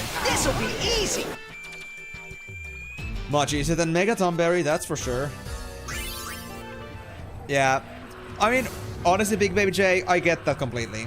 But again, I would say that if I was willing to, like, really, like, put my time into this game, like, I'm so obsessed with it, that I would love to do it, then yes. But yeah, on the stream purposes, it's kind of like, because I have the... My bigger goal is beating the whole game franchise, not just the game. It's kind of, yeah. Maybe a bit beyond the scope that I have in mind right now. I might as well just, like, expect me to finish Final Fantasy games in 10 years instead. No, Hippo, I've decided on that. I made a video about this some time ago. On the end of 2024, I discussed why I stopped playing the game. There was a video, oh yeah, why I got Life Universe. There was the video that I made about that. If you want to hear about it more, go ahead and check it out. My statement hasn't changed from there. And I don't think it's gonna change because, you know, I don't think the company's gonna get any better here. It wouldn't, like, serve them in any way if they did. So, yeah, I don't think so. Thanks for asking, though. Not at least actively as WoW. Screw that shit. I don't want to even talk about that one.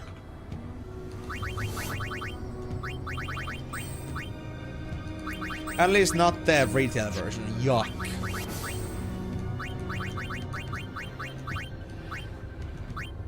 Things like that, you do it on your own time. Yeah, it's fair, but to be honest, I got other things to do outside the stream, so I already spent a lot of time on streaming already. Okay, 20 hours a week, that's not too bad, but when I have other videos I want to make, when I have the content creation stuff, I want to spend time with friends and such, it's kind of hard to try to make time for other, like, free time play as well. And I'd rather, like, actually keep things under wraps on streams here as well, that nobody, like, misses anything. Like, if I was making videos and I just wanted to bring out highlights, it's a different thing. I could just play my own leisure, pick up the good stuff. Nobody would ever miss it, but, you know, in this case, whatever is not streamed is not streamed. Nobody knows about it, so... It's kind of, like, depends on the content design a lot, but for me, specifically, this has to be done this way. But, yeah. In your case, I would do the same. Like, there's no reason for me to record and save every single bit of content for every single person, because there's no way anybody's gonna watch me play a game for, like, 500... Megaton Berry Oversoul! We got the Oversoul on Megaton Berry. Okay. I'm not sure what this requires, but hold on. Does it have a health requirement, or does it just happen? Oversoul stats, they are just 3k HPs, tank gear.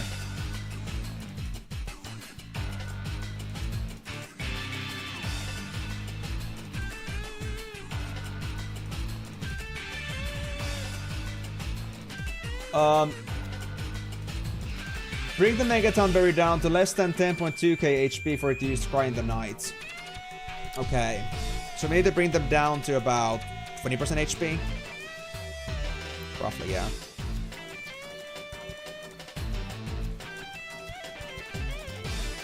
That's one thing, Migo, but I'm just been edging you hard on this. I'm just gonna do this one more thing. I'll play Tactics next week. No, next month. 2 months. 3 months.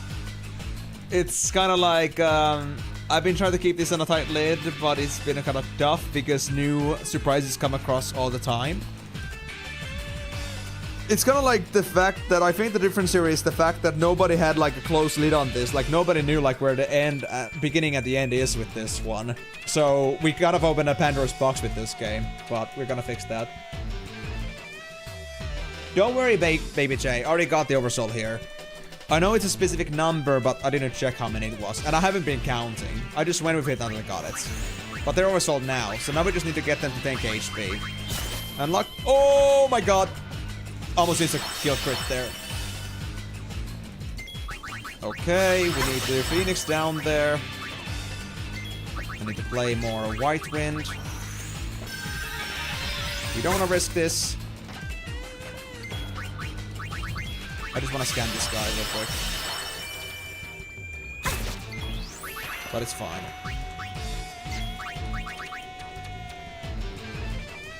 So I can start counting from here. Okay, you have now 47844.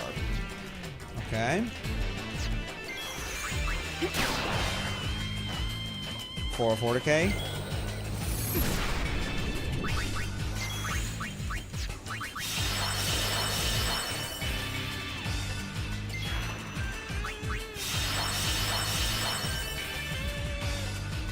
Oh yeah. 41k.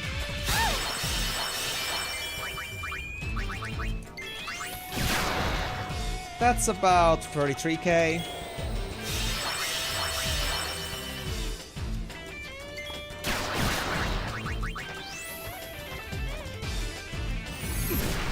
At least Firaga is a waste of time for them.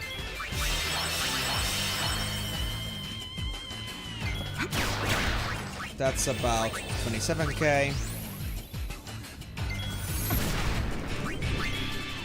Yeah, don't worry, I've seen the wiki enough for that.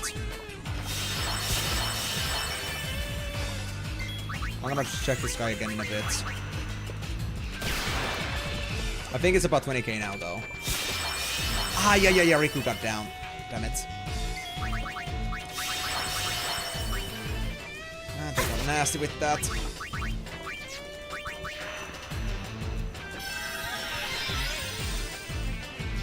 At least we stocked up on mana before this. Didn't think it would be this long to deal with this guy.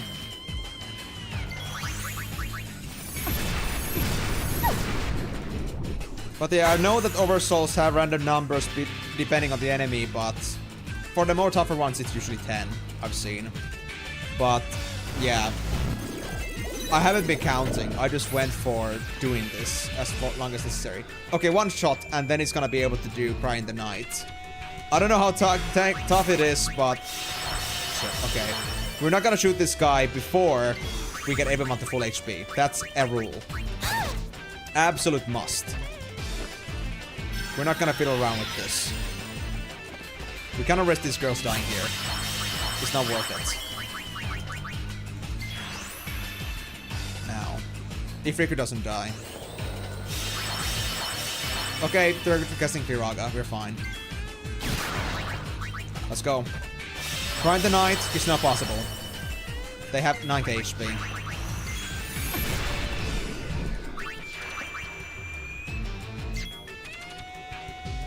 I finished casting it. That's not the normal casting animation.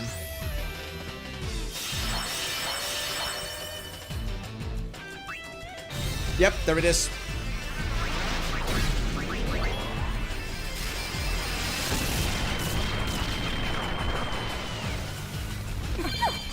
Whew. Easy, easy, easy, easy. We got this, we got this. I got the hardest spell in the goddamn blue bullet list. Fuck you. Big time. Get out. I hate you so much.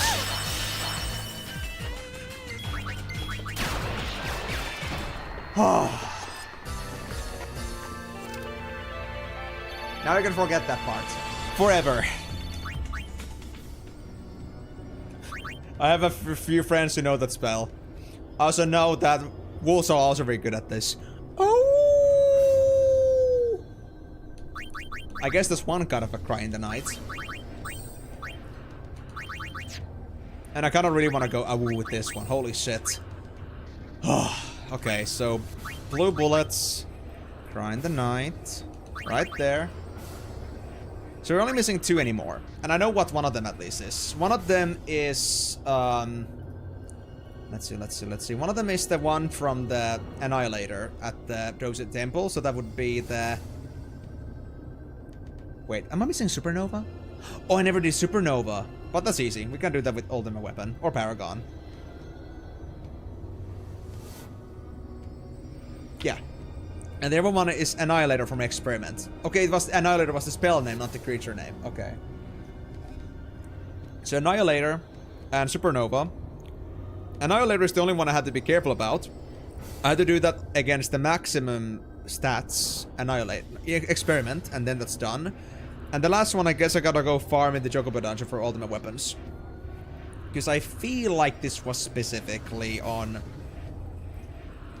I don't have to actually face against an Oversoul. I just have to get it. So it's easy. We can do Supernova easily. Okay. So with this, if you just do the Joe's Experiment right, then we are actually set for 100% blue magic spells. Lovely. Okay. Let's get back to stations here then. We are now done with these girls. For the time being. So let's get the boys back.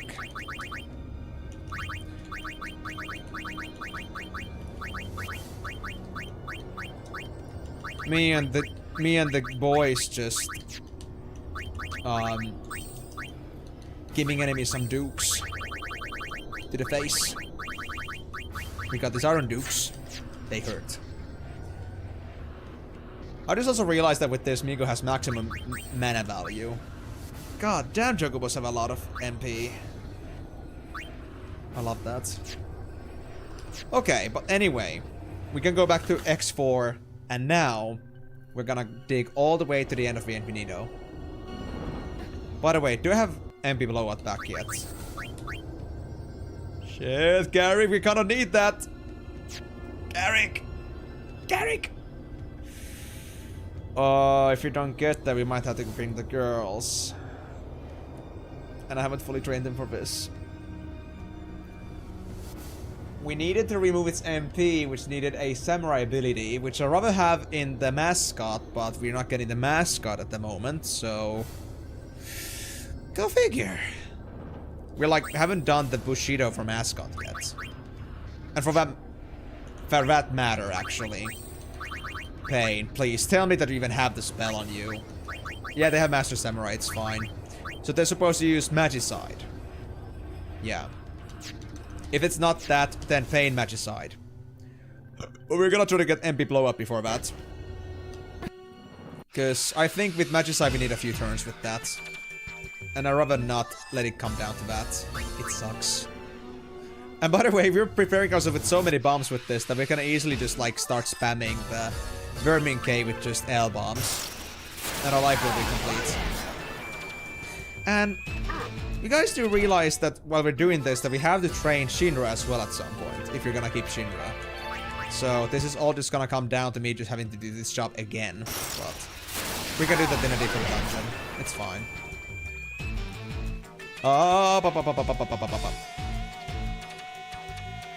Please get Mixer back on. We want nobody dead here. It's painful. Ow, ow, ow, ow, ow, ow, ow, ow, ow, ow, ow, ow, ow. Somebody save Migo. Titus! No, you're just gonna kill the Megaton Berry now. Migo! Garrick, you absolute dog. Once you get episode complete in all areas, you will have 2 mascot dress spheres. I know about that, don't worry. So, Baby J, I have beaten this game already, but I went back, and I did beat this game on 99%. And then 100%ed by getting the Yevon sphere at the change of events at chapter 2. So I know how to get that. I know how that I need to get episode complete, but I haven't gotten to that part yet again because I've been focusing on getting the creature creator this time, right? Because I know there are some prerequisites. Now, technically, I've already done all the necessary parts, but I've been focusing so much on creature creator first because it's gonna make everything else easier. So yeah. Hold on. I got a bot. A cute bot. There we go. But yeah, I'm working pretty hard on this one, don't worry. I got a pretty good idea what I'm supposed to do here, because it's not my first rondo with this. That's why I can do this without even having to look into the objectives. I look into them as a confirmation before I do things, but I got a pretty good gist already. Because it's all burned in my brain at the moment. So, yeah, don't worry. We got this.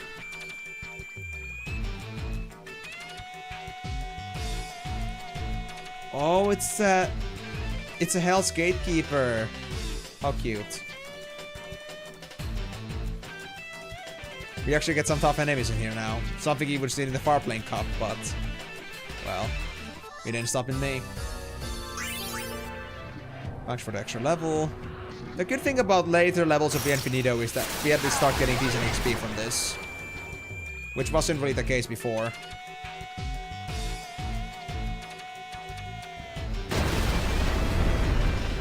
Honestly, doing this on just 3 stars against Megaton Berries may have been the best choice ever. No deaths. Oh yeah, you know what I was saying MP blowout for? Or Magicide for floor 80? Yeah, it was the Chak. I fucking hit the Chak as well. I spent, I think, first 2 hours like figuring out that the boss works. And I was just like, I was like surprised about the tactic I found out. Like, I didn't know it was actually supposed to be beaten that way. I was just like dreading, like, how am I supposed to beat this? If it can, like, you know, even penetrate Ribbon for causing stone. It was so nasty. And it wasn't weak enough to die quickly. Although, I'm kind of interested. Can I do this with the boys? Like, just like this.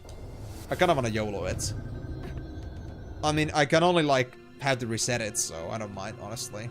Whatever happens with it. I'm still a good escape artist with the Megaton Berry. I love myself. That was beautiful. Oh, Migo's level 9. Yup. Was it the wrong way? Was that where I came from?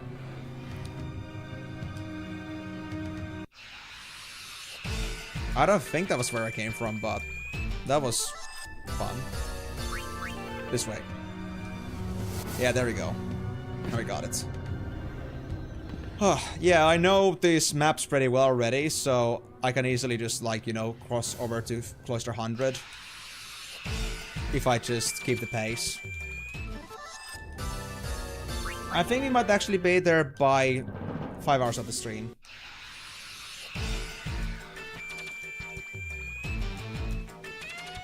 There's also Omega weapons in here. You know, I could try going for a Supernova here. But nah, I would say it's easy to do at that Chocobo dungeon.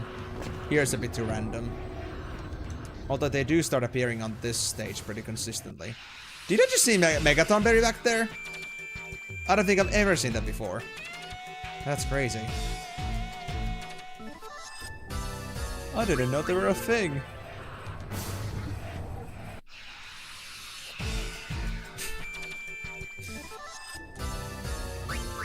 Man. Guys, you just bring my girls into shame. Really comes to show that boys really have much more muscle mass potential than girls do. The girls cannot even just like absorb accessories. What a freaking joke. Yeah, I'm already at 90 with everybody. Migo 96, Garrick 90, and Tidus 92. I love that. We might actually be level 100 or level 99 by the time we reach the end of the Infinito, which is just about the ideal I had. Yeah, I know, it just depends on the cloister, but it's just not something that I wanna, you know, take too much for granted. That when I'm gonna get a certain enemy. And I think at least Chocobo Dungeon is gonna make it easier. And I think Ultima's at least a bit easier than Omega.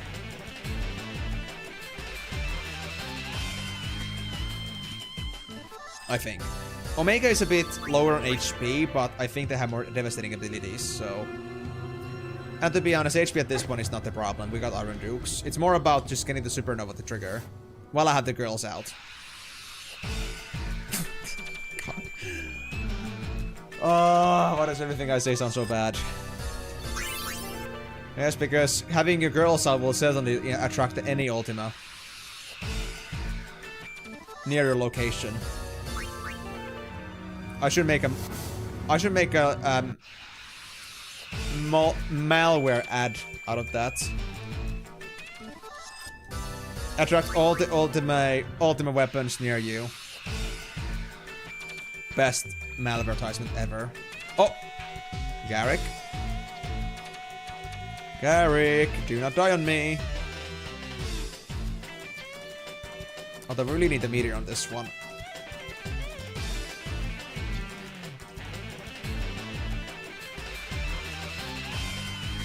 Hold on, let me just actually try to pivot this a bit. Because this fight in particular, like, requires spell damage again. And Migo is the only one with spell damage.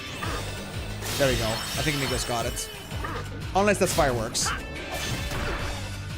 Please don't be fireworks.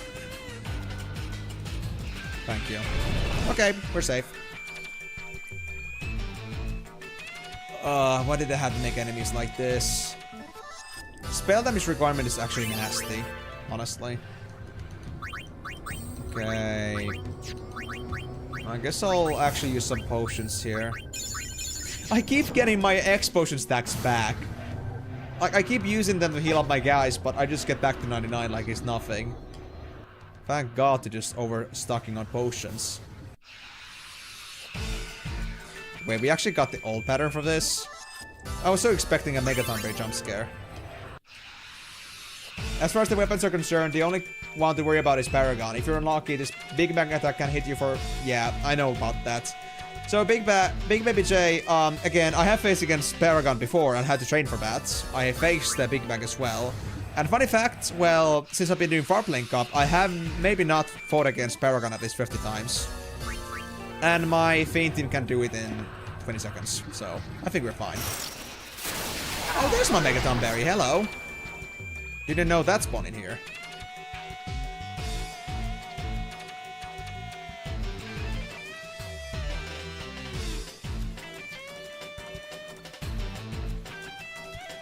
Okay, fine. Mika doesn't need the XP that much. Wait. There we go. Nice. So yeah, I would just say at this point, Big Baby J, that if it's not something I ask or something that is not like, let's say, hidden mechanics, like if you talk about content in the actual game that you would normally come across if you 100% it, yeah, I've already seen it. Because like I said, I'm doing a reboot here, just to make up for my past mistakes. So unless there's like something like, let's say specific that one may not realize by just playing the game and you just have to go figure, then yeah, that might be something I might need. But I think I got at least the creature creator stuff like now pretty much figured out. I just have to get it all done together. I just have to collect everything and actually level them up and that's it. Okay, so do we have MP blowout or not? Shit, no we don't. Okay. So, you know what? I'm gonna just bring Payne here as a random guest character. On top of Garrick. And we'll just let the boys do the rest. And Payne, you're gonna have to become a samurai. Because I need your magicide. Actually, no, wait, hold on. Let me try the nuke first. Because Jack only has like 100k HP, so if we nuke this right, we're gonna be fine. If we get this done fast enough, we are okay. So Jack, are you feeling up for being destroyed?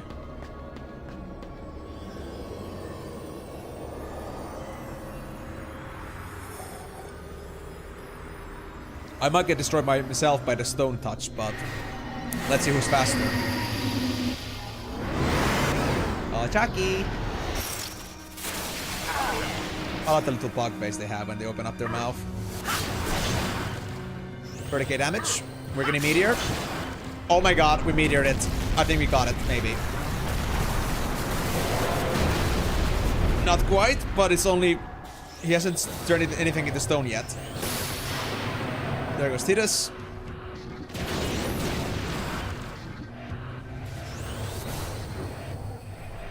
Me goes doing meteor. Come on, me go. I believe in you, my guy.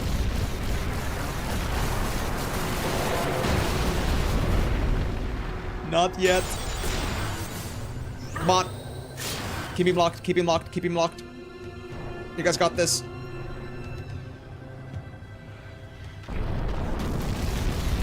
No way, dude. Do we actually do it? Not yet.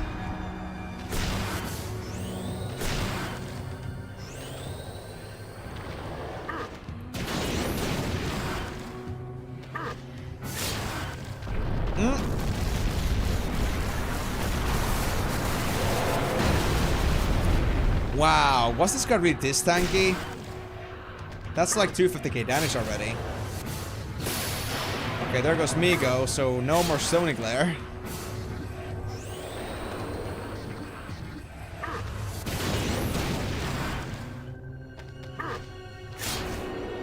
Gary, come on.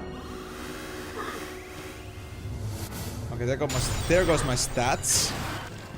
But we still may have gotten it. Garrick is still tanky after all. I believe in him. Come on, Garrick. Oh! Garrick got it! We actually cheesed Jack. That's crazy. So, funny thing for those that don't know this boss, he basically turns all of your enemy characters into stony glare. Like, they forcibly turn your characters into stone. And they will almost immediately vaporize them, so... most likely, you will not be able to save them from that state. And you shouldn't. And once there's only one character remaining, they just, like, start hitting you. Like, try to get you down. The funny part is, though, Heaven's Cataract is actually something that reduces your stats. And even if you had high luck stats and such, then you would eventually go to a point where they would still, like, hit you to death. And the problem here was that I didn't have any way to reduce its MP, which was something that would have fixed that problem, because Heaven's Cataract cannot be used without MP. But since my boy didn't have it anymore, then we couldn't use it. So that's why I was a bit concerned, but it seems that we have no problems at all. Yeah, GG. Now, ironically, Trema and Paragon are gonna be easier than this, because there actually is, like, not much risk for losing. I mean, we might still get Paragon to nuke us with Big Bang, but we kill it so fast that I doubt it's gonna happen. So I'm gonna just bet on that we're gonna be fine. Let's go. Last 20 floors, guys. We still got 34 minutes before I'm done with my gambit. We're gonna be done with this. Actually, by hour 5 of the stream, so 30 minutes. Yeah, bet. Oh yeah, it's Jack. It's Jack. Nah, screw this. We're not gonna deal with Jack. I don't want to deal with this. No, no, no, no, no. One time is okay. Second time is big no-no. It's taking too long. It's not worth my time. Not worth the XP. Or the loot. Anything. It's not worth dying for. Thank you. And certainly not worth the risk. Yeah, now I remember. So after floor 80, they started actually forcing it down onto you. That every single enemy might actually be like one of the bosses in the Via Infinito. Some of them, like Arania, is easy, but honestly, if I see Jack, I'm just gonna go. Other ones are fine though. Like, I think the Shell, was it Celcerer? No, it wasn't Celcerer. It was something else. Conjurer, yeah. If it's a Conjurer, then that's fine still too. We can easily beat that. Will take some time, but it's still beatable. But Jack is a little bit of a mixed bag at this point without MB Blowout. I'd rather not play with it. If I had MB Blowout though, I think I would honestly like to do that, maybe. You learned something new today. You didn't know that you could run away from Jack once she's not a boss. Oh, you didn't? Well, I guess that's what you get for, like, having the thing that you don't want to escape it. But yeah, I did that a lot during the Infinito when I was not on this stage. When I did this originally with the girls, no Iron Dukes and such, yeah, I had to do that. It was a fight that took me like 20 minutes to do, so it wasn't worth it. I had to skip it. So once I learned I could skip it, it was way easier to deal with. But yeah, I at least would not get my escape thing now if I wanted to. But that's okay. I lost the chance long ago. Yep, it takes some time to kill, but EXP is very nice. And honestly, this thing got oversold, but the oversold makes it easier to kill than normally. So, I'll take it. He no longer has Megaton Press. And that's honestly such a nice feature.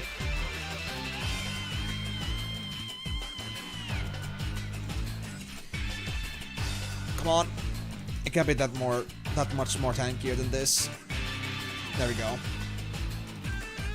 And now we can actually skip through this animation, like unlike in the Fiend Arena, so thank you.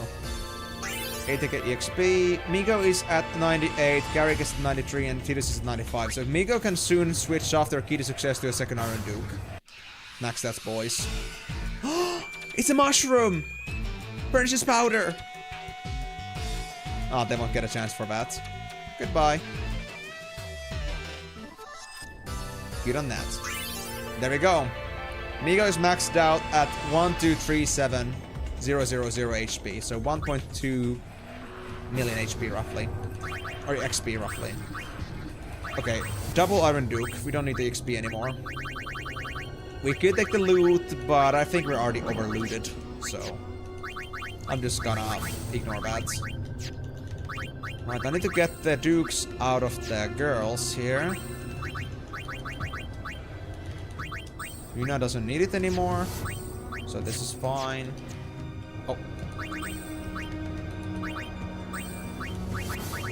There we go. Now Migo's looking really good. So Migo got capped out at 9957 HP. So just about like almost maximum, but not quite there. Oh, I saw that. Garrick got stoned at the end there. But luckily the others escaped, so that wasn't a game over by default. Soft. Garrick's gonna be soft here. We gotta re-stiffen him. Or he got too stiff. We gotta soften him a bit. Help him out a little bit, his predicament. But yeah, Jack is likely gonna be the only fight I'll actually run away from. If I had Garrick's MP Blowout at the moment, I would do it otherwise. But at this point, I just had to deal with it. So maybe I'll learn it again once I fight against Trema. So it's gonna be fine. That being said. Do I at least have the life? Yeah. I have a life. That's good. I wish I could just like blacklist attack forever. Attack is such a useless skill. At this point. But it will always default to learning attack above everything else. Which really sucks.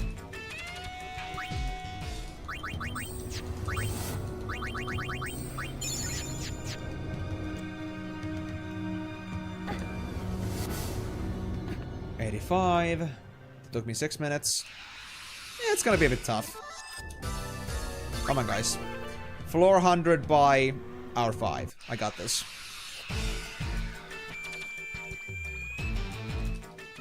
Give me a go. Best boy.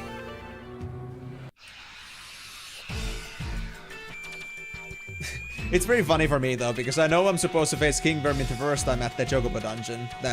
Not the one at Calmlands, but the one that you find over at the Mihen High Road. But now I'm just here just farming it like it's nothing. Yeah, it's gonna be a fun encounter once I actually get there. That is just an Arania, right? Yeah, I think it is. It just looks so big from this angle. My god, scary little thing. 86. Oh, yo. There was a Megaton Berry. No. Please don't jump scare me like that, bro. I wasn't sure which pattern it was yet.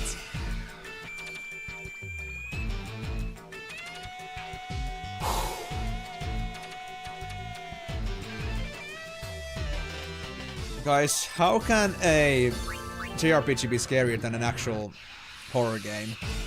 And I'm saying this from experience. I played a bunch of horror games. It's even been my habit to like play some horror games on Halloweens on these streams. But they don't get me as bad as that kind of stuff does. There is nothing better than fear that is instilled to you by your own instincts, rather than something that is being built artificially around you. Fearing something that isn't there. Megaton Berry is the real jump scare here. We should have a horror game featuring a Megaton Berry. Why hasn't Square Enix made this yet? Why don't we have a horror game with a Megaton Berry? Give it some more dark figures for dramatic effects to make it more viable. So yeah, you guys tell me. Megaton Berry horror game when? I think I would be scared. And that's saying a lot.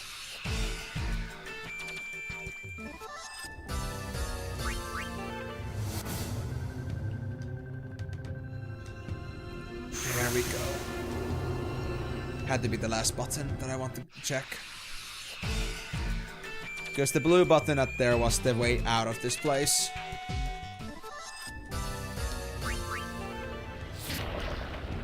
Hello.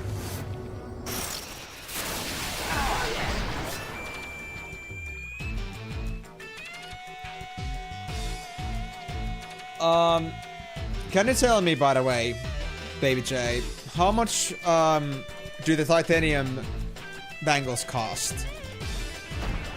And for that matter, how much do they heal per item? I'm trying to like kind of count in my head how much I'd need.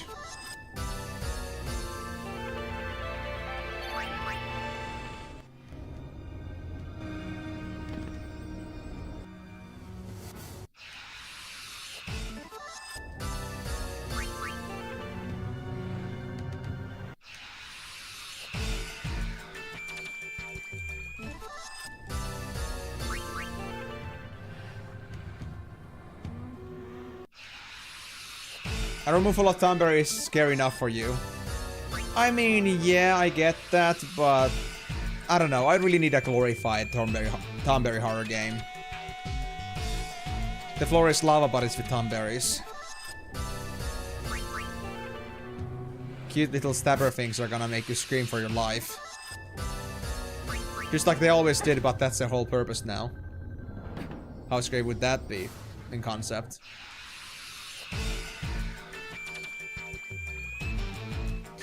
Dedicating to making you shit your pants.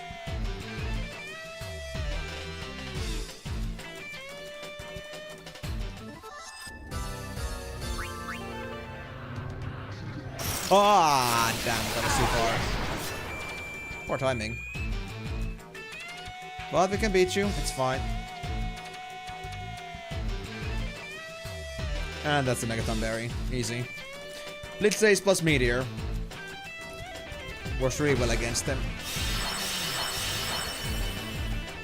Ooh, Fang sneaks there. So where are we at right now? Tidus is 97, Garrick is 95. Tidus is 300 HP away from getting to maximum. I don't think they'll quite make it either. Man, Garrick is so tanky and bulky by default. He was way better built for this kind of stuff. For sure.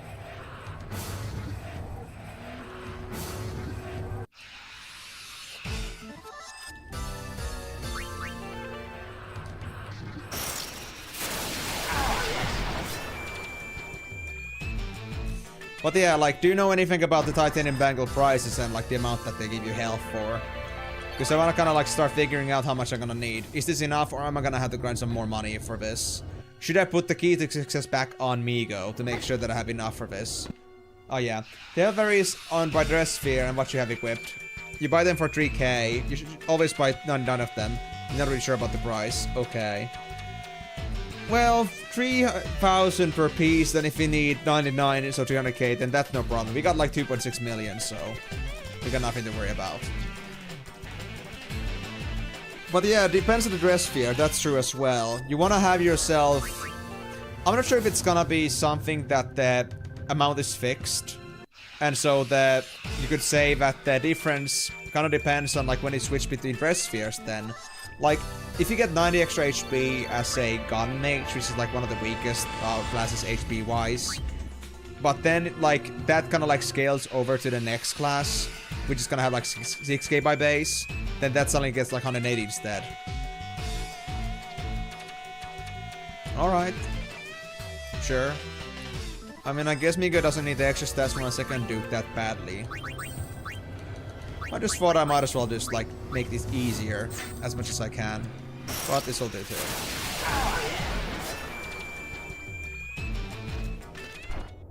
But what if there is no key to success? There is just determination.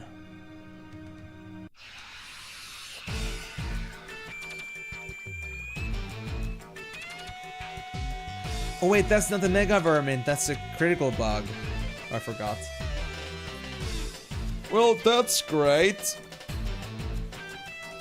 Well, you should definitely have enough money then, if you assume that it's only 3k per piece. Should be sufficient. But I guess you've had the maybe double walls for early on, or maybe you found some other way to get money effectively. For me though, I think I'm pretty happy with my money. I've been wondering this whole time how I'm supposed to use my money effectively, but I think I found my purpose and reason for existence. And we will use it.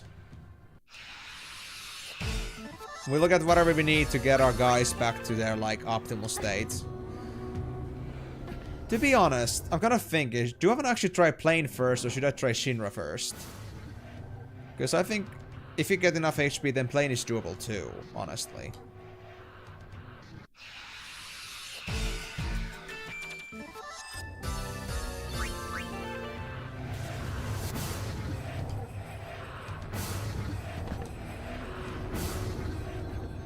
$92.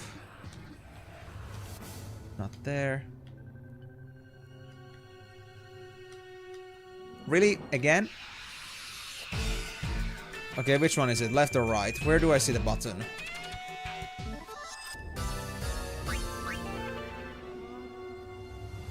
I don't see the button on either side, honestly.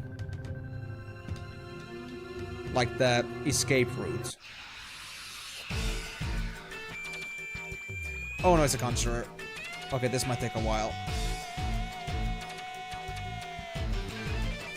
But yeah, at least then I know that if we assume this to be right, then money's no issue. And if I use my items right, so I use them on the, like, the lowest scaling class, and then I move on to the highest scaling class, then I'll be getting myself, like, I would say if you get even like 150 HP per accessory, then it's gonna be 1500 with just 10 of those.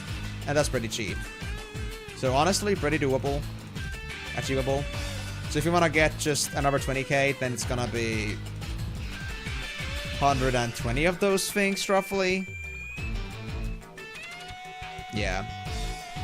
Or 133 if you wanna get solid 20k. But yeah. Money to buy a few, but we can handle it much. But I'm pretty sure it's gonna be at least 100 each. Because I recall that the...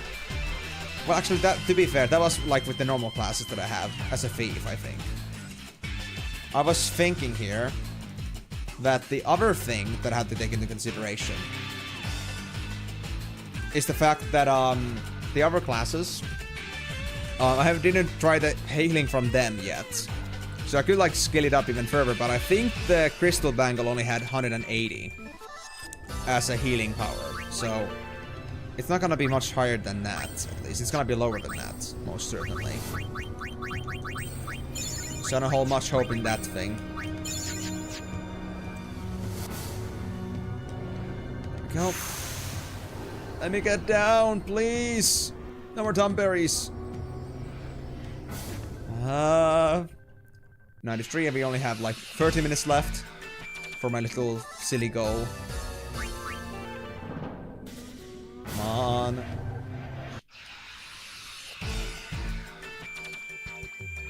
Yeah, I know that, but then again, I don't know how good Shinra or Envoy is, so I might have to like make a switch later.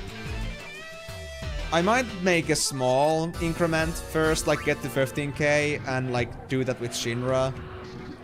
And if I get Shinra and like compatibilities, I might consider if I'm gonna use them on Shinra as well, or if I'm gonna just have Shinra on the back burner. But I feel like Shinra's gonna like replace Garrick or something.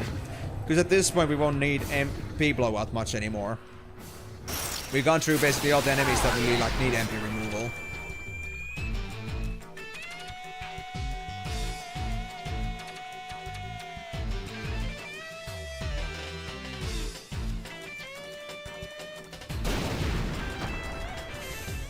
Oh, Megaton Berry, you always scare me so much. You bastard. Wait, is this done? This is done. 9,849 HP. My actual man Chocobo was weaker in HP than the actual bird Chocobo was. Damn. My guys are just weak. Agility types and nothing else. But yeah, like, this is my set team for now. But then again, it's only until I find out how good Envoy and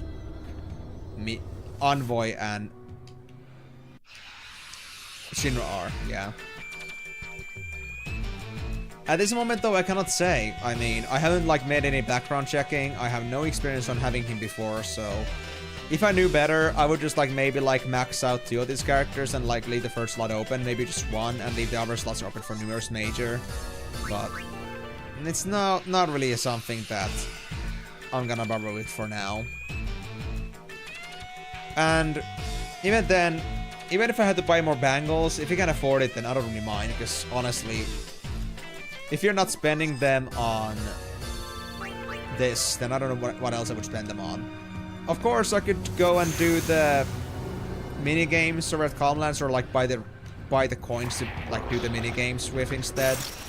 Like, we can use the coins to buy the credits and use the credits to buy ourselves some stuff like new garment grids, but I don't really know if I really care about it that much. I'm not sure the garment grids are even that good. But I don't think they were anything to particularly write home about. They had pretty standard stats. And I think at this point, like, limit HP break is gonna be much more important here.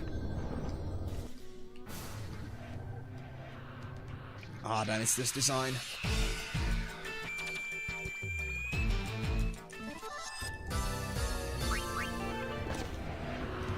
Almost there, guys. Have patience with me. Garrick is 97, so we're gonna be just about at level 100 once we get to 400. This was actually the most convenient dungeon we could have done for this, apparently. I didn't expect that. I thought like 90 would be like the best I'll get to, basically, with this. That was my bare minimum, but I guess I was able to fill up my party with this and get this at least out of my hit list. So I have to come back to Bevel ever again. Aside from, like, of course, doing it on New Game Plus, but in this particular case, never again.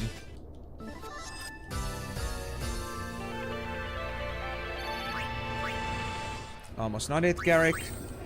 Why does it the Megaton break give more EXP? I mean, it's a much tougher enemy than most average ones are, yet I know enemies that give almost 10k. Like, why does Ultimate Weapon give like 3500 while this thing only gives like 2400? That is unacceptable. Megaton berries are supposed to be a rewarding kill, not something you should dread for giving you nothing in return for all the hard work that you have to put into it. Unacceptable.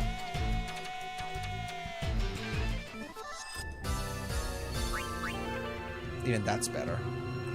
Hi, Megaton berry. Goodbye. I do not want to look at you. You scare me.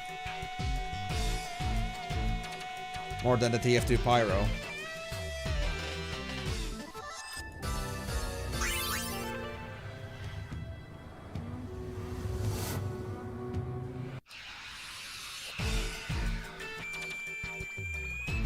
It's a conjurer.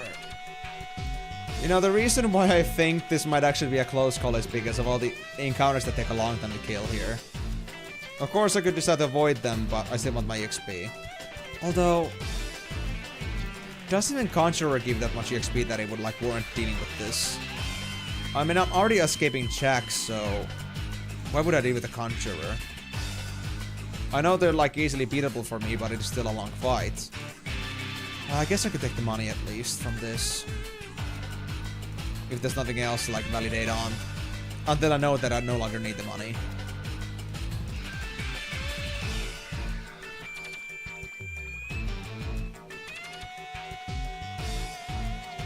For a hard enemy, you would think that you get more experience points. Exactly! Yo, so I would think Megaton Berry, which is like literally one of the hardest enemies in the whole game. I would say I would expect at least, you know, 5k at this point. I mean, okay, fair, they don't have as much HP, but their power and their special skills are just so out of this world. They don't deserve to be just considered like an average lackey. It is just not well warranted. It is unacceptable.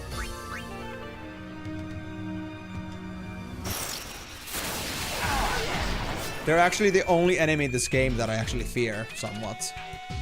Jack is kind of like, yeah, it's not nice, but if I had the right skills on me, I could come around it. But this thing, no matter what you do, it's a pain in the ass.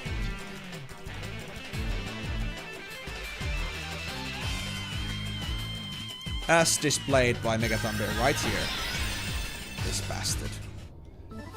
You're the only thing that kills my characters consistently. Even when I'm pretty much geared to the teeth. So imagine that. Asshole. Alright, which floor is it? 98? Okay, okay, okay. Let's see if I can find the teleport quickly. Or that. Yes, I found it first try. The button. And what's the last enemy wave we get? Oh, this design. Okay. We got this.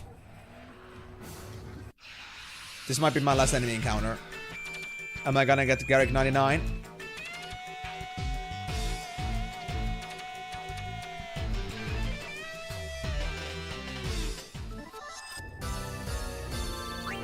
Not quite. We're missing 8k EXP.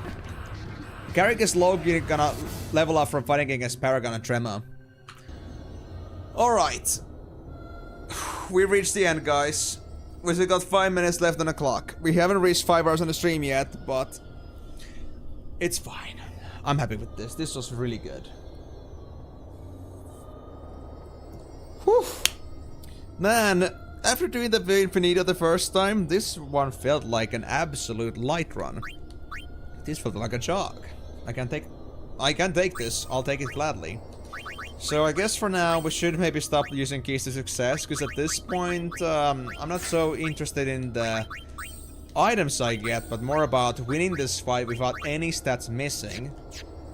So in other words, let's get you to give me some Iron Dukes here.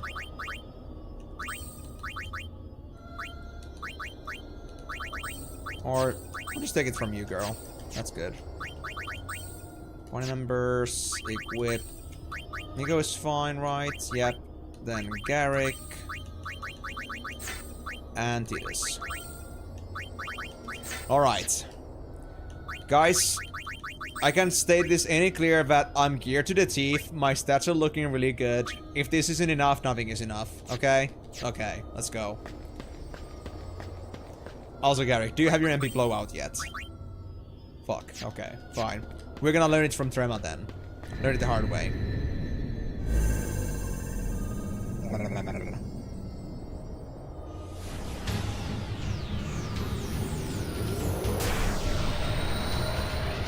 Don't worry about it, Big Baby J. We have all to save.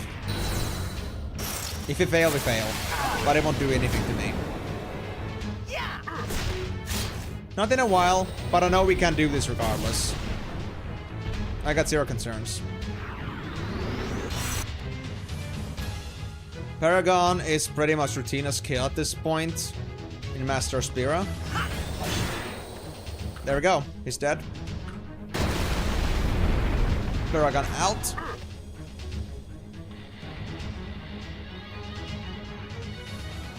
And then we get Tremor. Oh man, this is the best part, dude.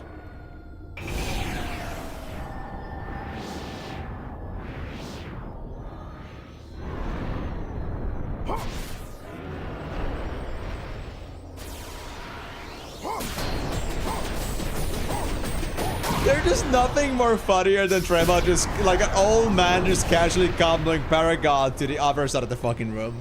Best part. So, you're Trema. Good luck. Do I need luck? Yup, he's unsent. He's Please tell us. absent-minded. Why did you hide the spheres of Spira's past?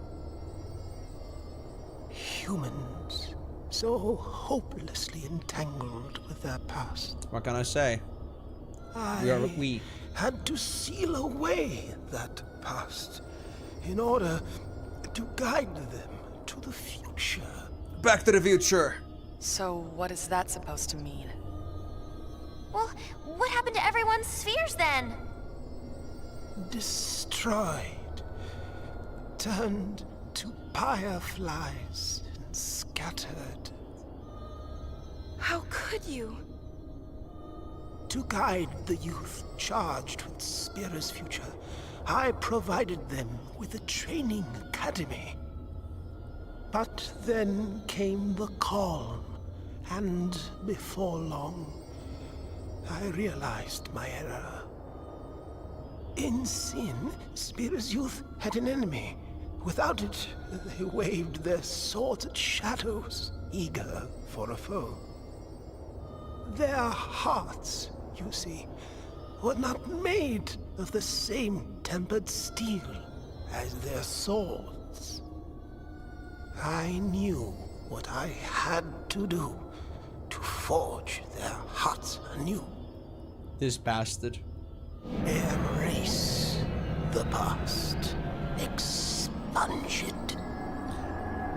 Hey, expunging. That sounds kind of like SCP right here. Nostalgia makes the heart.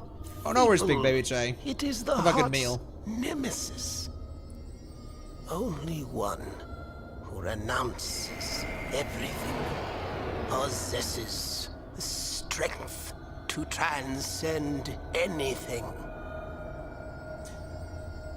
Forget the past, look into the future. High Summoner Yuna, you too have forsaken much of your past. Now show me the strength that you have gained. I'll show the strength of denial. My boyfriend is not dead. He's right there. He's right there.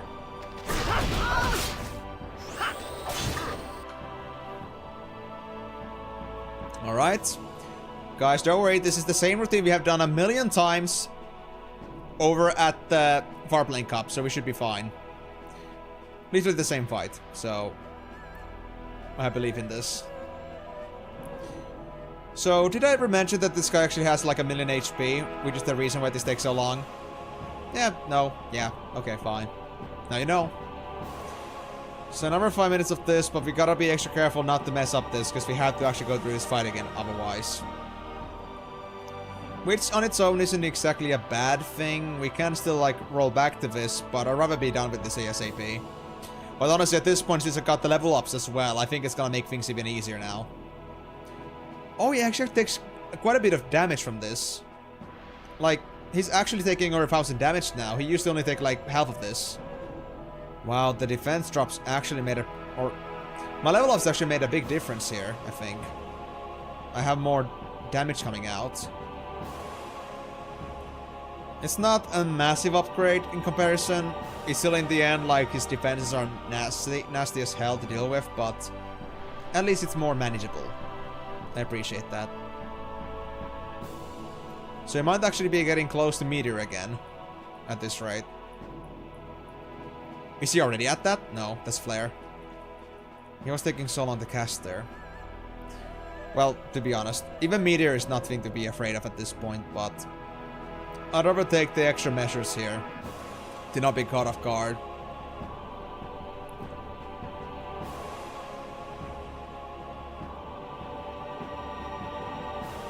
Ah yes, Trema. You little silly old man bean. You shall be extinguished and you shall never be a problem to me again. It would be funny though that if he defeated Trema in here, we would never see them in Farblade Cup again. But we will. At least we get to now unlock them. And they might actually be a decent party member. Which does give me the point that I might even consider getting Trema instead.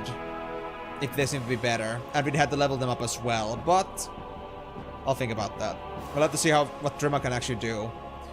Ultima, we can literally learn ourselves.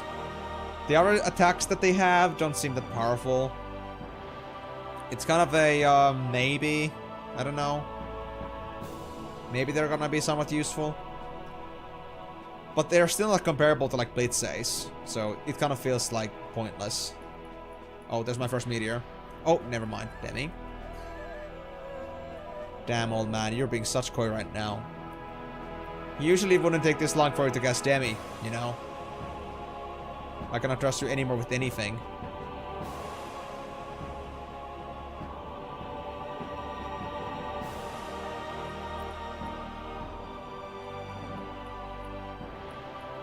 That's it. That's it. That's definitely it. Yep. First Meteor. He's halfway down. Ooh, that actually did hurt quite a bit.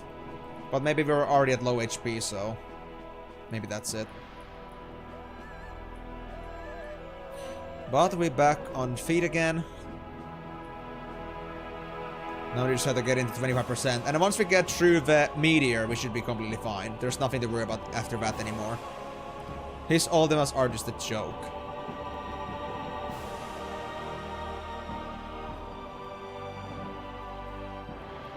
At least this guy doesn't heal. That would be the worst.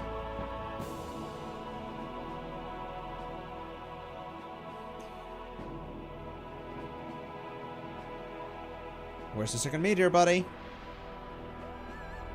I'm waiting. What do you guys think yourselves? Like, does this fight to you like seem pretty anticlimactic after the first time I was doing this? I had to like come up with my own tactics to defeat it and just like do these very specific preparations. And now I'm just casually just smacking it to death by just like letting it auto-roll. It's a little bit of a different energy, gotta be honest. It's silly.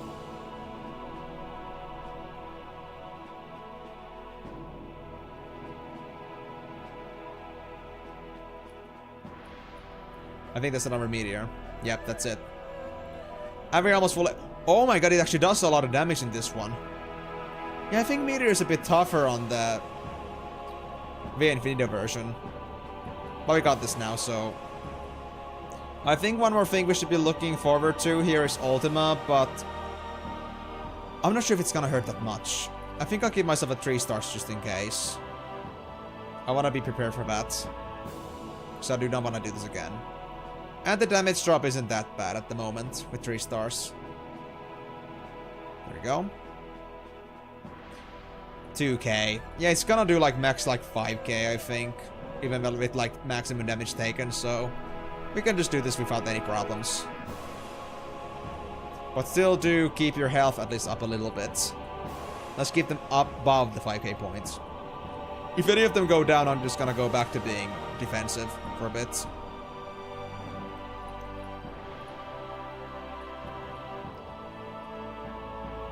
But since he's already doing Ultimate, that means he's under 20% or 15%, so he's pretty much reaching his limit.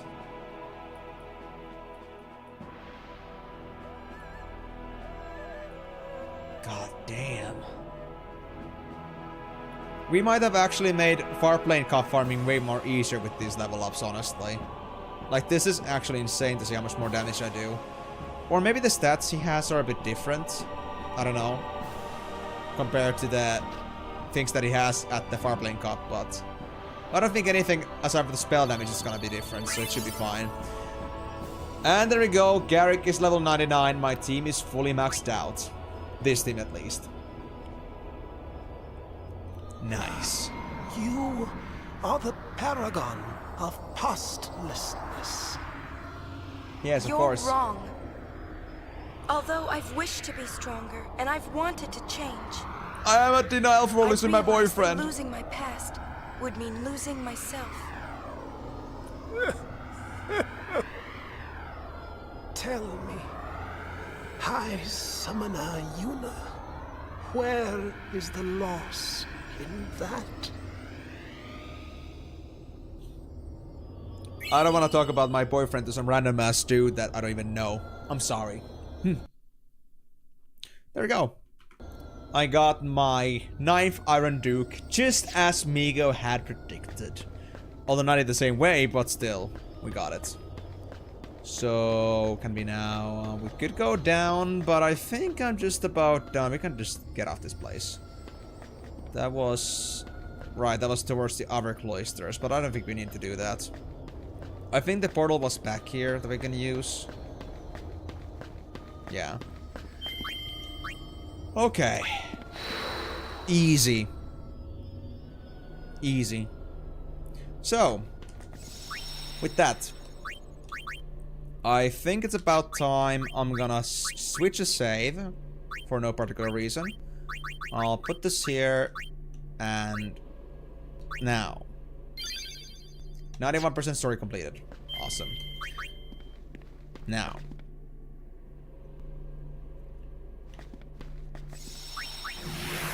Let's go back. Ah, sweet, sweet airship. How I missed you. Now.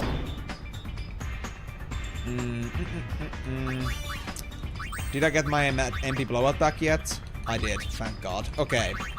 So first act of the day. We're gonna have Garrick unlearn attack. And we're gonna get, well, to be honest, I think I might have to remove it again. Because I still need the dispel for the not for the Shinra fight. Assuming I still need Garrick. Assuming I still use Garrick. Hold on for a moment. Because now I got the chance to get myself Trema. Let's do that. First of all. So Bevel. Person. Aha! There he is. Come here, you old silly raisin.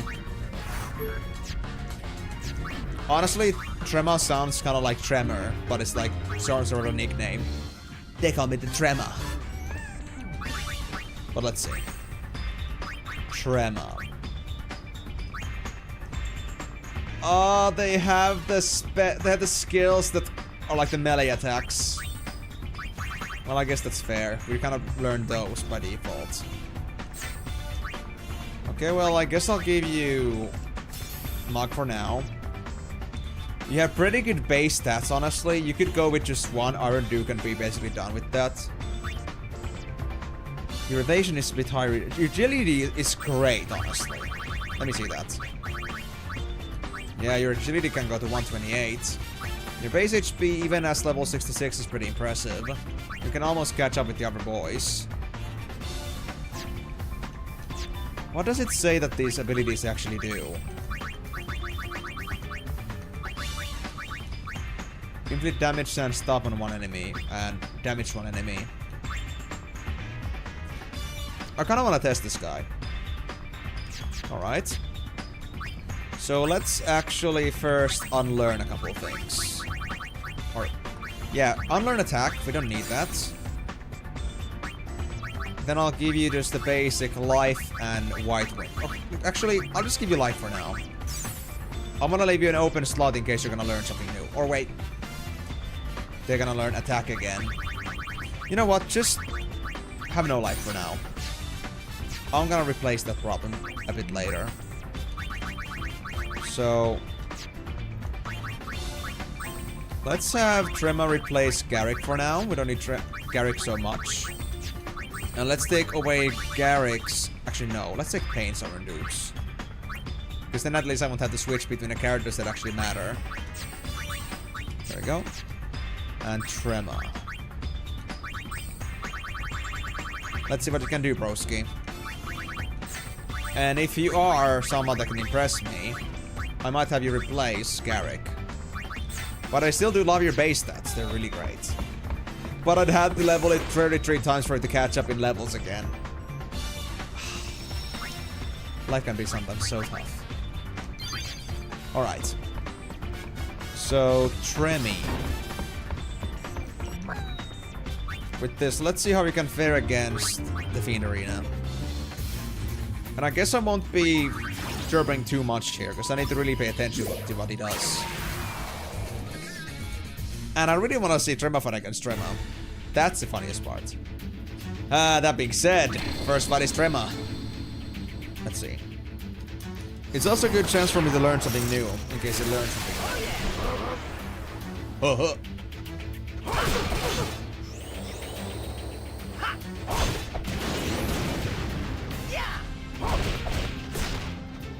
Thundering Wave only did like 200 per hit, so 600-ish.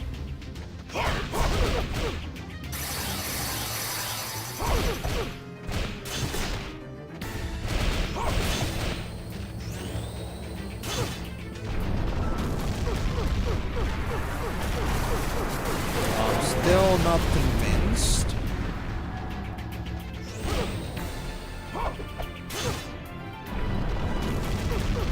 And it does seem that when Trema uses one of the skill attacks and not Mog, he does take a bit longer to recharge. So it does have a small, like... He does have a, like, a little bit of Slice a... and dice. drop down if he does do that. He does have a drawback to it. Okay. What about here? Anything new? Eeny, meeny. Not you, Titus. You're not on the spotlight today. Stop doing that. Please. You'll be fine. You won't lose your spotlight. Damn, the damage was like stacking on that, but I did see 174, so... Yeah, 242. Eeny, meeny, So... miny, mo. I mean, compared to like Titus, for example, not something to write home about, honestly. It is short casting time, admittedly. But it isn't special. Eeny, meeny, miny, mo. It isn't something that's gonna break the barrier, so to speak. And so far, Trema hasn't learned anything new yet. So I think I'm gonna just go through this fight normally, and I'm just gonna, like, observe. If it's gonna learn something new here. And if it does, I wanna see it in action. But if it doesn't learn anything new at this point, then I think he's... Well, he learned Ultima, but that's, you know... We could have already learned it myself, so... Kind of meh. So you learn Ultima and your 2 base skills like that. The stop ability is not gonna be too useful to us, and the damage from that isn't high, so it's nothing to really care about, honestly. Let me see how much damage Ultima does on you. 2700. Yeah, it's still not as good as, like, let's say Blitz Ace. And Ultima's a single hit target, or single hit attack, so... If it doesn't have a break damage limit, then it's gonna be just about as good as 4 9s. I mean, I know Trema is, like, under-leveled, but mind you that Titus and Migo were at this roughly the same stage earlier. And even then, like, the attacks were much more better than what Trema has right now. So, honestly, I might be at a point where I might decide not to actually have Trema. Like, Trema doesn't actually appeal to me in any way. At least not with the skills that he currently has. And these 4 skills seem to be the ones that he really gravitates towards too. So, yeah, I think I'm just gonna escape. I'm not gonna have Trema here. I made my decision. So maybe Shinra, but... Oh no. I'm gonna solo meteor. Oh, it's Ultima. Oh, that's my Ultima. Right. I keep forgetting which Trema is mine. Yeah, goodbye, Trema. I don't wanna deal with this shit. So, yeah. Max stats. Trema doesn't appeal to me. Period. Well, this could have been a win chance, but that wasn't what I was looking for anyway. I don't need the items so much anymore, so we can forget about that. So I guess the next thing on the list is gonna be Shinra. So let's actually make some preparations towards that. We might actually beat Shinra today before the stream ends. But before that... we need the Iron Dukes back. Let's get Garrick on the list. And let me actually now go release Trema, assuming that Trema is actually something we can release without any problems.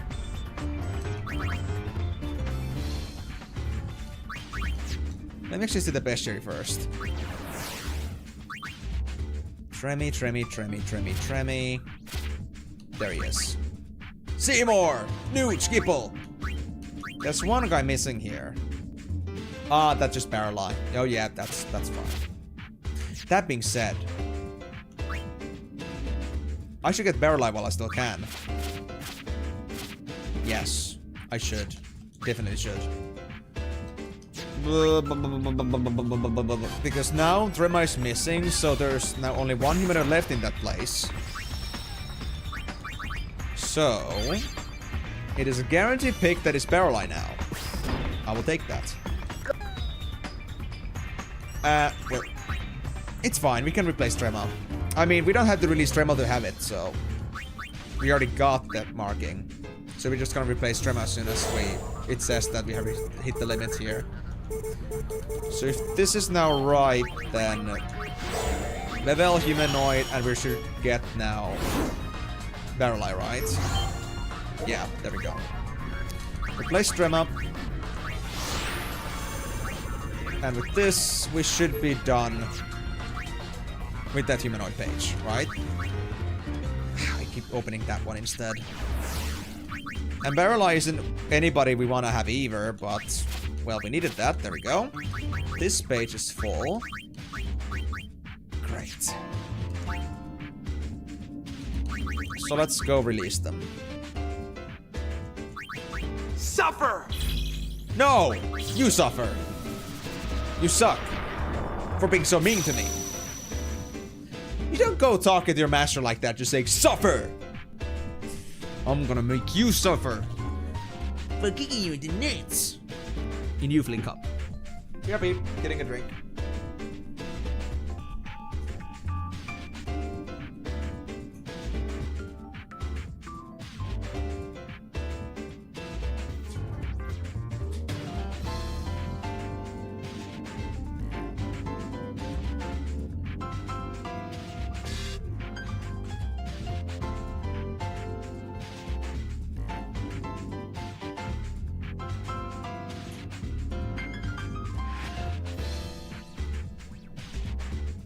Note to self, it is not very much of a great idea to look at the food that is left on the table from the cooking earlier while you have been streaming for 5 hours straight.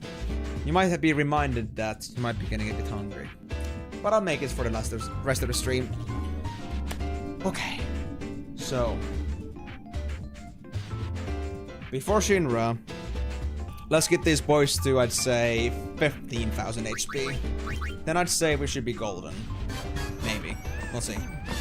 It scales White Wind better, and we should have more chances to live through Final Impact. So Garrick, I will still stick to my choice that you're gonna have to get rid of Hempy Blowout again, because we need the White Wind and the Dispel spell. Dispel spell.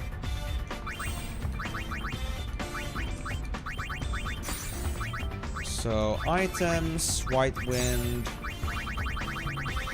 and Dispel Tonic. There it is.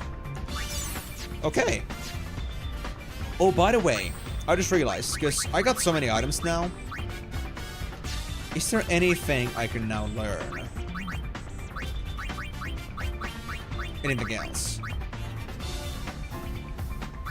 Why is everybody filled to the brim with spells?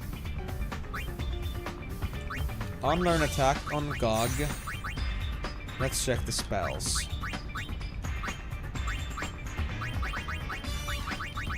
Did I learn anything new I can make? With the new founded selection of items.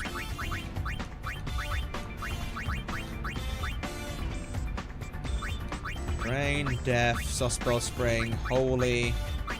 That's nice. You can get Holy. Ultima. We don't have Shining Gems for this spell. Soul Springs, we don't have enough of those. Slow. Okay, yeah, we got not much new here. And it's nothing we should care about. So, okay. Let's get to the business then. So, we need to now start running up the Garment Grid that allows us to break the HP limits. So, the Covenant of Growth. Oh, no, not that one. Not that one. It was the Higher Power. There we go. So, this one needs to have the Mascot, the Thief. Oh, wait. Oopsie. Mascot, Thief. Let's say Berserker. Psychic. I always do that. Psychic. We're just gonna do another one of those Wild West Therianus spells. And I guess... yeah, actually doesn't really matter. I'd only use Mascot and Thief anyway, so Black Mage. Let's go. So, with this, let's move on to Higher Power. Wait, you already get so much HP with this. What? How did you... Your HP casually increased by like 2,000 for switching into this. Huh. Interesting. So, we have a decision here. We can either decide that we go for Mascot to get even more base HP. Or we just go for Chili and get Thief. I think Thief for now is still good.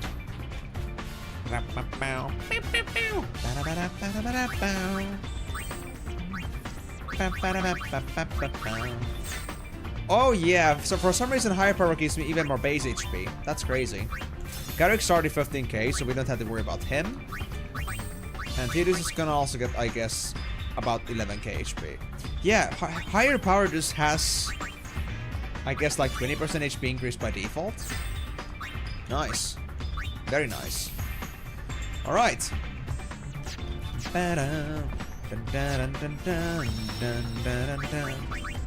So, with that out of the way, let's actually go and check around in Calmlands now. So there was supposed to be some bangles you can buy there. And I'm gonna get some. Calmlands.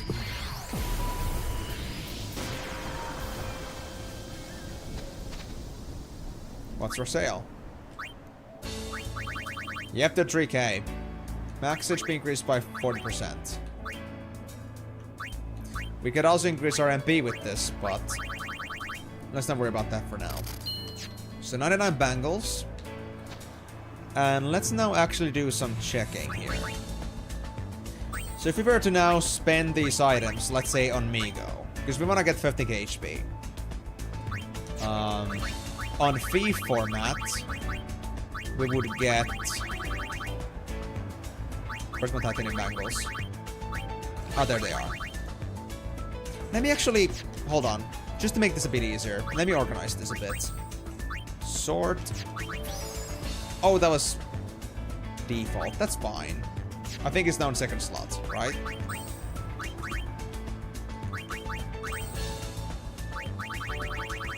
Yep.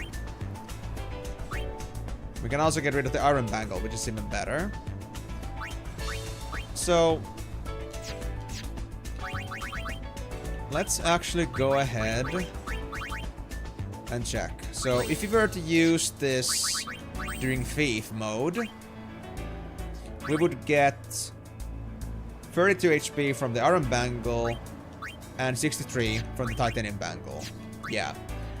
And if you were doing this at another class, let's say Mascot, would the scaling be the same? No, 39 and 77.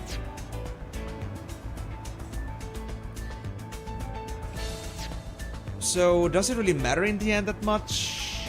Not sure about that. Seems that they have a... They seem to take it into account. How much HP difference is that? Okay, let me do some calculations here. So, if it goes from 14192 to 11616, that's about a 22.1% or almost 22.2% increase in HP. Okay. And if we were to compare that to like the values we had earlier, so let me go back to that. I already can tell that if it's 32 to 39, then that is actually just about 22%, so that's just about the same. So, accessories, bangle 39, so yeah, 39 to 32, because 40 to 32 would be exactly 25%. Yeah, 1.21875, so the value is just about the same. There's a slight deviation, but it's not much. It's only because they had to round it up. Same thing with bangle. 77 versus... How much was it again? 77 versus...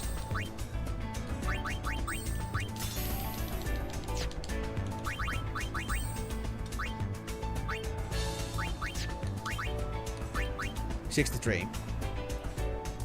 Yeah, it sounds fine. Yeah. 1.22222, so 22.2%. So this is just about the same value as it would be like with the mascot. All the same. Like the scaling is very much taken into consideration with this. So the HP we get from using this at the so-called optimal class is not really there. There really is not much value in it, so we might as well just get them used.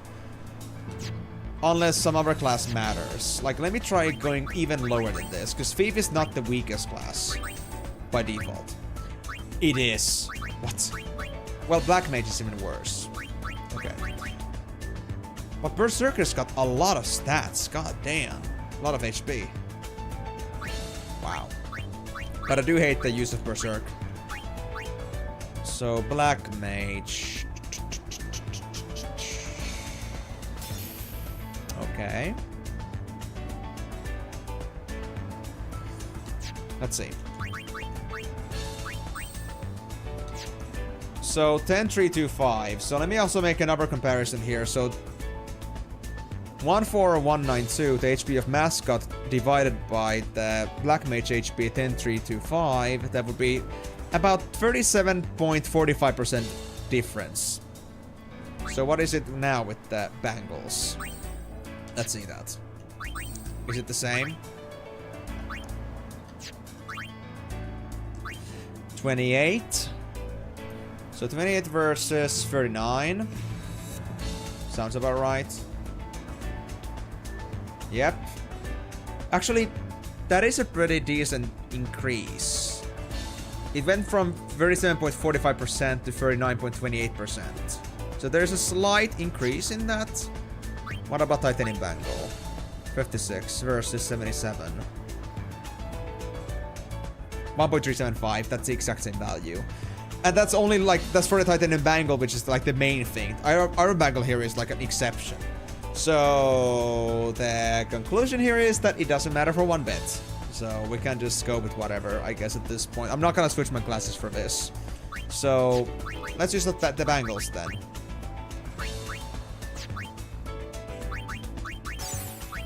So I need you to get to 15 HP at Thief. So let's actually get Thief out of the way now. 11837. Okay.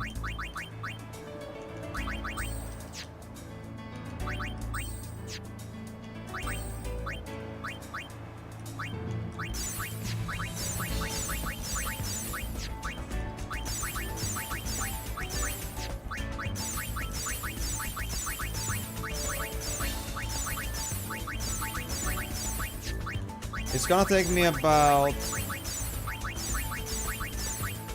We get we get about 3k from 50 bangles, so about 65 bangles if it should be done. So not, or 55 bangles we should be done. So 44-ish. Yeah, there we go.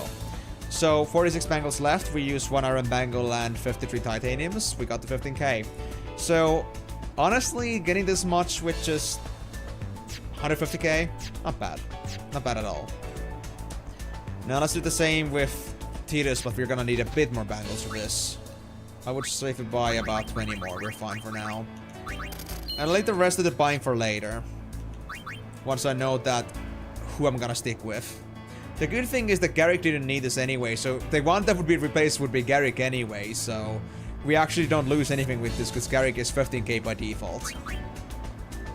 Awesome. Love it. Oh yeah, also Migo needs 1 more. There we go. And then Titus.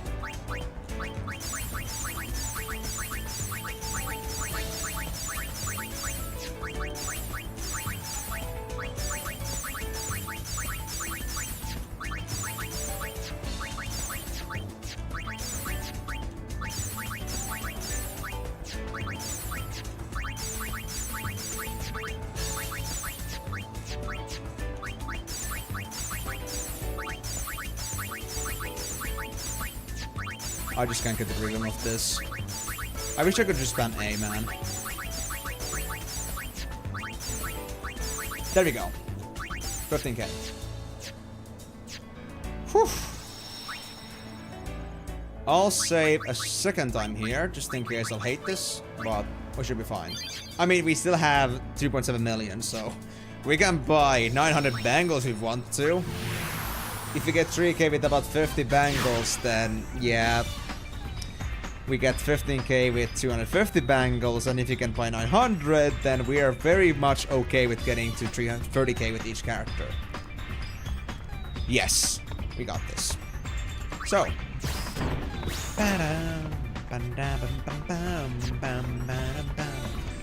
with this, we are ready to go and try Shinra one more time.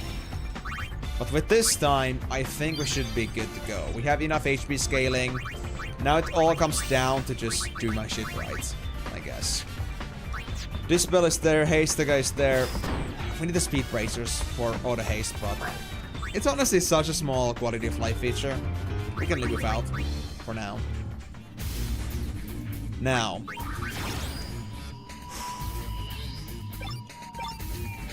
Shinra. We're fully leveled up.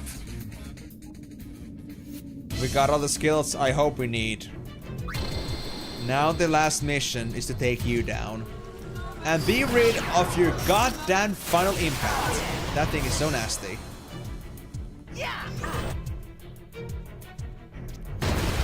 Oh yeah, seeing full 9s is just great.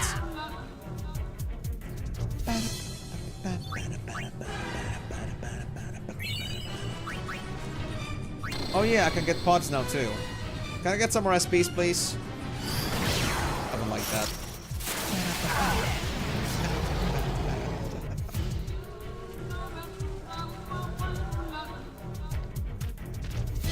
It's the behemoth thing. Should be easy to...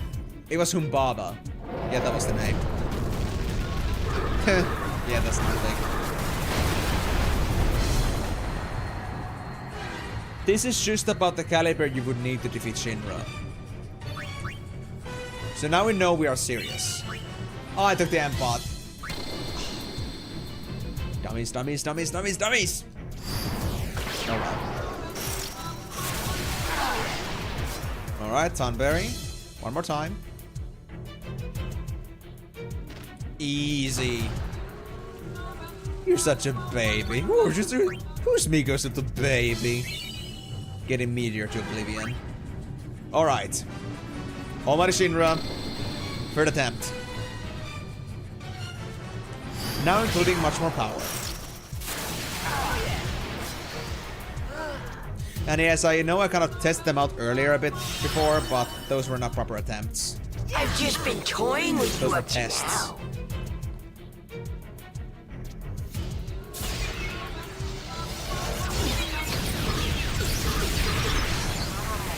Oh wait, I forgot. I could also learn auto regions. That would also help a lot in this, actually. We'd have to spend less time on white winding. Slice and dice. Skip the blitz ace. And now I'm doing like 800 damage per hit, so that actually just about cancels out one region. That's great. Dispel, but that wasn't needed yet. They haven't hasted yet. Ultima. We can handle that.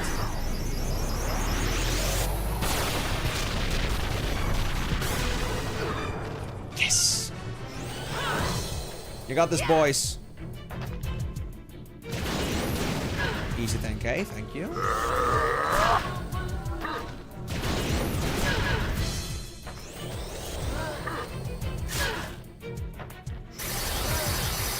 Yes, Hastiga. Perfect, thank you, Titus.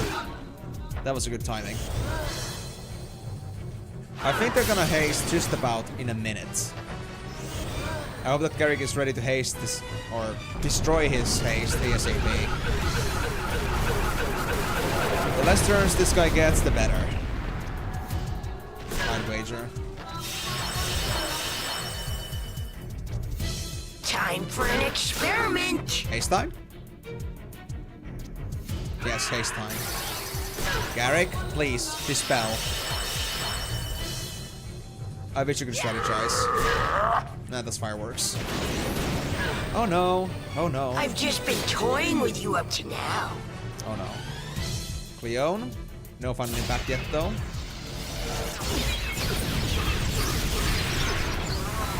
Can I get a white wind? I wanna play safe. Slice and dice. No blitz ace. I'll take it. But please, a little white wind would be nice. I think Migo's doing it. No, it's fireworks.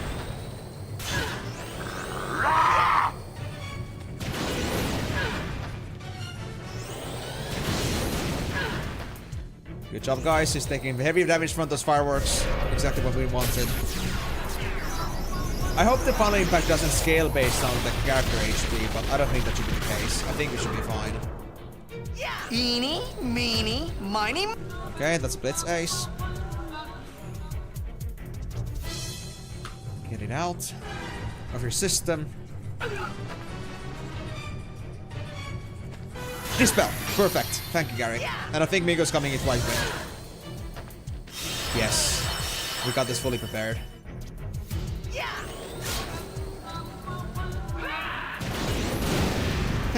Fireworks don't work on me.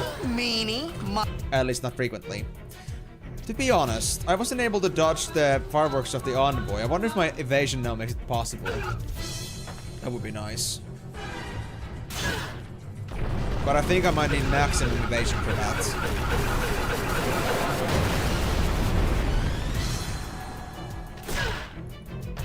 This should achieve the desired result.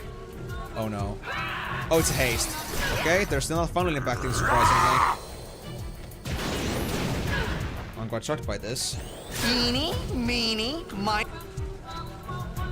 Blitz ace, blitz ace, blitz ace. Alright, solid. I think Shinra might actually be about half HP now. Yeah, guys are doing solid damage here. I love it. I've just been toying with you up to now. It's time, isn't it? Still Cleone? Did you actually chicken out on me, bro? Final impact is not gonna work and it's gonna hit your ego or something? Is that how it is?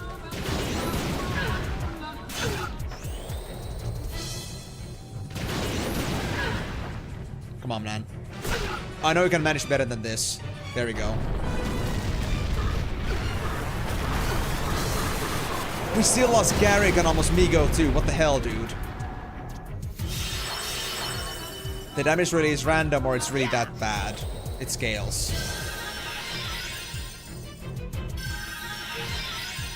But it's okay. We can survive this still. We got this under control. Just one white win and that's it.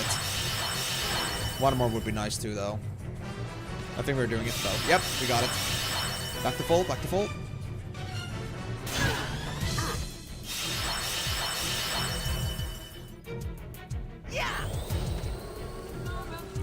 He's doing it again.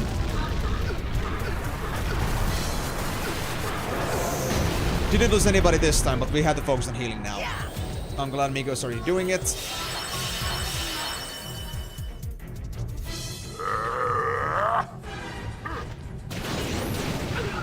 Come on, guys. Full defense mode. Yes, haste. Prepare to meet your doom. No. It's just Cleon. We can deal with Cleon. Cleon is totally fine. Who wants a cucumber? That's the easy part. One more white wing, please. One more. Thank you. And we're good. I think it's doing another final impact, though. Yep, there it is.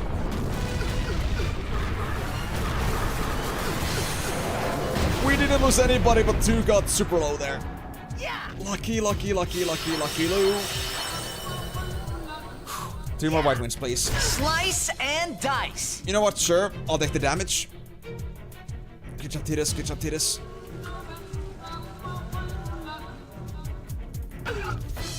Just go back and heal ASAP. Whew. He's finally impacting. I know it. He's finally impacting. Come on, guys. You got this. Yes, perfect. Okay. What's about to happen? I'm not leaving this 1 star, okay?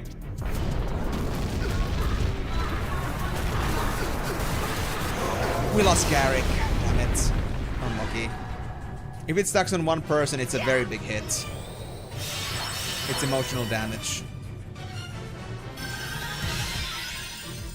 I've just been toying with you up to now. Nuh-uh. You're lying, bro. I don't trust you. We need 2 white wins.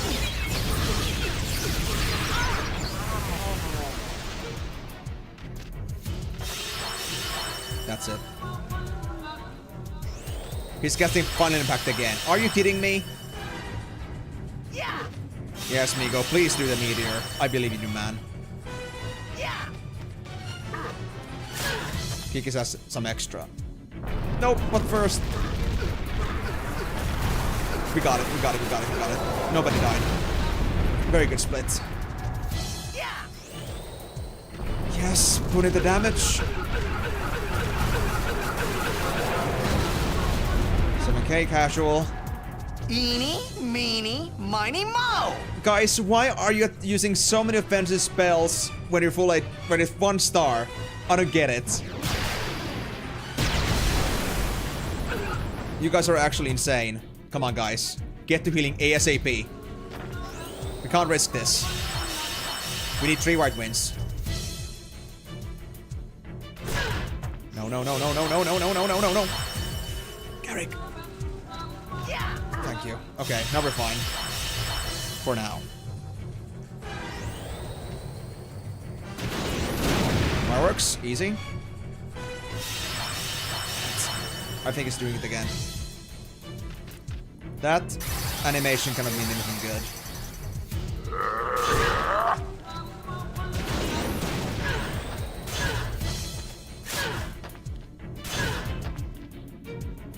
Yep. The one and only. We lost 2. Shit. Code alert. Code red.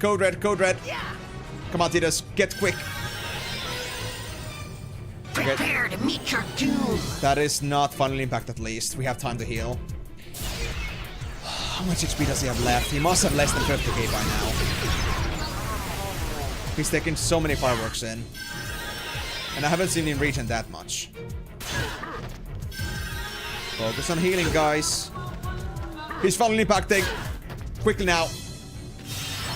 Just 1. That's not enough. We need more. Shit. We're gonna lose 2.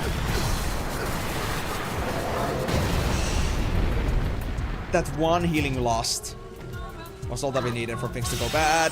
Really bad. He's doing it again.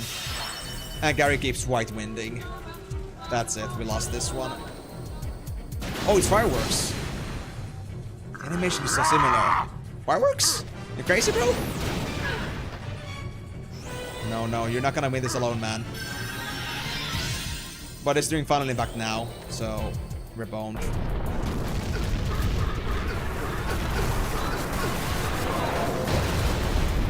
Welcome back, Big Baby J. We just failed our first attempt with 50k HP. Oh, Final Impact is so rigorous. Man, my guys just didn't want a white wind. So we lost 2 guys at some point and that was it. That was the downfall. I don't know. I felt like 15k should have been a big difference, but I feel like the damage kind of scales with your HP. And that sucks. I know that Vigor is a self-heal spell. That was from White Magic gameplay. Or White Mage gameplay.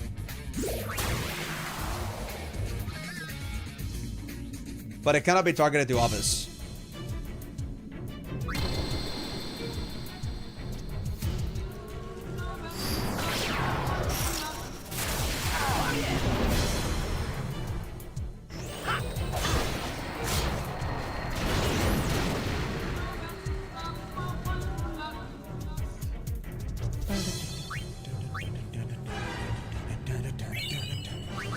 To be honest, I wonder if Final Impact has an element. Like, is it like physical or magical? I don't think Shell helped much against it, but could it actually help? I wonder.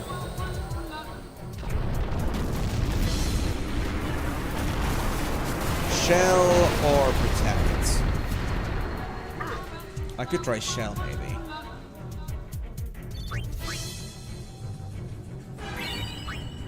I took the Empire again. I'm an idiot. Well, to be fair, we don't need SPs much anymore, so I guess the MS are just fine. We're gonna have to get lots of creature still from the dungeons. So...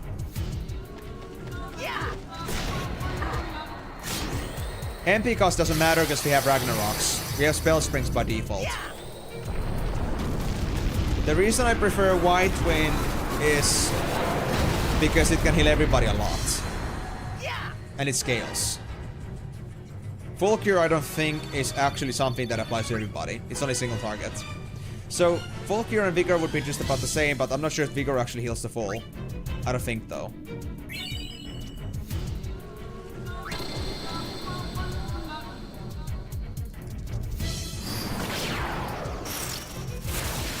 So we need 3 casts to heal everybody to full for certain. Versus Vigor healing somebody mostly. What? Like only the user mostly. Not too much of a fan of that. Slice and dice. But I think we can do this. After this, I'll try to get myself Protect. Maybe that's gonna help me. If that's not gonna be enough, Prepare to meet your doom. then I guess I'll do Shell. And if neither of those work, then it's really just gonna be an RNG thing. Because there's no way in hell that half damage reduction would not be visible. Slice and dice. If it did work. Yeah, but even then I know it's not a full healing, I think. At least from what I remember. I think Yuna didn't, for example, get max health from that when they used Vigor on themselves.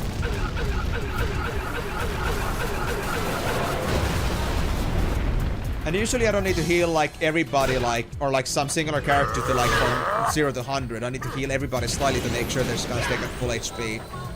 I just think White Wind is strategically maybe a bit of a better choice, but who knows. I don't know how much quicker Vigor is. I remember it was a bit shorter, but...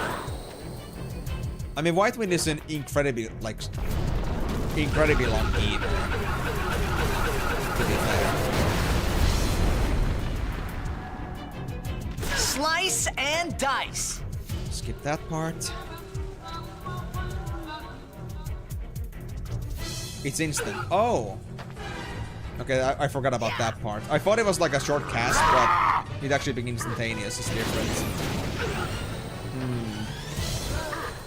Eeny, meeny, miny. Then there's of course the other case that a person who is like low HP would like most likely gravitate towards healing themselves ASAP, so it would be useful in that case, but... well... that's good. I mean, I know that you meant that with the instant cast. Because I know, like, the spell isn't gonna happen instantly, most likely. But it doesn't matter at that point. It's the action, like, bars that matter here. So I figured as much. But I can try that tactic in just a bit. I'll first try to go with this. The desired result. Right, haste. Well, I already know when Final Impact is gonna happen, so we should be fine. We know what the animation looks like. It's not that. I've just been toying with you up to now. That's Cleon.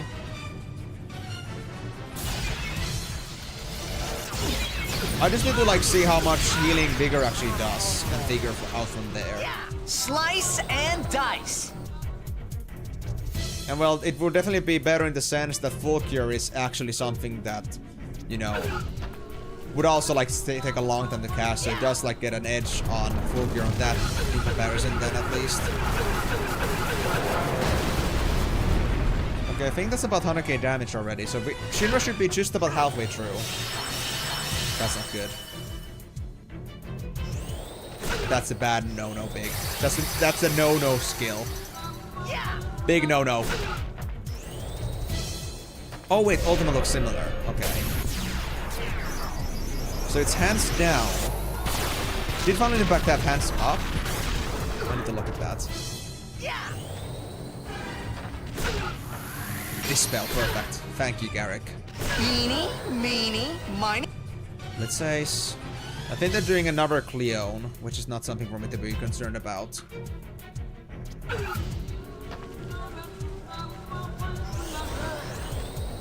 Oh, fireworks? Not a problem. Okay, that's gonna be a problem. So the animation is the same as with the fireworks, I think. Time for an experiment. No, that was a haste still. Damn, why do they have so similar animations? I hate that. Eeny, meeny. Come on, he's so low already. At least I believe so.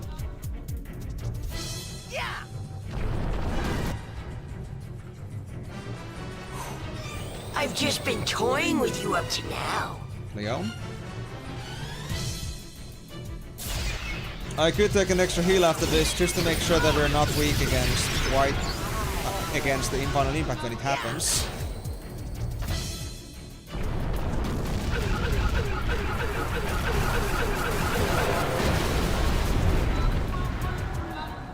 Slice and dice.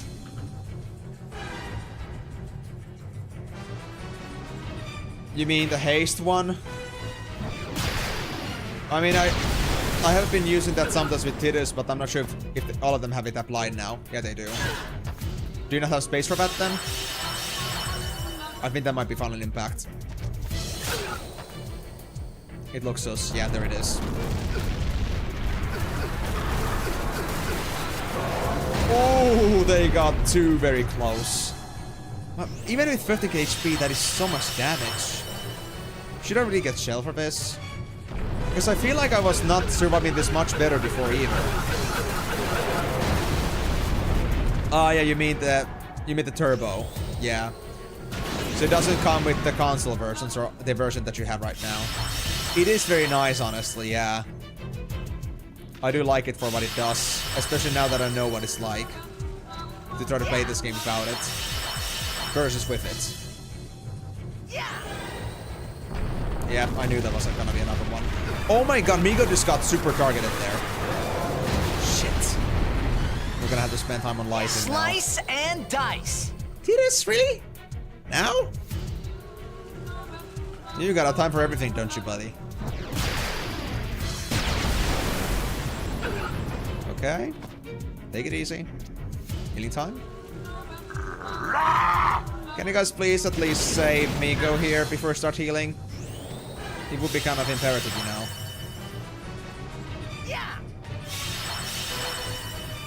No, there we go. Okay, Prepare to meet your doom. this is doing it at least.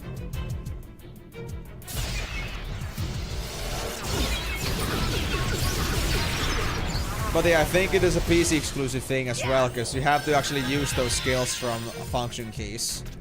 So it was never a thing that was featured in the console versions of the remaster. Good enough. Good enough. Miko's missing 2k, but we can live with that. Never mind, we got it. Perfect score. Good job, guys. Right before the final impact. Garrick got hard focused there. Like, you just know, like, as soon as, like, if it goes to yellows as soon as the skill begins, then you just know that they're gonna die on that one.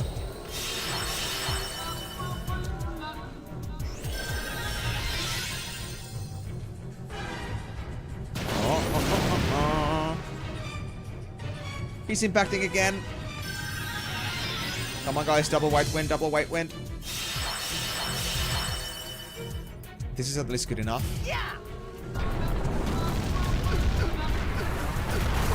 He goes down. Ooh, Tidus almost went down as well. I feel like it gets worse every single time. Does it actually reduce stats or something? Because if that's the case, then that's a yikes. Okay, Haystack was needed there. I've just been toying with you up to now. Oh, this might actually be bad for Tidus if it's hard focus on Tidus. 1k HP.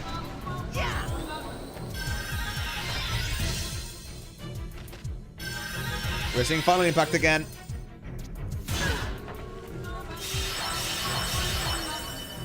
One more. No! This is it. It's such a fail. It's such a fail. It is too OP, man. Okay, I need to really try if there's any spell that works against that spell or shell or protect. Because I'm pretty sure it didn't do as much damage before. Like, I was consistently still able to, like, survive that somewhat, but now, like, it doesn't seem to do that. I have the same feeling I had before. Unless Final Impact also scales at HP, which is not great.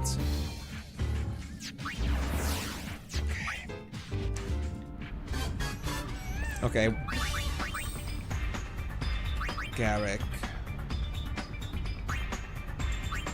Who's got room for... To be honest, I'll just drop Migo's Meteor for now. Just to get this out of the way. I'll have us shelling. Because we can get Meteor back anytime. By default.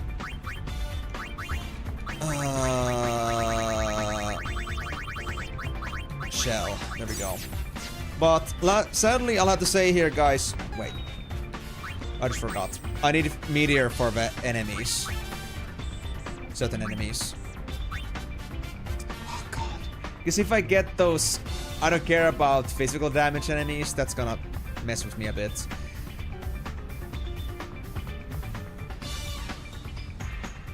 You know what? I'm gonna take the autosave back here. Autosave is gonna work for us just fine.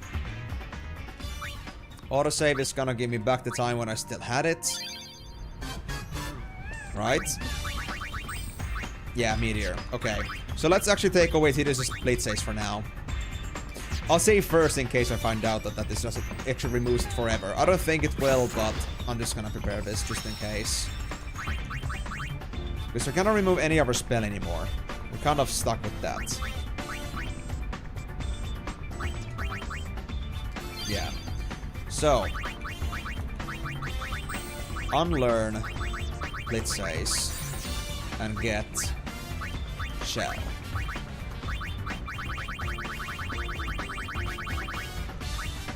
And let's hope that that's gonna be enough. That's actually gonna fix it. But if it doesn't, I'll try Protect. And if that doesn't fix it either, then we'll really have to look into maybe increasing HP more, or maybe there's something else you're supposed to do. But right now, I have no idea what's going on. Because I feel like, even when I had 9k HP roughly, I felt like Final Impact was just about as bad. But even with 15k, it feels like it doesn't change at all. But then again, I had Shell before. So if I find out that Shell actually works against this, then that's great, we fix the problem. But if it isn't, then I'm pretty sure that Final Impact scales with your HP. And that's bad, because there's no way I can escape that with HP. And so it comes down to RNG. Unless I find something else to do. Or auto haste maybe, but I don't know, we'll see. Auto haste though will require me to get speed bracers. So that's gonna be another grind there. But let's not worry about that for today, because sadly I'll have to end the stream here because it's already about to be 10 PM. So thank you very much for joining on the stream, guys. Hope you had a wonderful time, even though it's one of those extra days and we're not usually having this. If you want to join the future streams, remember that I stream every single Monday, Thursday, and Saturday. I'm gonna be streaming that at 4 PM GMT plus 3. That is, well, that is like, you know, 6 hours from here. So if you want to join on those again in the future, same times, feel free to join in. And if you missed any of the stream today and you want to catch up with what's been happening, remember that this stream is going to be available on my YouTube channel. Go to the live section or go over to the playlist, Final Fantasy streams. You're going to find this stream and the other streams I've done on this franchise so far over there. But yeah, without further ado, next time, I guess we're going to go for Shinra again. But not before we do some testing, and well, we're going to go for him straight away anyway for that. But we'll likely have to do some testing to find out what's going to work the best for him. But it's gonna come down in the end to finding out what is the optimal strategy, which might take some tries. But we are getting close, definitely. Our fireworks are really working really well here. We might get a third firework made before Tidus, I'm not sure about that, but yeah, that's gonna be a further consideration later. But yeah, thanks again so much for joining on this, guys. Glad to see you here as well, DKC Nick. And I'll be seeing you guys on the next stream. That's gonna be tomorrow. Another 6 hours. Oh boy. But yeah, with that being said, thank you again so much for joining, and I'll be seeing you guys on the next stream. But until then, it's